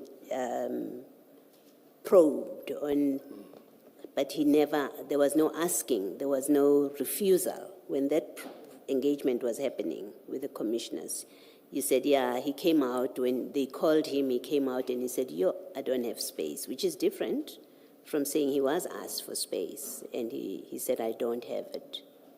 Chair, you remember Chair said, yo, it sounds like he's Zulu. It was more shock at seeing these, which is completely different from what you say in this clarification statement, which is you overheard them talking to each other. that he doesn't have space. So I want to suggest to you that you made up, in this clarification statement, you made up a reason why these exhibits end up not being left at Port Shepstone. And what you make up is to say they had a conversation, Jacob and Perumal said, I don't have space. That's what I want to suggest to you. I hear you, Chairperson, but I don't recall exactly what was the reason for clarification. The bottom line, Chairperson, I was not in position to make a decision as to where the exhibit must be kept. My colleague, Commissioner Baloyi, is being benevolent. The benevolence still doesn't answer the question why there would have been consistency among all of you and then suddenly two of you changed tack. So that answer to which in the end you said you had, or rather that issue to which in the end you said you had no answer remains. Thank you. And the last point on this, I find it strange that Jacob, who was a party to the conversation, does not remember the conversation. And it is somebody who happened to overhear the conversation who must now remind him of a conversation to which he was a party. I just find that very strange. Thank you, Chair. Do you agree that it is strange? That he wouldn't remember and he would need you to remind him? You find it strange? Yes. Because he's the one having the conversation with Perumal. You are assisting with and you are removing the bags from the vehicle so that they can be counted. You happen to overhear his conversation with Perumal. But neither of them remember the conversation. And it is you who must remind them that the conversation took place. I mean, that is strange, right? Yes, Chair. Yeah. It's not just strange it's not just strange, it is problematic, given what we have referred you to. Your later statement about yes, there was a conversation is difficult to accept as true, in fact, because of everything that we have put to you, right? As the chairperson says, there are three statements which don't speak to this conversation about storage. In fact, there's a statement where Jacob, that you say, had a conversation with Perumal, says, I never engaged him about this. Mpangase says nothing about it. He signs out, Mpangase signs out for analysis. So all of those things, they indicate that your account about this issue, it's not, it cannot be correct.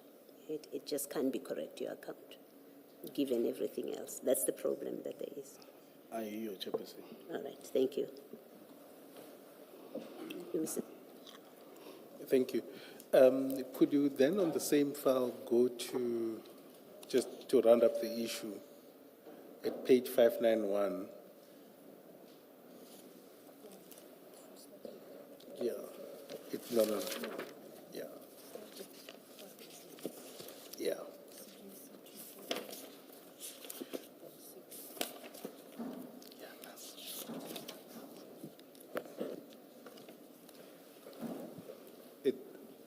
Yes, I'm there, Chair. Said page? Sorry, let's start at page 589, which is the exhibit number is CJC 243.6. That's the affidavit by Colonel Jacob, and it's dated 9 November 2021. But what I'm more interested in is from page 590 at the bottom, the very last sentence of paragraph 10.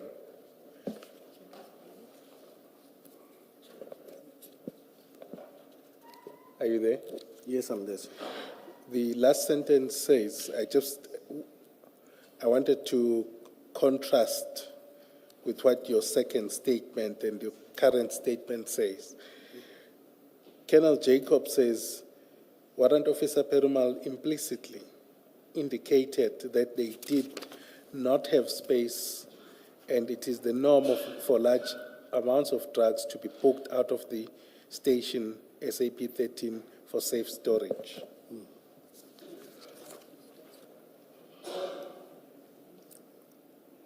Now, what do you see the difference between that, the implicit, and someone saying, yo, there's no space, or on the phone, or having a discussion? Do you see the difference between those three versions?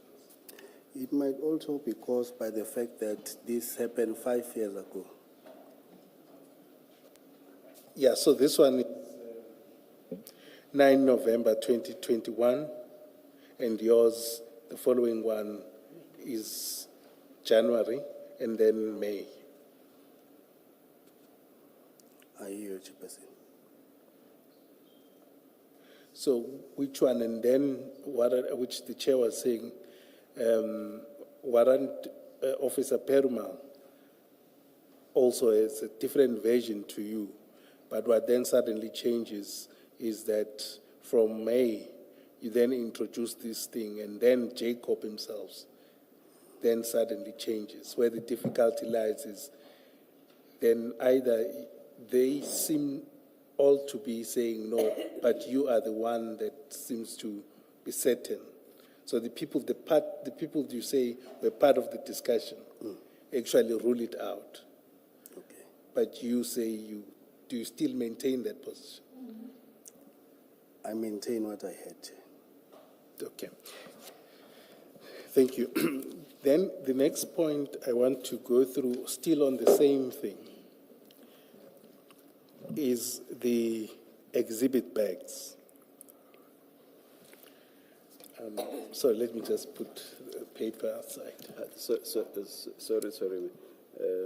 In a way, I'm taking you back. I don't know if we actually placed this on record, but of course, we did refer to it, even if we did not specifically refer to the actual wording. I hope I'm not repeating it. This is Colonel Jacobs's. Oh my gosh, it's unsigned. You'll probably not own it. What's the first? The very first. I don't know if I need to say it. Did he disown it though? No. He accepted it. He accepted it. I raised that issue and Advocate Sillot took him through it.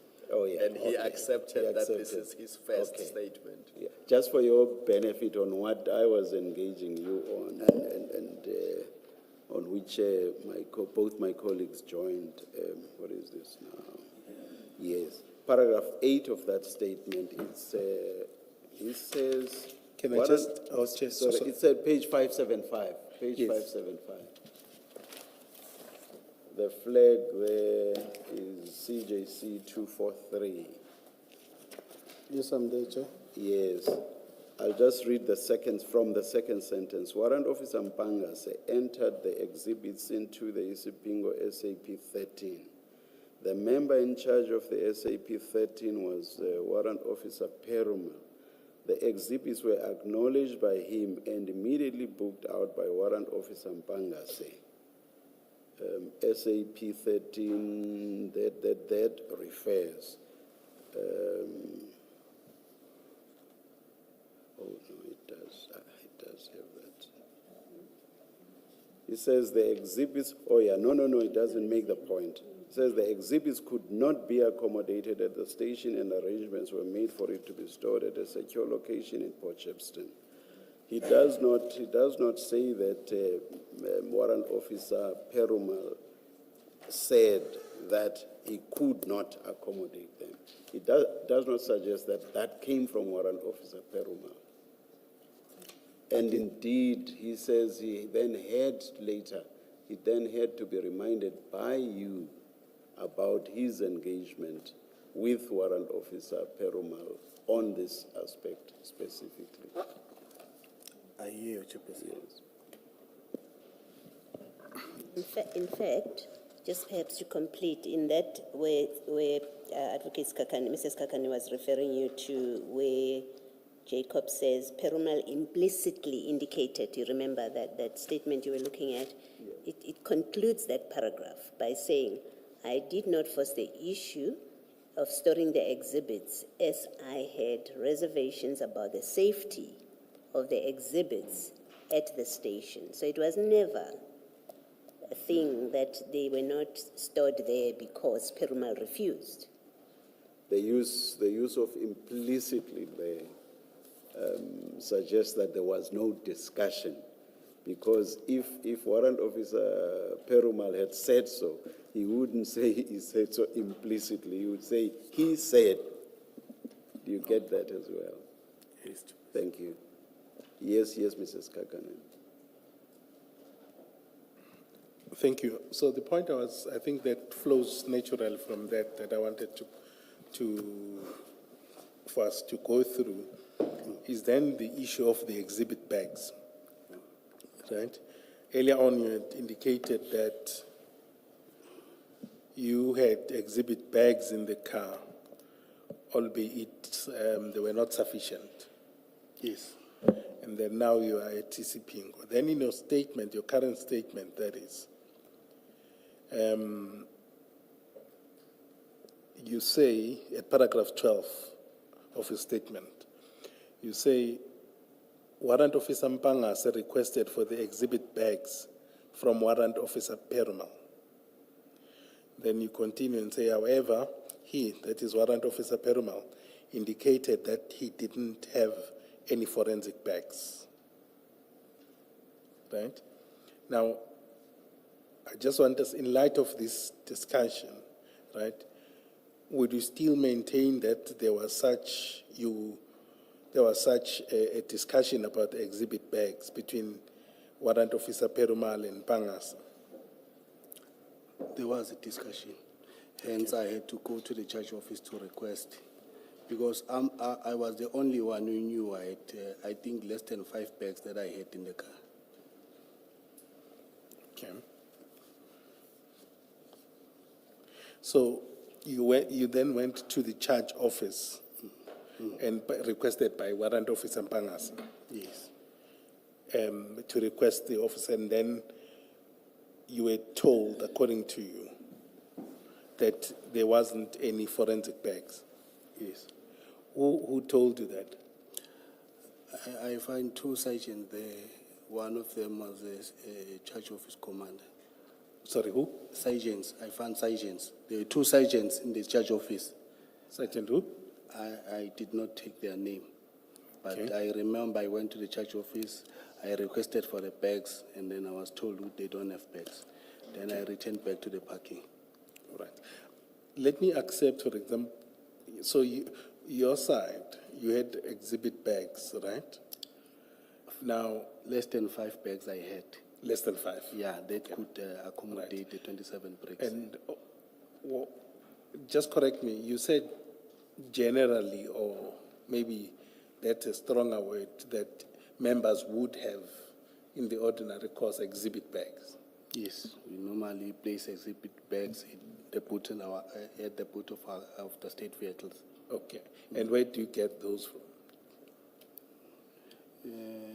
We request at the stations, sometimes at the office. Exhibit bags are an issue and they are not easy to get, more especially the bigger sizes. Yes. Okay. I'd like to maybe request for your comment whether it is a possibility that a police station would not have an exhibit bag at all. Depending on the size. Okay. So in this case,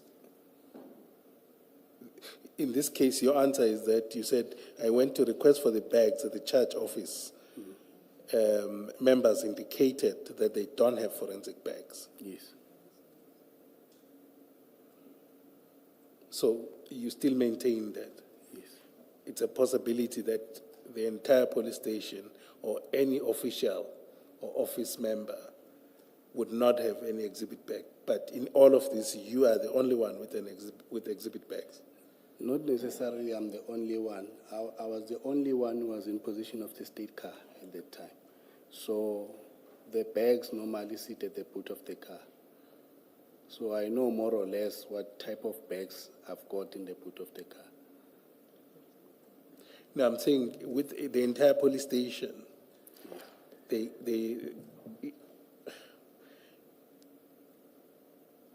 wouldn't know for a fact, so you only relied on what they said. I only relied on what they said at the church office. Okay. And you say in your encounter, well, in your experience in the police force, is that possible? Other than, can it happen? Yes, it can. It does happen. It does happen. Some police stations, they don't have. Entirely. Yeah. And obviously, here at Sipingo, I think we can agree, we don't need to test that. We can agree that they did store exhibits before. Yes. And with that as well, you would still maintain that that's what they didn't have. Yes. Okay. Can you then turn to... Let me ask a question about this. Can you just explain to me, and it may well be it's a function of process, of your processes. You say in your statement that that Perumal said he doesn't have Yes. evidence bags, Yes. and then but you still go to the charge office to ask. If Perumal says to you, I don't have evidence bags, surely he speaks for the station. Why would you need still to go to the charge office to ask for? Because you've got the evidence, what do they call it? Exhibit clerk says we don't have this size, and I'm prepared to accept for my engagement with you that it was a size issue, right? We're dealing with size. If Perumal did say I don't have, it would have been him talking about size. I'm prepared to accept that. But you have been told by the exhibit clerk that there are no bags according to you. Yes. Why are you still going to the charge office? Yeah, it happens, Chair, that when you engage the SAP 13 officer, he might not have bags, but when you go to the church office, like in Durban Central, you'll get bags. It might also happen when you engage the CSC members to say, give us bags, they don't have, but when you get to the SAP 13, you'll find bags.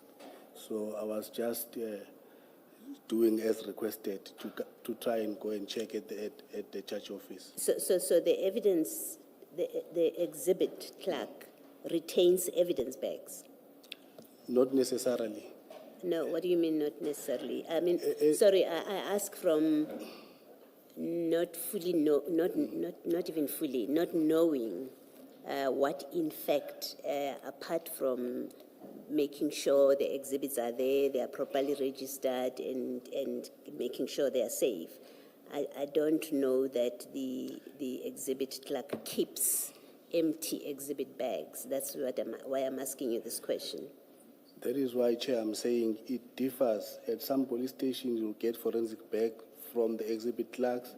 At some police stations, you'll get bags from the members, operational members and detective. Everybody who uses bags in his daily duties might keep the bags.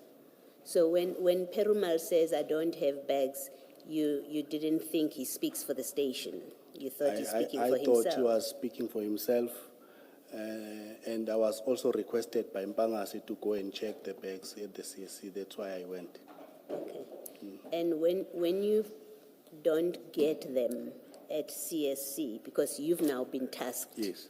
with finding exhibit bags, when you don't get them, why do you not suggest, let's phone other police stations to bring them here, to try and source them so that they can bring them here? Because as you said previously when you were talking about Perumal, you said as an experienced SAP 13 clerk, he would know that to accept the exhibits into his SAP 13, they must be in evidence bags.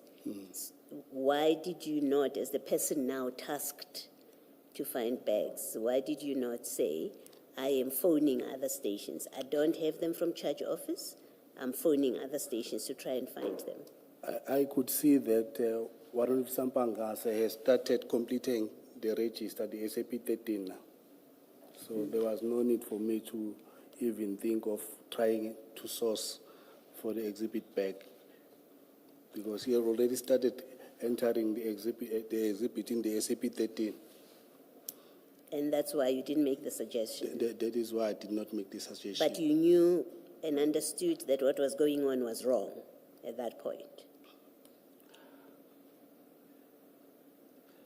Please don't say no. I will not accept it as a truthful answer. Don't say no. But Chairperson, if the custodian of the register is accepting that the drugs must be booked in without forensic bags, who am I to dispute that? I'm not asking about the register. I'm asking you, as a police officer who knows about crime scenes, you told Chairperson previously, who has criticized Perumal in your discussion that he's a seasoned SAP clerk. Why would he accept without evidence bags, right? I'm asking you on that basis that you, today Col Sibiya, then warrant officer, you were warrant officer then, you knew as you stood there without evidence bags, you've been to the charge office, there are no evidence bags, you see warrant officer Mpangase completing the SAP 13 without these exhibits being put in evidence bags. I'm asking you, you knew as you looked at this that this is wrong. That's not how we are supposed to do it. Chair, my senior was completing the SAP 13. You thought there was nothing wrong with what your senior was doing? No, I don't know. We don't have all the time for you to go around in circles instead of answering a direct question. You started off earlier saying my senior, so I've heard you on that, and I've said, no, I'm not asking you about what your senior was doing. I'm asking you about what you thought of that. You've told us what your senior was doing, according to you. So accept that I accept that it was happening. What you're saying was happening at the time. Work on the basis that I accept the truthfulness of you saying that your senior went ahead and completed these things without evidence bags. I'm asking you a different question. As he was doing that, you knew that is contrary to national instructions. It is wrong what he is doing at that time. It's a yes or no answer. He may have an explanation why he was doing it. You may have an explanation why you didn't say anything to him. You have an explanation why you didn't call other stations to get those bags. I'm not interested in that. I'm interested in, as you look at it, as it's happening, you knew what he's doing is wrong. Not what you are doing, but what your superior is doing is wrong. It's against what the books say we should do. You knew that. Okay, thank you. But if I may add also. Yes, you may. Sometimes operationally you have to make decisions that are contrary to the national instruction. If the attempt failed to try and secure the forensic bags, then the next best thing is to book them in as they are. You accept, as I think you must, that you cannot say there was a failure to obtain because you didn't call other stations. And I'm not blaming you. I'm not putting it to blame you. I'm saying you are at Isipingo, you know what the rules say. None of you said, let's call the other stations and then say, oh, we've tried. Nobody has it, then we have to do it the Mpangase way, right? You accept that? I accept that. Okay, thank you. Can I ask a yes or no answer? Is it fair to say that this whole problem that arose at Ispingo was because LCRC was not called to the scene to begin with? Yes, it is fair. Thank you.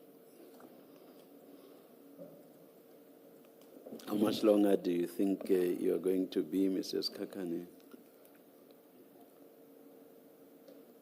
I'm asking because we have other important commission-related engagements, but I'm not unduly pressuring you. I just want to find out.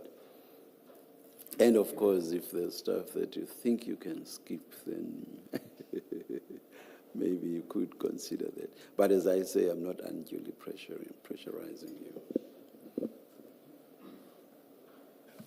Would 4 be a terrible time? Or Yes, it's only 30 minutes, yes. I will. That's my time. Thank you.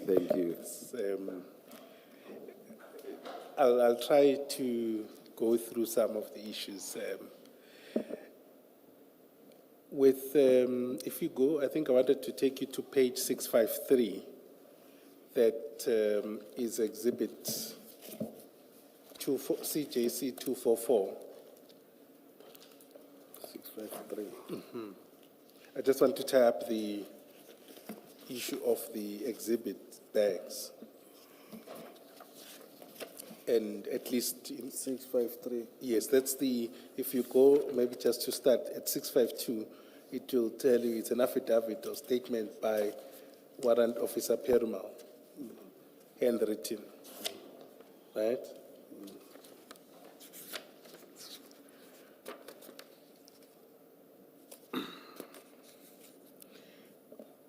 At 653, he indicates that Lieutenant Colonel Jacob did not ask for forensic bags, right? I'm trying to make up the handwriting. Did not ask for forensic bags to package these exhibits. He only told me that they are waiting for his commander to arrive. I went back to my office and continued with my duties. And then what is important for your purposes is that he says, we had the forensic bags at the station that could have been used to package those exhibits if Lieutenant Colonel Jacob requested them from me. Now, what would be your comment to that version? I think that Perumal, knowing the national instruction and as a custodian of the SCP-13, allowing exhibit to be booked in without forensic bags, then there is something that is not right there. It's a proof that the exhibit bags were not there. That is why he's accepting drugs without forensic bags. Okay. Then there's two questions that I have, then we can move over from this issue. One is, the assumption is that he refuses, or he says there's no space, right? Now, was that taken up with someone higher at the station? No, I didn't take it up with anybody high. Okay. Please speak up. I did not take it higher with anybody, but I don't know, maybe the Colonel Jacob maybe engaged somebody, I don't know, I wouldn't know. Oh, so, sorry, you said Colonel Jacob? I'm saying I wouldn't know if he engaged anybody higher than Perumal, Okay. but I did not engage anybody. Okay, but would you accept that if Warrant Officer Perumal either refused to keep the exhibits or otherwise not complied, that would have been in breach of the national instruction? Yes. Okay.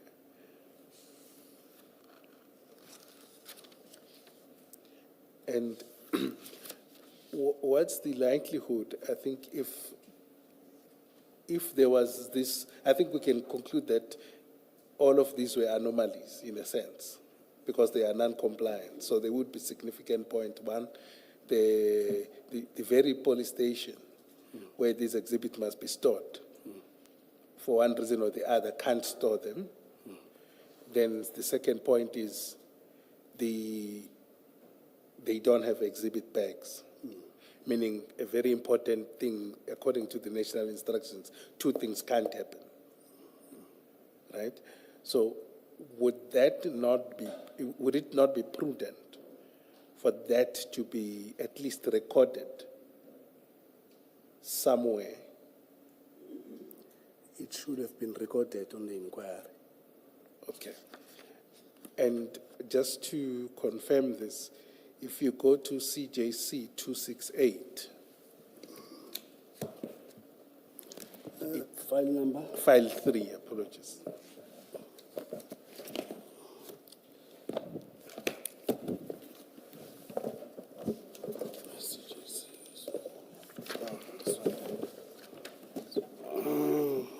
Starting at page 800.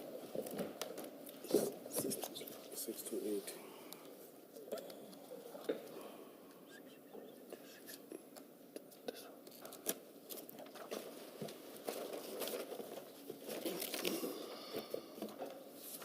I'm there, Chair.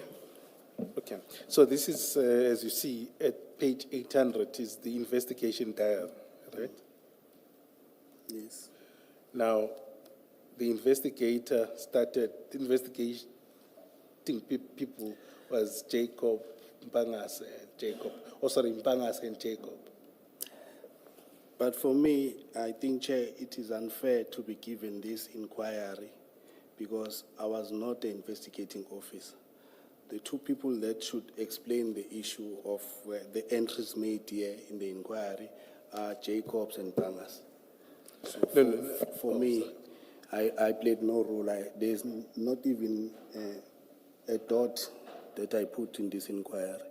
So I think, Chair. So I think Maybe wait for the question first. Let hear first what he's asking. I agree with you.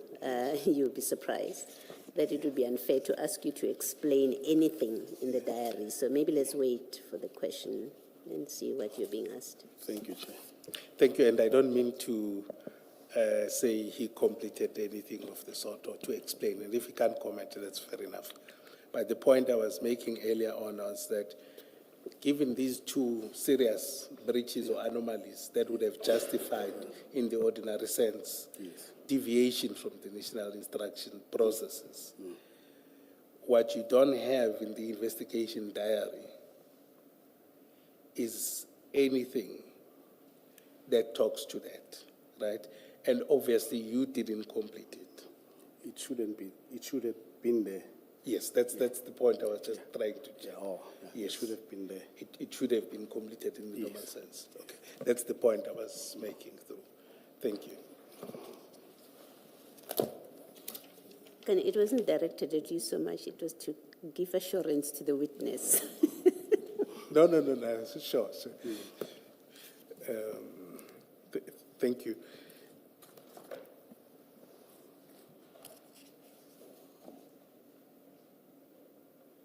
Then I'll move over with speed as well on the issue of, so you count the exhibits, right? And obviously I'm not going to settle you with weighing and averaging the cocaine and all of this. It's not your area. But I want us to then just briefly talk about the decision to move to Potchefstroom. Yes. Right? Now, if I understood you, right, you were not involved in that decision. I was not involved at all. All right. And were you familiar with the offices and storage space in Potchefstroom? I didn't even know that there is a storage place in Potchefstroom. It was the first time hearing it, that there's a walk-in safe in Potchefstroom. Okay. So you, what did you assume? Did you assume it was offices? That's how your understanding was, that the exhibits were being taken to the offices. Colonel Jacob indicated that Brigadier Yusuf said the exhibit will be taken to Potchefstroom in a walk-in safe. Yeah. And obviously, they are not in sealed bags at this point. Yes. They are still in those Canvas bags. canvas bags, right? So you took no issue with that. So I'm saying you took no issue with that. It's your boss or your commander that says these must be transported to Potchefstroom. Yes. All right. And in your mind, did you not also, there's an issue about whether they are nearer police stations and all of these things. Did you have that in your mind that maybe Potchefstroom is far, maybe we can consider other spaces? Were you part of that discussion? No, I was not part of that discussion. It never crossed my mind. Okay. Yeah. So then you then go to, I'll take you to your paragraph 14, I'll skip this. Yes.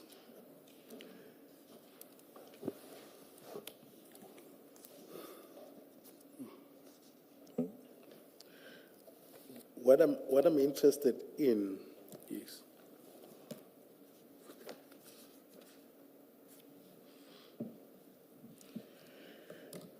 is you say when you, and I think it's common cause that then Warrant Officer Pangase took charge as Colonel Jacob left. Yes.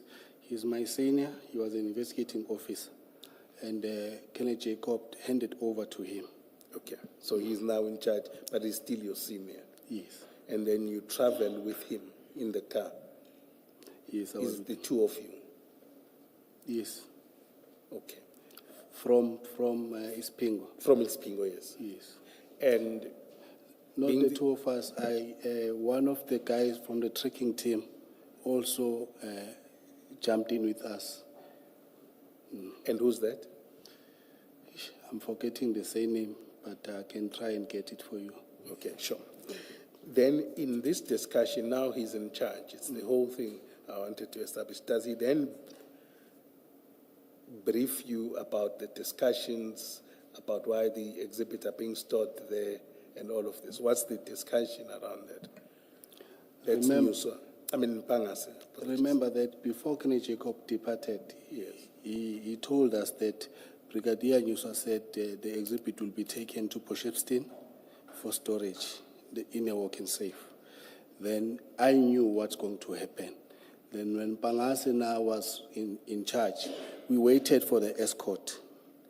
As soon as the escort arrived, Pangase briefed the escort to say that we've got drugs here, we need to load them in the vehicles, and we are escorting them to Potchefstroom. Okay. And the time between Ispingo and the departing, how long was that?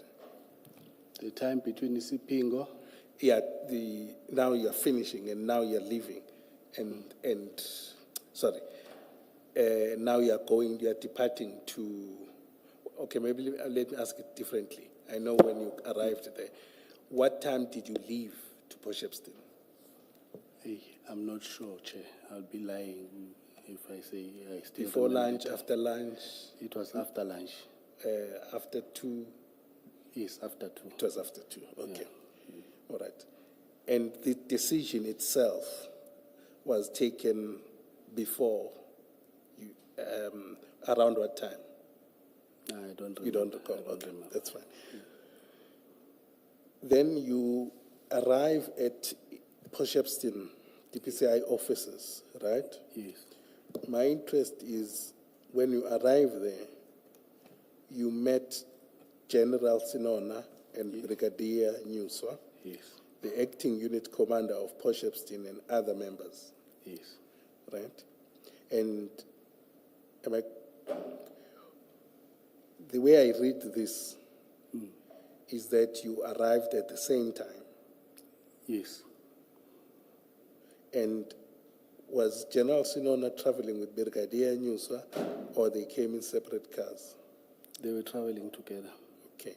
And where did they park? They parked on the parking lots at Potchefstroom Organized Crime parkings there. Outside the office, there are parkings there. Okay. I'll just ask, I do need to be pedantic on this point, just one question around it.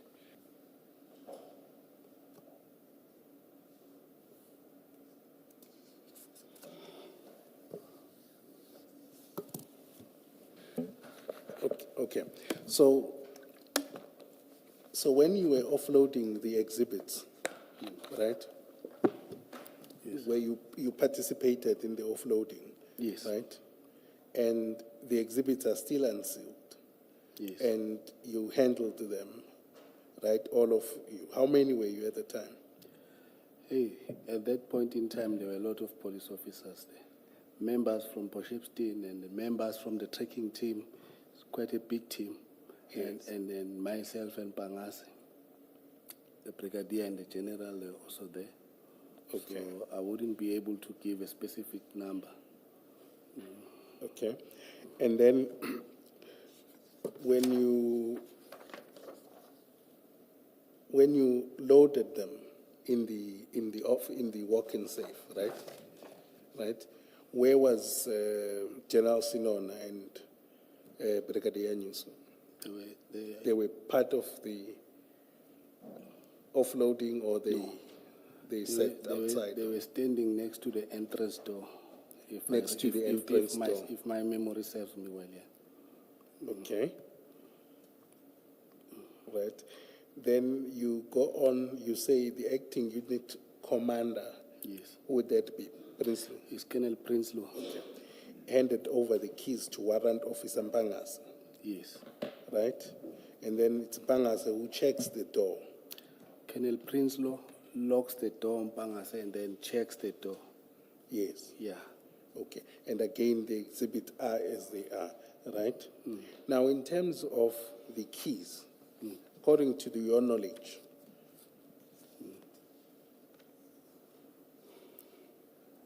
was it appropriate, was there any documentation that was filled about handing over the key? Was there any formalities, or it was just, here are the keys? I did not see any document being completed. Okay. And do you think, would that have been a requirement? I think maybe the OP entry should have been made at the police station. Yes. At the offices there in Potchefstroom. Yes. To say the key is handed over to so and so, and whoever was receiving the key should have signed in Yes. the occurrence book. I'll take you to that if there's any contestation, that there is a requirement that if someone is taking possession of a safe key, storage key, they must complete a document, it must be signed. But can you confirm that was not done, so we don't need to belabor the point? I can't confirm that it was not done. Okay. Maybe it was done in their diaries. Maybe an entry was made, a person can sign also in the diary, not necessarily that the person can only sign on the occurrence book. Okay, Yeah. that's fine. Then if I take you to the second file of the exhibit CJC 243.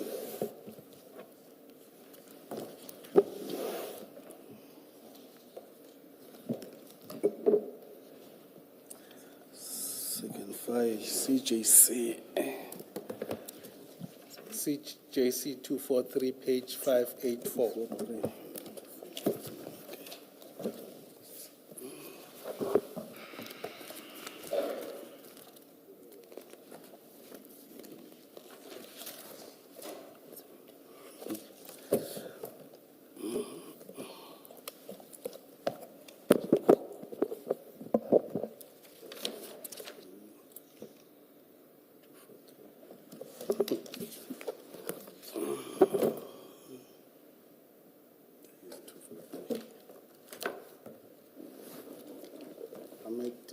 CJC 243, Chair. Yes, but at page 584.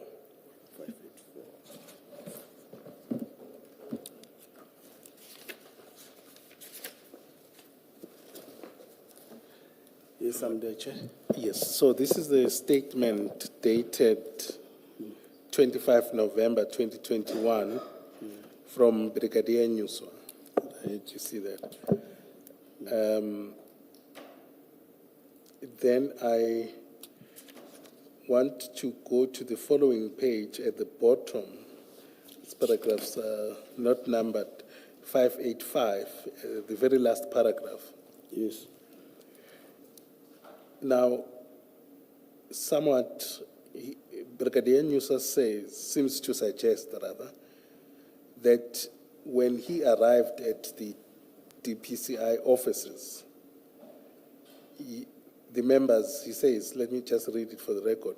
When we arrived at the Port Shepstone DPCI SOCI, the investigators had finished offloading the exhibits, and the exhibits were placed in the safe in the presence of Lieutenant Colonel Prinsloo. We were then shown the exhibits.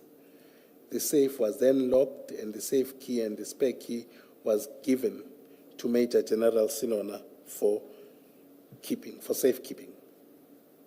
Right? Now, what would be your comment with his version? He doesn't seem to say you arrived at the same time. He seems to say it was after. When we got there, they were there. So, sorry, just pick up here. I'm saying when we arrived in Port Shepstone, they were there. Okay, so this version. We arrived at the same time. Okay, so he would be wrong in this version. I cannot respond on his affidavit, but I'm saying when They are contradicting each other. Yeah, because I've got also my own version that I'm Yes. saying, then that's his version, then I Yes. cannot dispute it.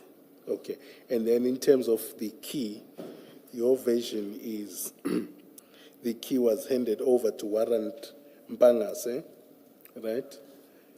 Colonel Prinsloo handed over the keys to Mpangas. So Brigadier Yusuf says they were shown the exhibits, right? The safe was locked. He doesn't say by who, though, at this point. And the safe key were handed to Major General Senona for safekeeping. Yes, the key Mpangas handed them over to General Senona. Okay, so it's just that he's missing Pangase in this point. In this point, yeah. Okay, no, that's fine. So ultimately, the key ended up with General Senona. Yes. Okay. Can I ask the question? Why were these, on the day itself, you are now in Port Shepstone, why were they not put in evidence bags on that day when you got to Port Shepstone? Chair, if I can tell you, I'll assume that maybe no one thought of it, because I was contacted the following morning I was requested by Mpangas the following morning to say that no, we needed to go back to Port Shepstone to pack the exhibits. I think maybe it was also that it was late in the afternoon. Yeah, but the place remains open as long as you need to work. Yes. And I think, and I note that you say maybe. So no discussion came up about these must be put in evidence bags before we leave this place. No such discussion happened. I don't remember such discussion taking place, Chair. Okay. And the same about entering them in the SAP 13, sorting that process out. That never came up because now it's you and Warrant Officer Mpangase, right? The others were there to escort you from Isipingo. So it's now the two of you. Yes. Between the two of you, there was no thought or discussion that we have to put these, record them in the SAP 13. We've booked them out somewhere. They must be accounted for as booked in. It didn't come up.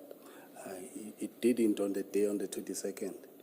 It's only in the morning when he came and requested that we should go there. So we had a situation where these drugs were unaccounted for officially on the system. They were, because there's no record of it. You booked them out. For all we care, they could easily have been in Umlazi or wherever.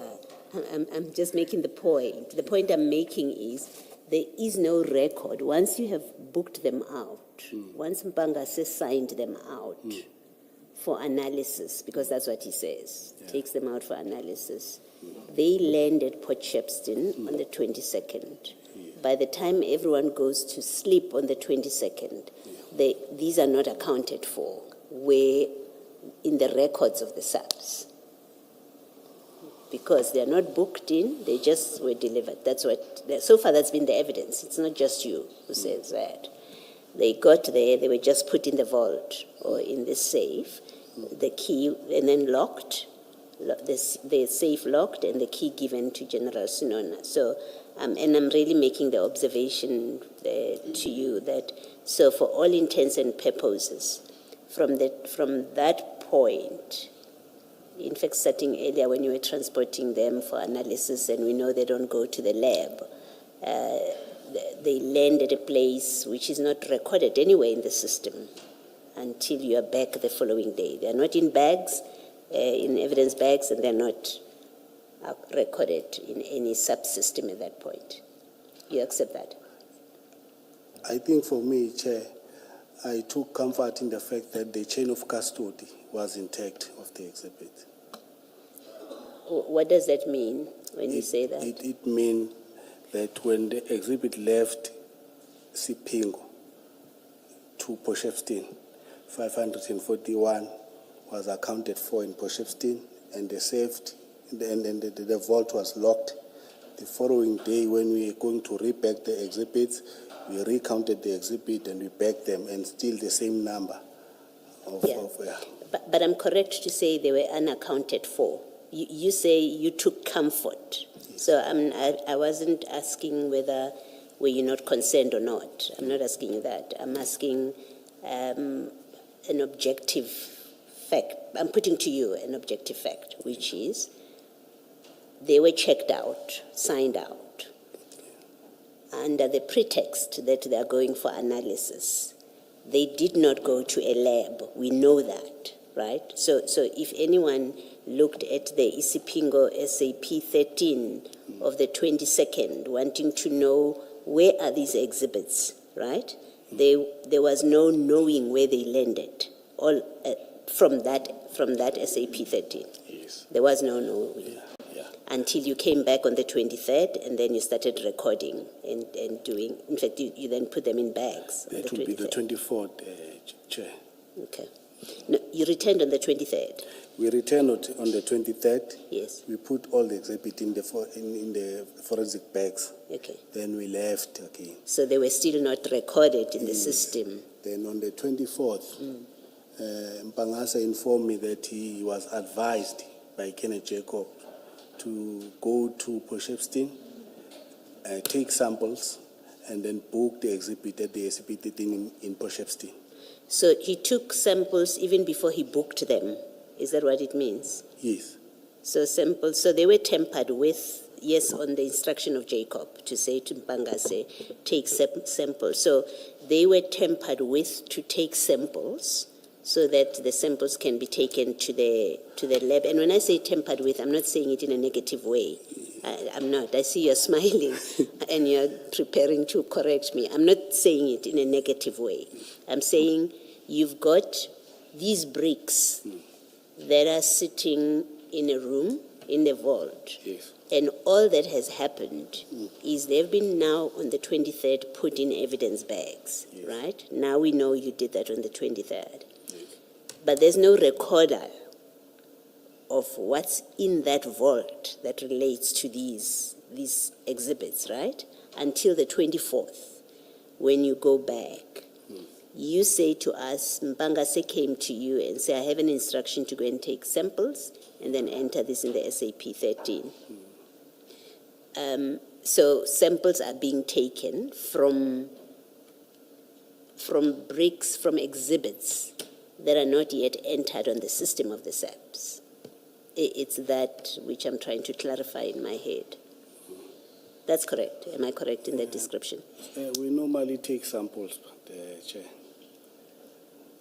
We take samples, we use presumptive test to test samples. So Mpangase was briefed as to how we must take the samples. That is why when we got to Potchefstroom, he was the one taking samples. Yes. The issue, I'm not taking issue, at least for my conversation with you. Yeah. I'm not taking issue with the fact that samples were taken. That's not the emphasis. The emphasis is there's an instruction to take samples from exhibits that are not yet booked in the SAP 13. You understand what I'm saying? Yes. Right. Yes. Am I correct in my understanding of that's what happened? Okay. Thank you. Thank you. I see the time is 4, Chair. But it seems history has hit me once more.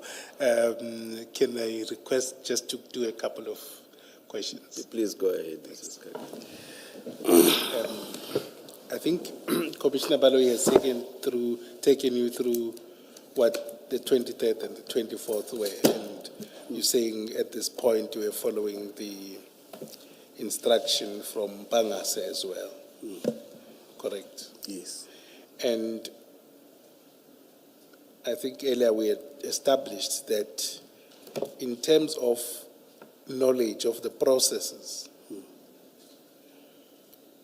regarding sampling, weighing, and all of this for drugs, you were none the wiser, in a sense, right? But here they are involving you actively in that exercise, such that you even end up with samples in your possession. It was not on the same day.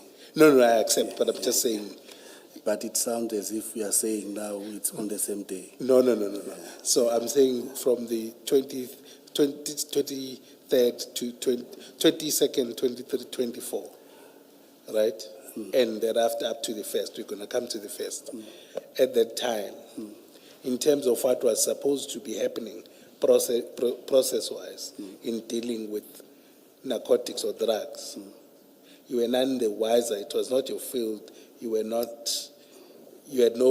That's why that's why you didn't object to many of the things that went wrong.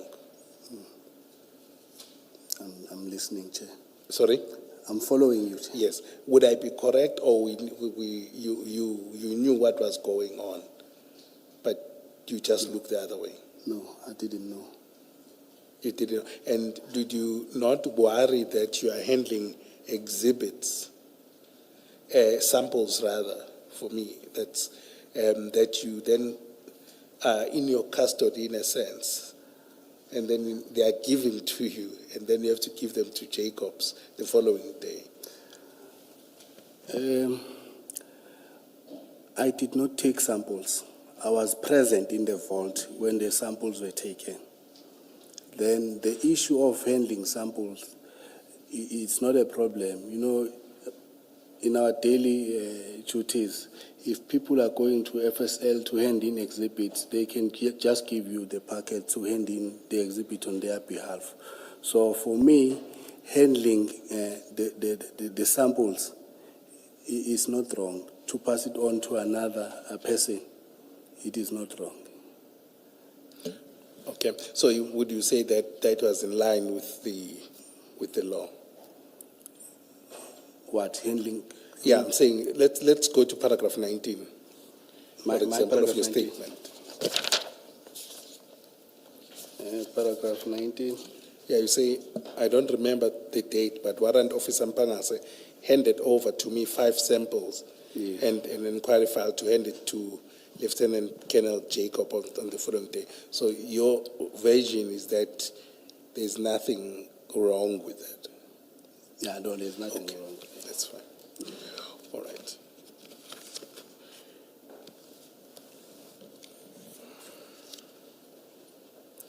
And I think when you went on the 23rd and 24th, when you went to Senona's office to get the key, you didn't go up to his office. I didn't go up. I was driving. I was parked on the road with Warrant Officer Kumete. It's only Mpangase who went up to fetch the key and came back to us. Sure. Okay. Then the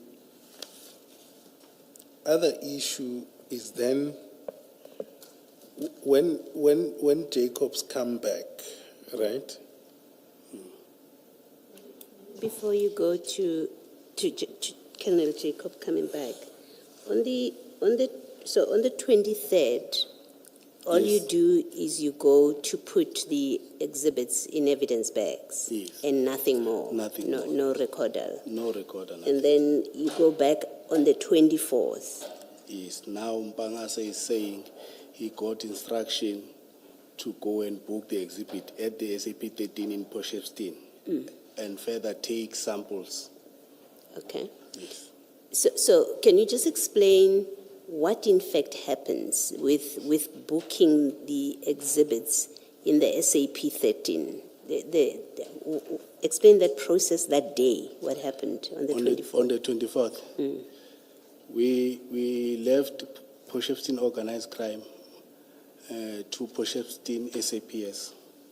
On arrival at the CSC, myself, Warrant Officer Kumete and Warrant Officer Mkomo, we stood on this side of the counter. Warrant Officer Mpangase went and spoke to the SAP 13 clerk, and then they completed the register. And then he came back to us, he told us that he's done. So the SAP clerk did not see the exhibits. So the SAP 13 was completed with the SAP 13 clerk without seeing the exhibits. Yes. He did not see the exhibit because we can't even say maybe he went back because we left Potchefstroom with the key to Durban. So he did not see it, but he signed for them. Yeah. And maybe just so that I understand, so when he, from the one SAP 13, the Isipingo one, Yes. right? We have seen that what is recorded is each bag and the details of each bag and what is in the bag, right? That's what happened with the Isipingo one. So with the Potchefstroom one, the SAP 13, on what basis was it completed with the SAP 13 clerk if he doesn't have the exhibits and therefore he doesn't have the evidence bags and the evidence bag numbers? He doesn't have those details. How does he complete?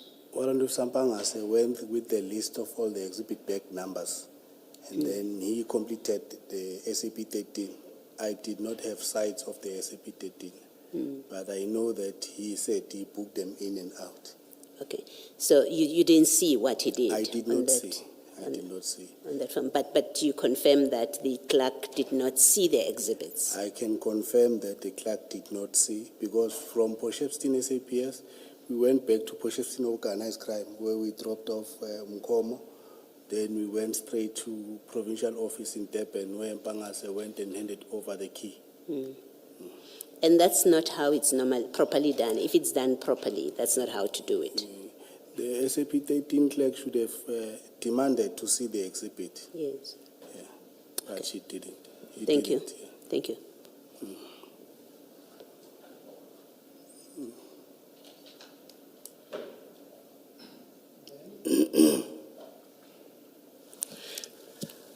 Colonel Jacobs comes back, right?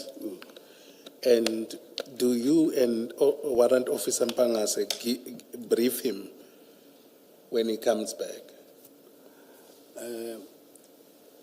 He was supposed to be briefed by the investigating officer.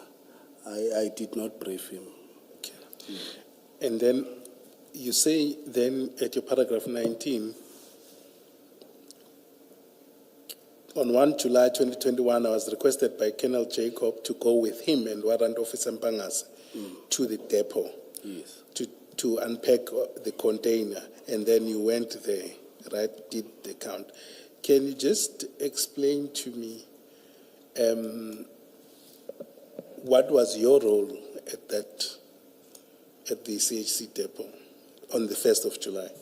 The 1st of July, we got there.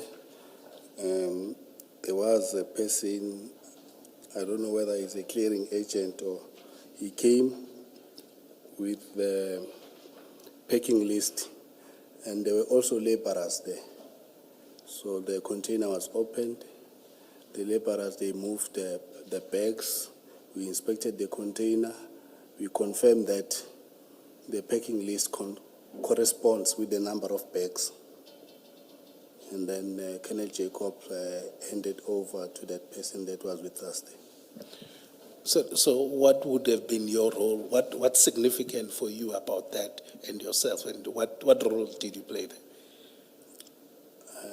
I was just accompanying them to go there.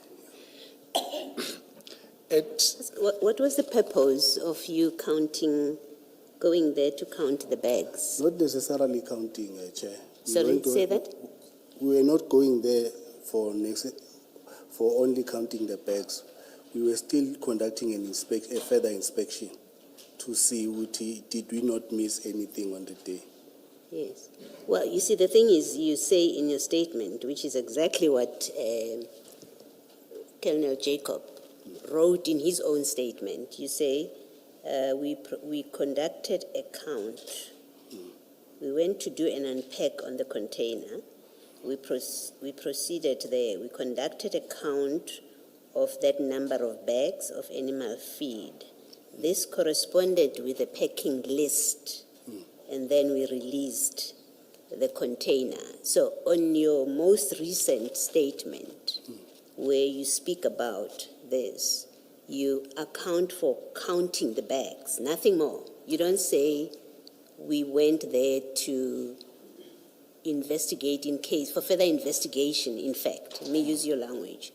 You don't, and him as well. He doesn't say in his statement, we went back for further investigation and this is what we did when we got there. He says, we went back to do a count to verify that the number of bags, it has nothing to do with the subs, that the bags correspond, the number of bags corresponds with the list. But that's what you've said. And it's word for word what Colonel Jacob says in his own statement. Doesn't speak about investigating. And what I suggested, let me put this to you, what I suggested to him. I suggested to him that this was a charade, it wanted to give appearances that we continued to investigate the docket. There was nothing amiss. This was a serious matter. We were investigating the docket. That's why we went back on that day. And I don't accept that explanation.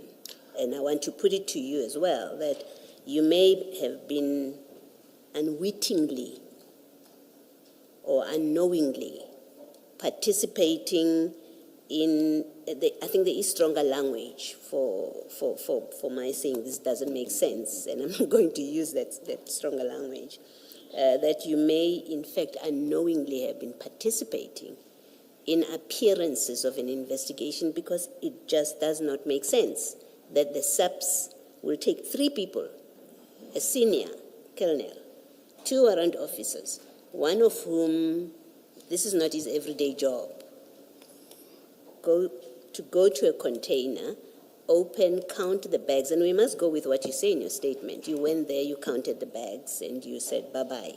We must go with your explanation. So it doesn't make sense. There is another reason why this happened. Otherwise, you are wasteful of SAP time and resources in circumstances where there is serious crime to be investigated in the country. Then you are completely irresponsible, all of you, to use time to go and count bags to make sure it complies with the packing list. And in your favor, out of generosity for you, I want to say that was not the reason you went there. You went there for a more serious reason. The question is, what is that reason? And my suggestion is it's to create appearances of an investigation because nothing else about this visit makes sense. I don't agree with that, Chairperson. You don't agree? Hence, the laborers were requested to come and assist unpack the container. We went there to inspect the container of further narcotics, and we saw that there was nothing. Then the container was then handed over to the relevant person. And you say, so all you did, you got the container emptied? Yes, the laborers. No, that's not what happened. What happened? You didn't empty the container. Your commander who was in charge of the scene on the day said you didn't empty the container, you took out the first few bags, and from the first few bags you knew that no, there's nothing, all is good. So you're contradicting Colonel Jacob yet again. When you say the laborers emptied the container, that's not his evidence. The bags were taken out of the container, Chair. So Colonel Jacob lied to us when he said the container was not emptied, only the front bags, and then you checked around and you were satisfied from the smell that and the number of bags that correspond with the list that all is good. He was untruthful when he told us that's what happened. Yes. Okay, thank you. So are you saying he told you that the reason for going there is to look for more drugs? He said we needed to go and conduct a further inspection on the container to establish if maybe there was something that we did not pick up on that day. Okay. Can I raise something else as well about this account of this visit? It's not in your earlier statements.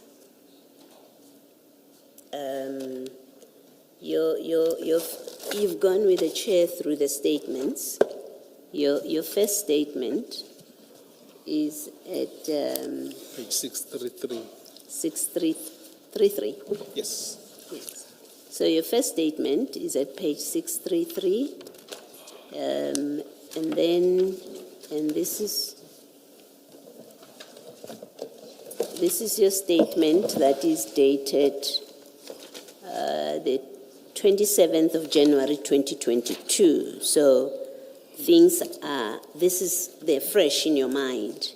You don't say anything about this visit of the 1st of July. You end at paragraph 15, where you say, during the time, I cannot recall the date, Mpangase handed over to me a file and 5 samples to hand over. That's paragraph 15 at page 635. And then you have a second statement, shorter statement, at page 646, which is in May, the 12th May 2022.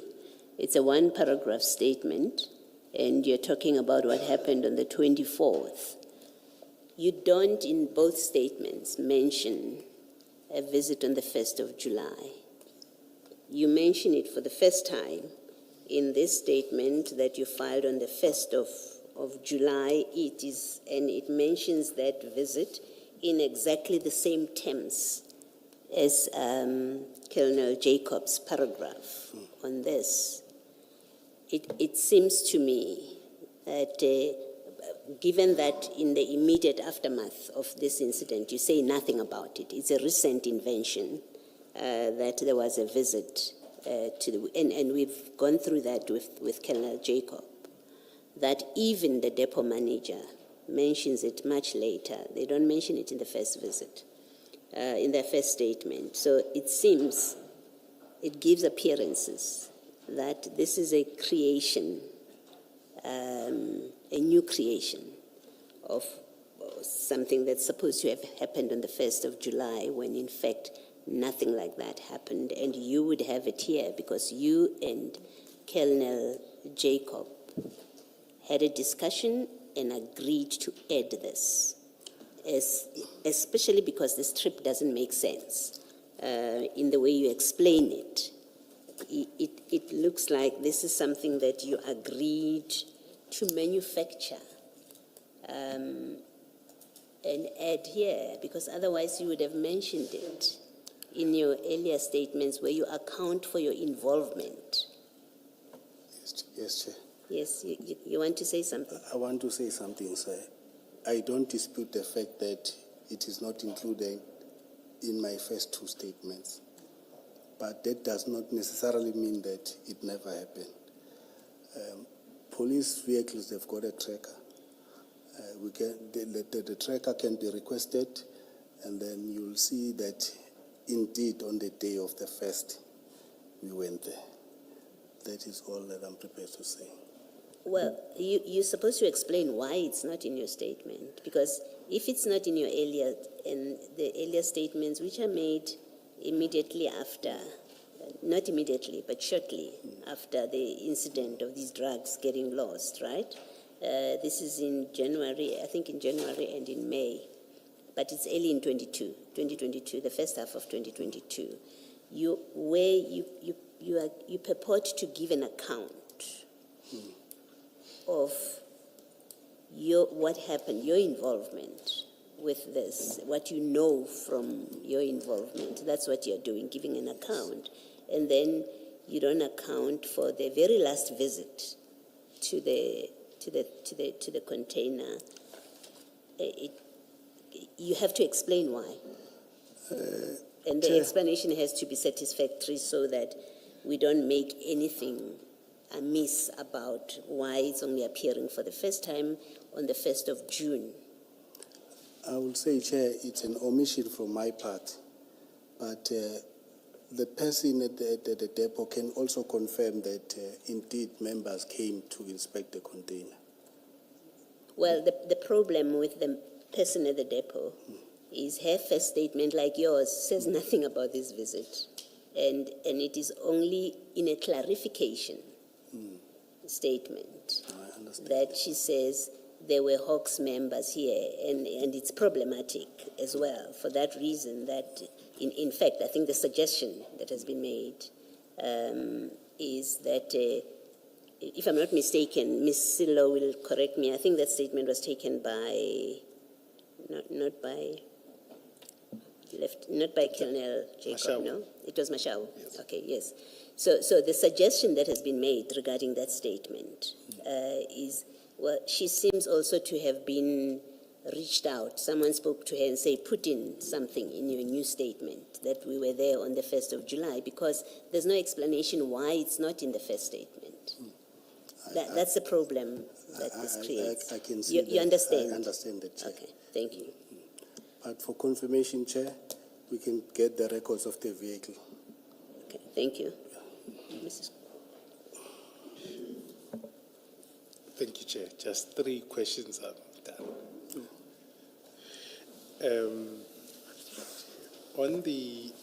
Can we then accept, in light of your engagement, that when you left on the 22nd of June and until your visit on the 1st of July,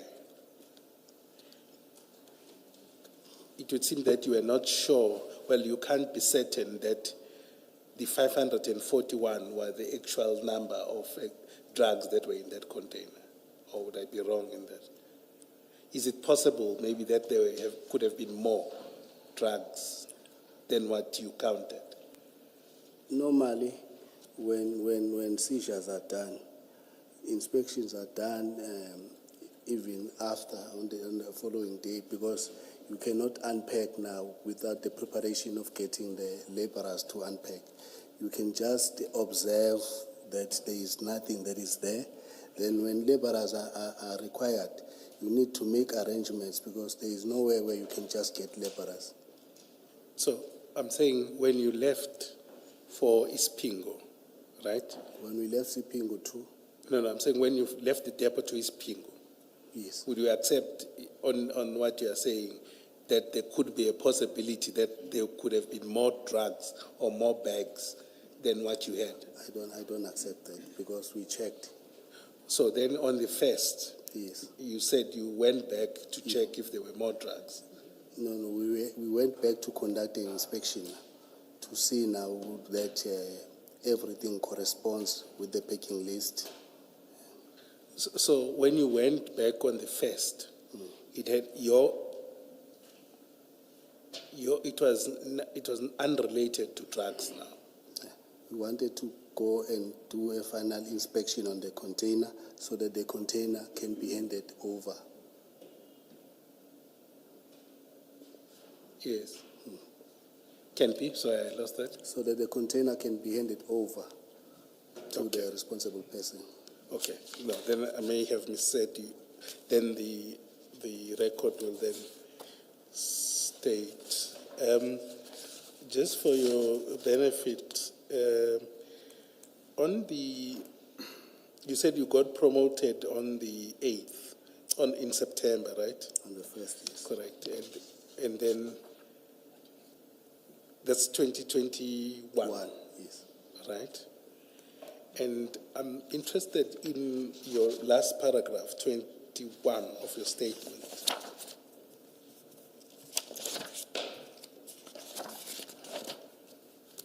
And I think you were trying to make a point.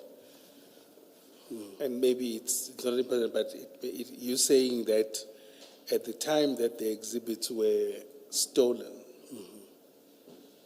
you were not in the province of KwaZulu-Natal.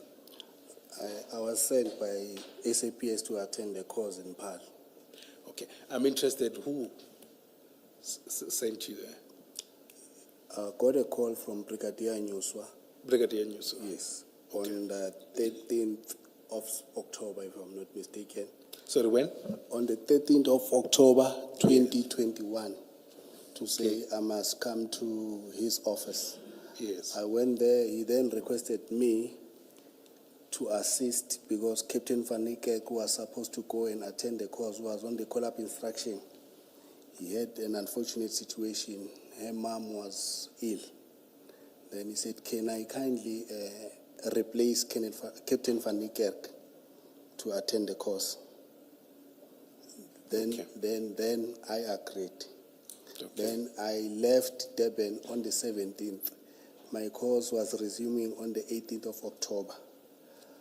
I came back to visit my family on the 29th of October and went back to Paarl on the 2nd of November, up until I came back on the 3rd of December. Okay, thanks. And just before on my very last question, other than our engagement, is there anything that you would like to add in the point? CGC 251.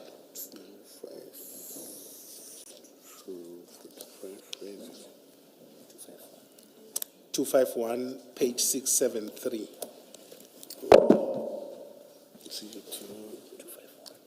Yeah.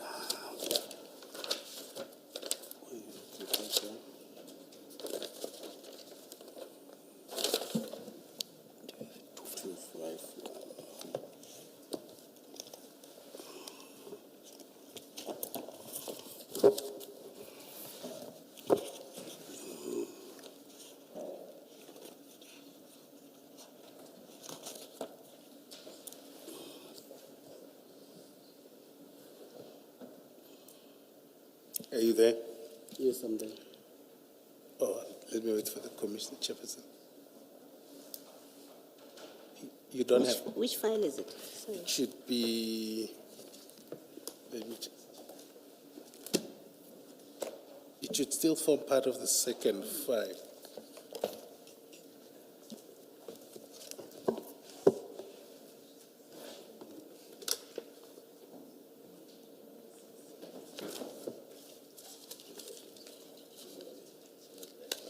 No, we don't have it. Not in 2.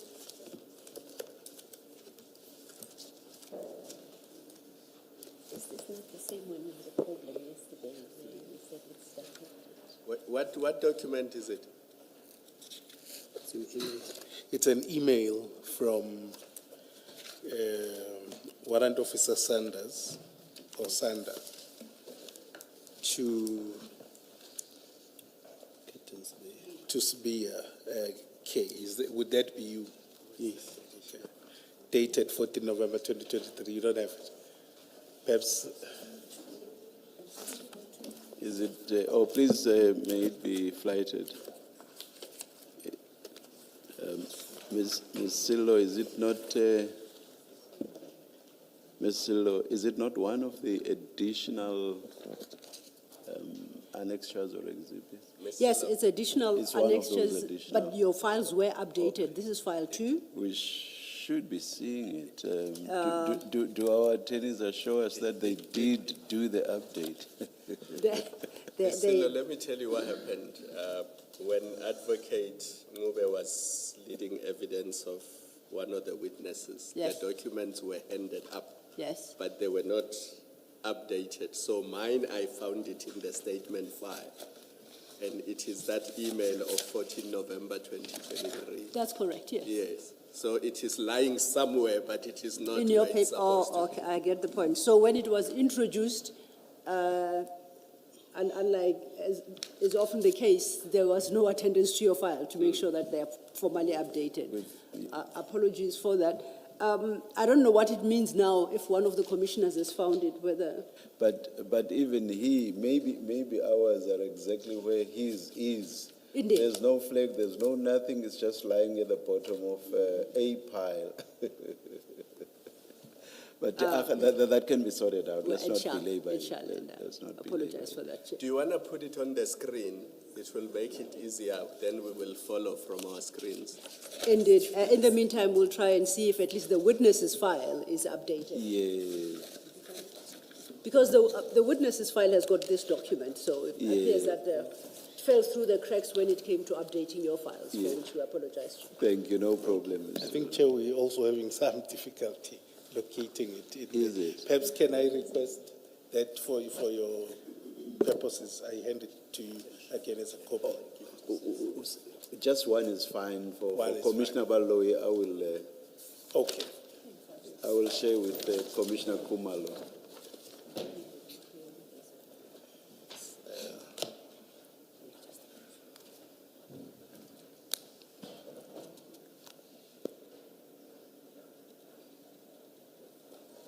Yes, Mrs. Kekana. Thank you. You said that was your email? Yes. Okay. And you confirmed receiving that complaint from Advocate? Yes, I did receive. Warrant Officer Sander? Yes, I confirmed. And what have you done about that? Have you taken any steps to resolve that complaint? Yes, when I received this email, I think I was acting on behalf of my commander, Lieutenant Colonel Sami, who, when he came back, I did the handing over and showed him the email. He indicated that he already drafted a report regarding this matter, this member that is being mentioned here. And then the report was sent to the provincial office. What I know is that this member was convicted. Oh, I see. Yes, he was convicted and he resigned from the service. Warrant Officer Yoster. Okay. And on your side, in terms of the report, did you receive the report and engage with the report? Please repeat your question. I'm saying, did you receive the report yourself? Remember, the complaint is to you. Normally in the mornings we have our morning meetings where we discuss a whole lot of things. And this issue was one of the, because it did not concern only one member. It was concerning almost all the members in the team. We had a discussion about it, and Colonel Sami forwarded the report to the provincial office. I did not receive the report. He informed me verbally that the report was sent, and I know that the member was convicted and he resigned from the service. And Warrant Officer Sander used to work very close with this member. He knows also that the member was also convicted.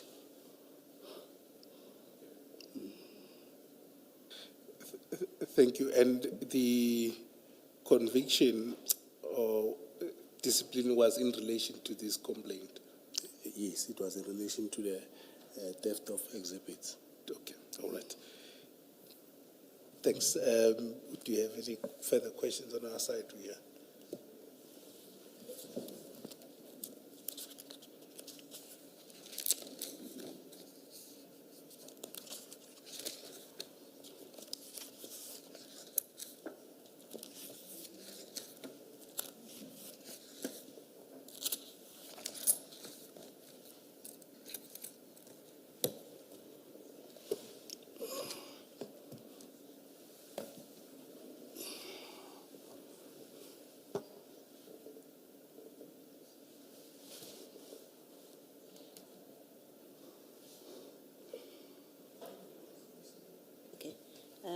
Colonel, I'm just trying to understand what is contained here and your response so that I understand what you're explaining. So this is sent to you Yes, by Warrant Officer Sander. yes, it It's was. a list of allegations that he's Yes. making. Yes, And he makes the allegations against Detective Warrant Officer yes, Yoste, that member. And these allegations, so if you look at, there are a number of cases here and different things. I'm trying to understand what it means in relation to Sander. So, for example, if you look at, let's start at the bottom. Look at the bottom on page 1, the bottom of the page. I just want to make sure that I understand what this represents.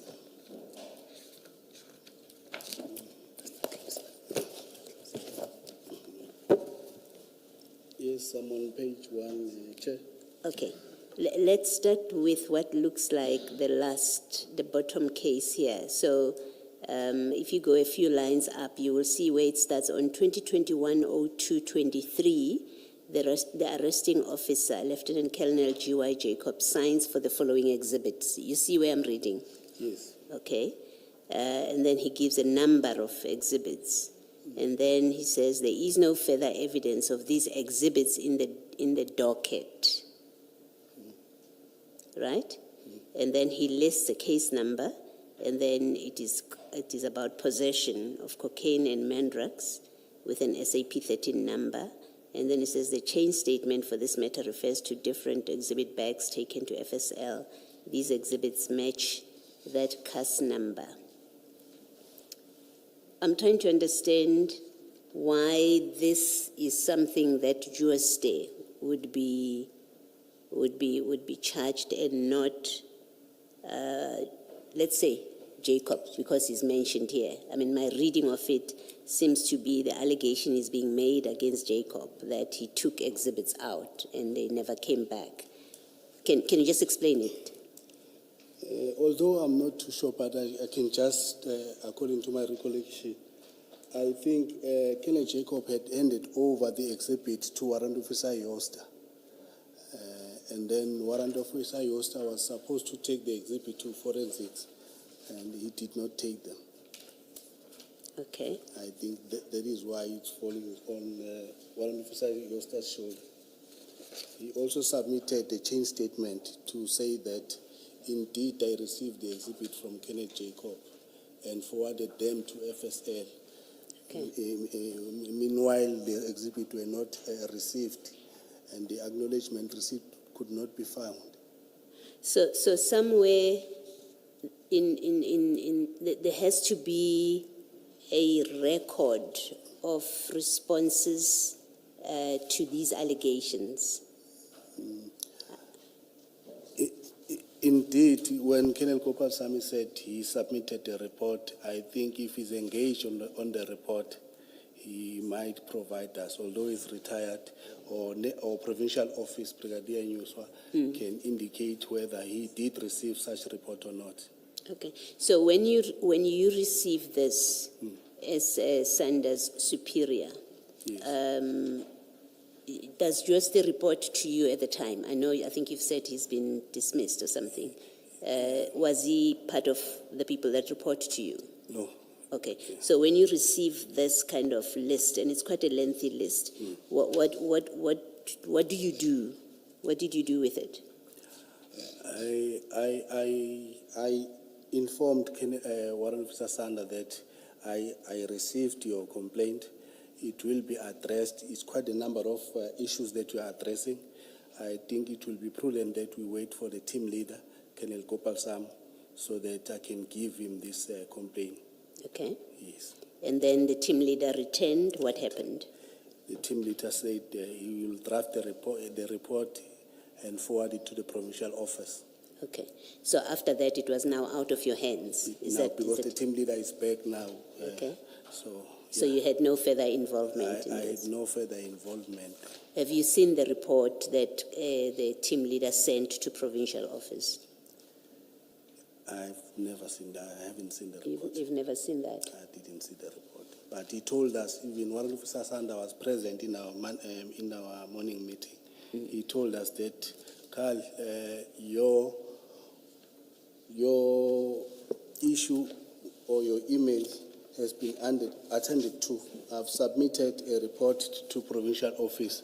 Hence, the investigation was instituted against a member. Yeah, I'm told the report, that's what happens when one has to go through documents very quickly. I'm told the report is in fact here. You say you haven't seen it? I haven't seen the report. It was not sent by me. Okay. And do you know what would have happened, if anything, in respect of the many other people that are mentioned here? So, for example, there's one that says the exhibits are signed for by your stay, and we know action was taken against your stay. You tell us. There's another one that says the exhibit was signed for by, it gives a different name. If you look at the second page, 674. Okay. Number? The very last one, number 4. Yes. It starts off with cast numbers, right? And what the case is about. And then in the next line, it says the exhibits in this matter were signed for by that investigating officer. And item so-and-so was signed for by that officer. And he deposed to the statement. And then that officer states that your stay delivers the exhibits to FSL. There's no delivery receipt, no a packing letter to this effect. There are no records at Forensic Science Laboratory. So the names, basically I think what I'm trying to find out is, do you know if anything in this investigation looked at the roles of the different people that are mentioned? There's that officer whose name I'm not mentioning. Dwarika. Dwarika. There is Msomi, there's Jacob mentioned more than once. Do you know if this investigation looked at their role? Chair, I think all these case numbers that were cited here, the report covered all the case numbers. That's what I was told. Okay. This is the report from the team leader? From Colonel Gopal Sam. To provincial office? Yes. Okay, so my question is, do you know if provincial office looked at the conduct, whether there's anything wrong with the conduct of the individuals that are mentioned here? You don't know? If my memory serves me well, I think all the members that are mentioned here, some of them, they just investigating these dockets, but the person who was mischievous here, if I may say that, was that warrant officer. The others, you know for a fact that they were found to be innocent. You say it only if you know as a fact. I know. If you don't know, you don't know. You can say you don't know. I don't know, ma'am. Okay, thank you. Thank you, Chair. Thank you, Mr. Skakana. Maybe just to be fair to you, go to 676 there, still documents that follow, because you were being asked about a report. Just to confirm that this is the report, the factual report dealing with the loss of exhibits. It should be 2 pages after the page where you were. Yes, I'm there. Is it that one?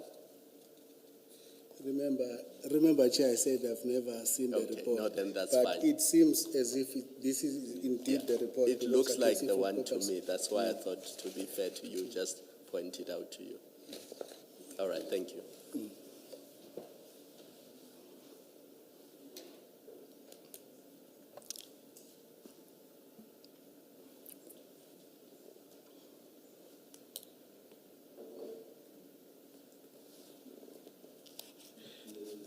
Yes, Mrs. Chair, I Kekana. think I've exhausted your indulgence and I think I've covered the key points I needed to cover. Thank you, Can- Mrs. Kekana. Thank you very much, Colonel. You are excused. Thank you so much, Chair. I'm tired. Thank you. I can see from the smile that you are relieved. Thank you. Let's adjourn and resume it. Oh, I thought you wanted to raise something, Mr. No, Chair. Thank you. Let's adjourn and resume at 9:30 on Monday.